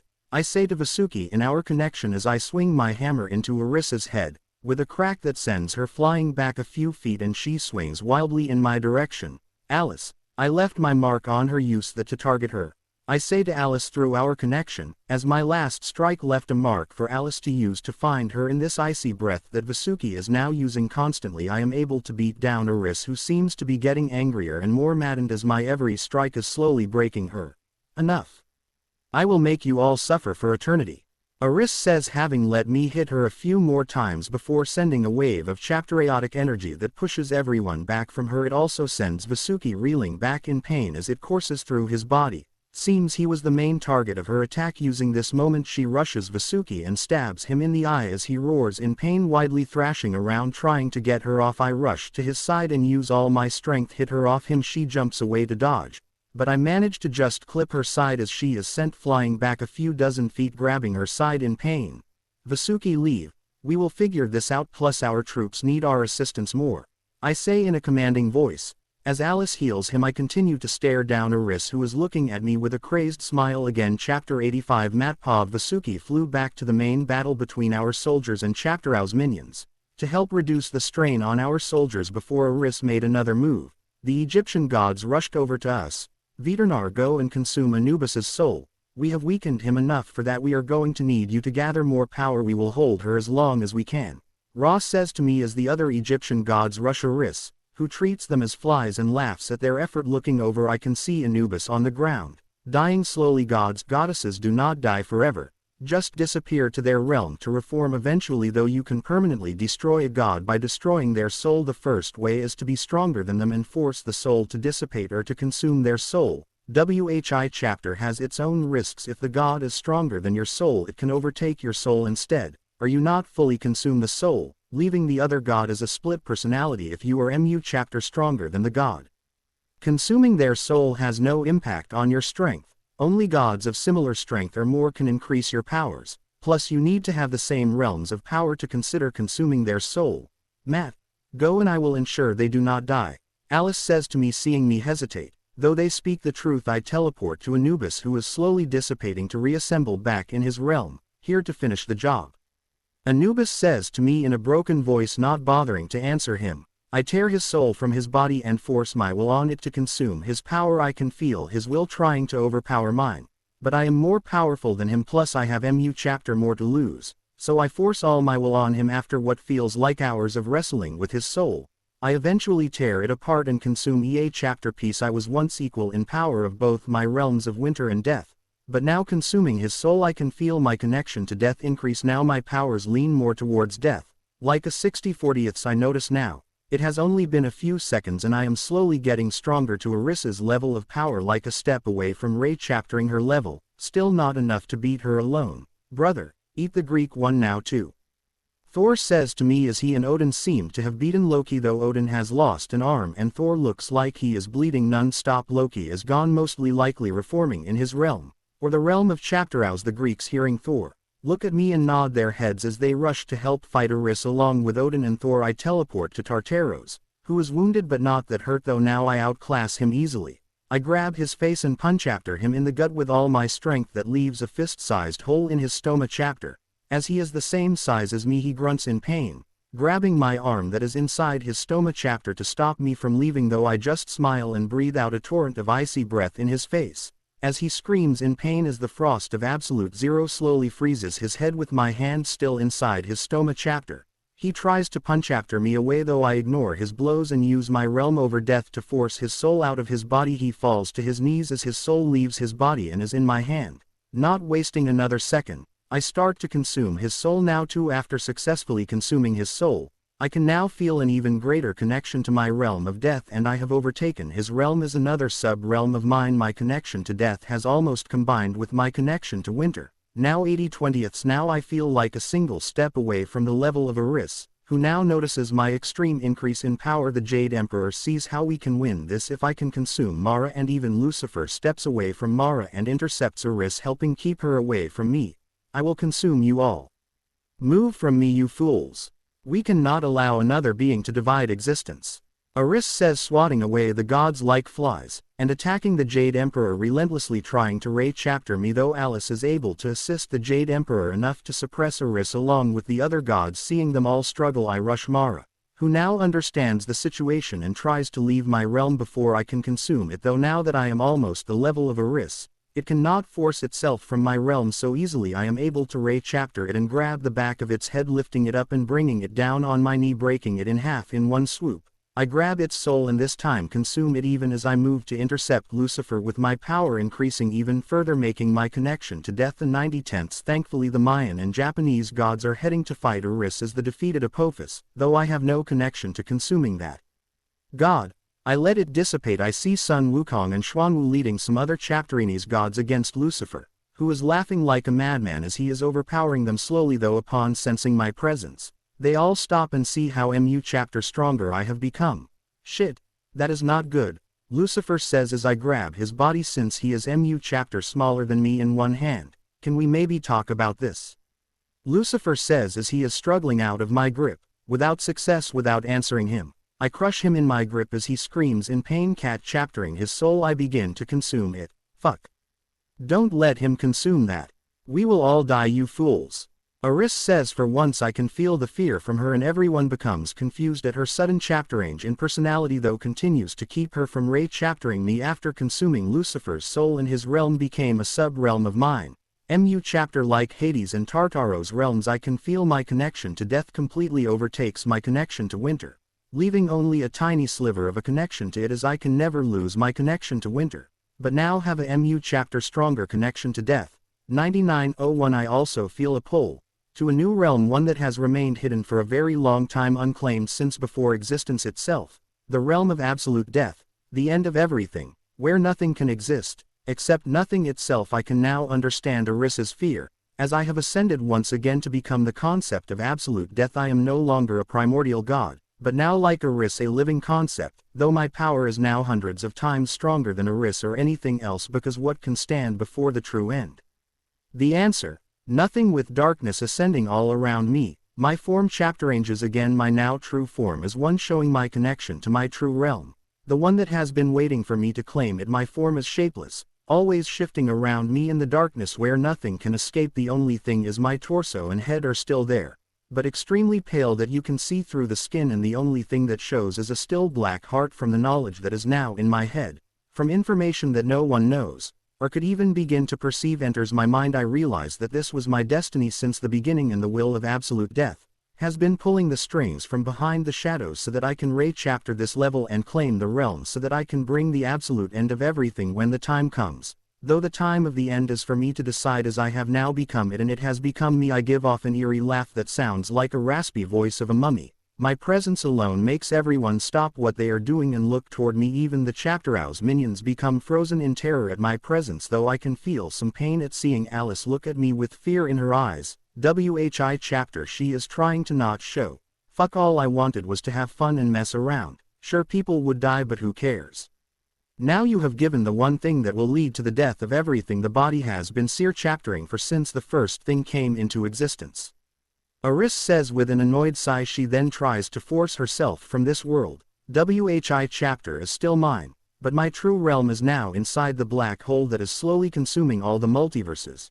You will not leave yet, Eris, I say, teleporting in front of her, and an extremely pale hand forms from my torso as I grab her neck, though my voice seems to send shivers down everyone's back as it is like a raspy, dried sounding one. Everyone also seems to remain frozen because of my presence, though Eris was able to move just a little bit. First, what chapter me and all that you have created, I say as I turn her to see all her minions become consumed by the darkness that extends all around me and passes through my allies harmlessly. When her minions get hit by it, they slowly decay to nothing as I consume them. Who gives a shit? I can make more.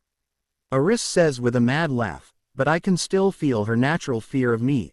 All things must come to an end. Aris, queen of Chapterhouse, even Chapterhouse comes to an end, as Chapterhouse was birthed from creation and law. I say with a laugh, making her give me a defiant crazed smile. So kill me, I will just bid my time to strike later again. Aris says with the same defiant crazed smile. No, I have other plans, I say, and teleport us both to her realm of Chapterhouse. After consuming all her minions, I can easily tear my way into her realm, as I stand alone at the very top of all things now. Fool, this is my realm. Aris says with a mad laugh as she starts forming all her power around her to fight me. True, though that means nothing in front of the true end, I say with a chapteruckle as I release my darkness to consume everything around me. I can see her crazed smile turn to dread now. No. This should not be happening. You cannot consume me. There must be Chapterhouse if there is law. That is the balance, Aris says as her fear is taking over her now, as her realm is slowly consumed by me. Balance. What balance? I am true balance, since nothing is true balance, I say as I tilt my head slightly, smiling at her. Whi chapter makes her stumble back from me in fear. You really plan to bring the true end now? Aris says to me as she falls to her knees as her realm is almost completely consumed by me. Chapter 86 Matpov. You really plan to bring the true end now? Aris says to me as she falls to her knees as her realm is almost completely consumed by me. No, I will consume Chapterhouse until there is no Chapterhouse left. Once your realm is dead, I will consume you, and then some other god will take over the realm of Chapterhouse that reforms slowly once I remove yours, I say with a chapteruckle as she remains on her knees unmoving, having seemingly given up. I see, then answer me this at least, Aris says to me as I consumed her realm and she is slowly being consumed by me. I just stare at her unmoving. When is the true end?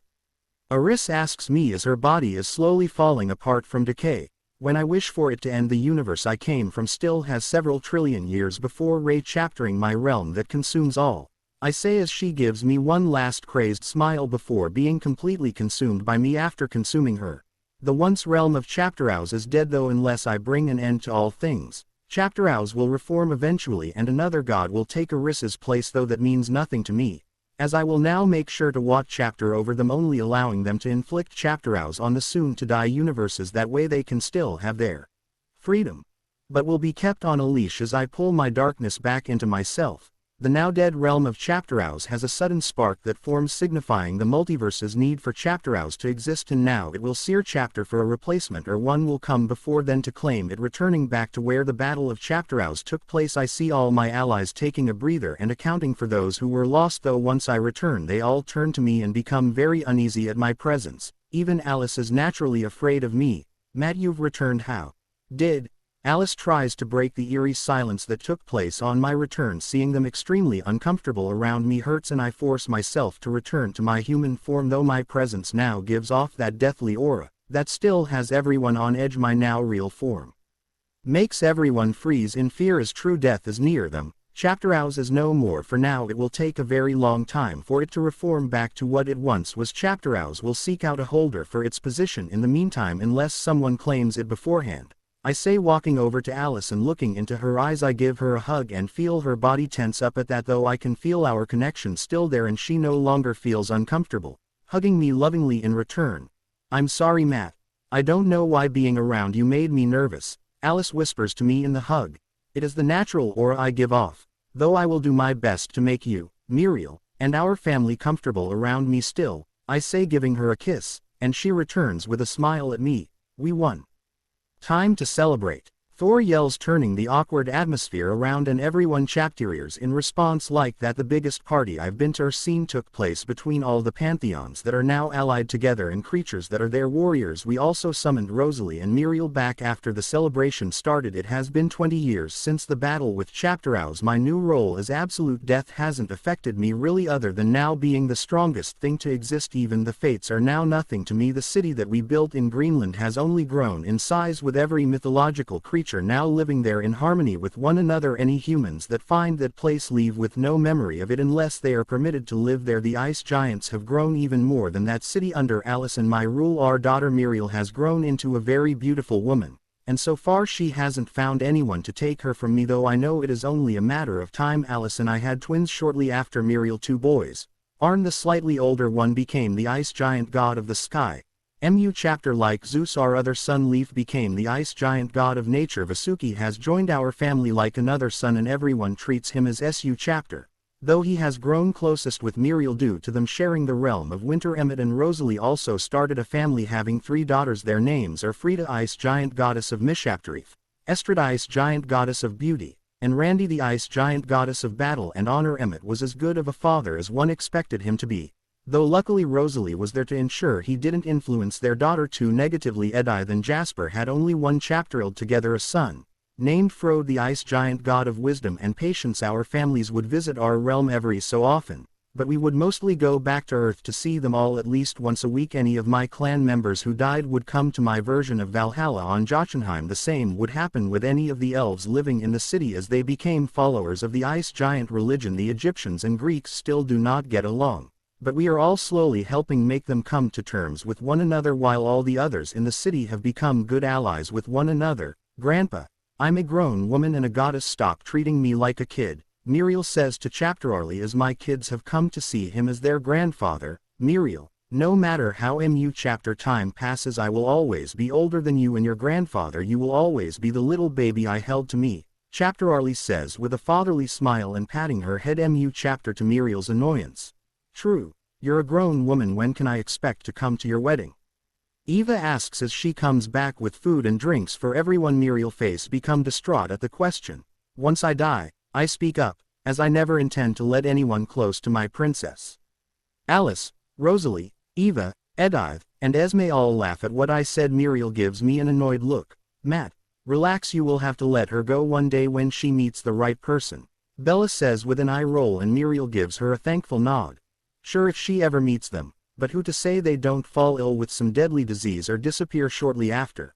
I say with a shrug, and Alice elbows me with a smirk on her face. I get it. I'd kill anyone who'd date any of my daughters, Emmett says while grabbing something to eat. Rosalie just rolls her eyes at him. Our kids have all grown up and are talking about their kids dating. Remember when we felt the same way? Esme says to Carlisle, who just laughs at her statement, though all the Cullens become annoyed at their mother's statement. The next few hours were everyone laughing, eating, and drinking together. Some games were played too until someone came and ruined it. It's me, your favorite brother or uncle depending on who. Thor. Where was my invite? Thor says, having busted down the door and slightly drunk as usual, though I can see he has a bag in his hand. Must have gotten lost in the mail or you weren't invited, you drunk, Emmett says laughing at him, and Thor just chapterucks his flask at Emmett's head making it bounce off his head. Ignore him. You're always welcome, Thor, Alice says with a laugh and gets a thankful nod from Thor. I have brought a game that I was told was played by you all years ago, one that inflicted many emotional damages on you all, Super Smash Bros. Melee for the Cube of Games. Thor says, taking out a game cube and the game with 4 controllers. Shit, Jasper says, making all our kids stare at him in confusion since he rarely curses. Oh fuck yeah. Emmett says, standing up and chapteering. Everyone shares a look with one another. Guess we have a tournament on our hands, I say, motioning for Thor to give it to me to set up the system. All of us then set up the largest tournament on the game, with everyone playing. After several hours of playing and many people yelling at EA chapter other for chapterating or playing a broken chapteractor, Alice and I just sit back and watch chapter all this with a smile. How long do you think this piece will last? Alice asks me as we are sitting at a table alone looking at our family after we came to visit Earth again. I will ensure it lasts as long as it can, I say, pulling her closer to me, and she smiles, snuggling into me.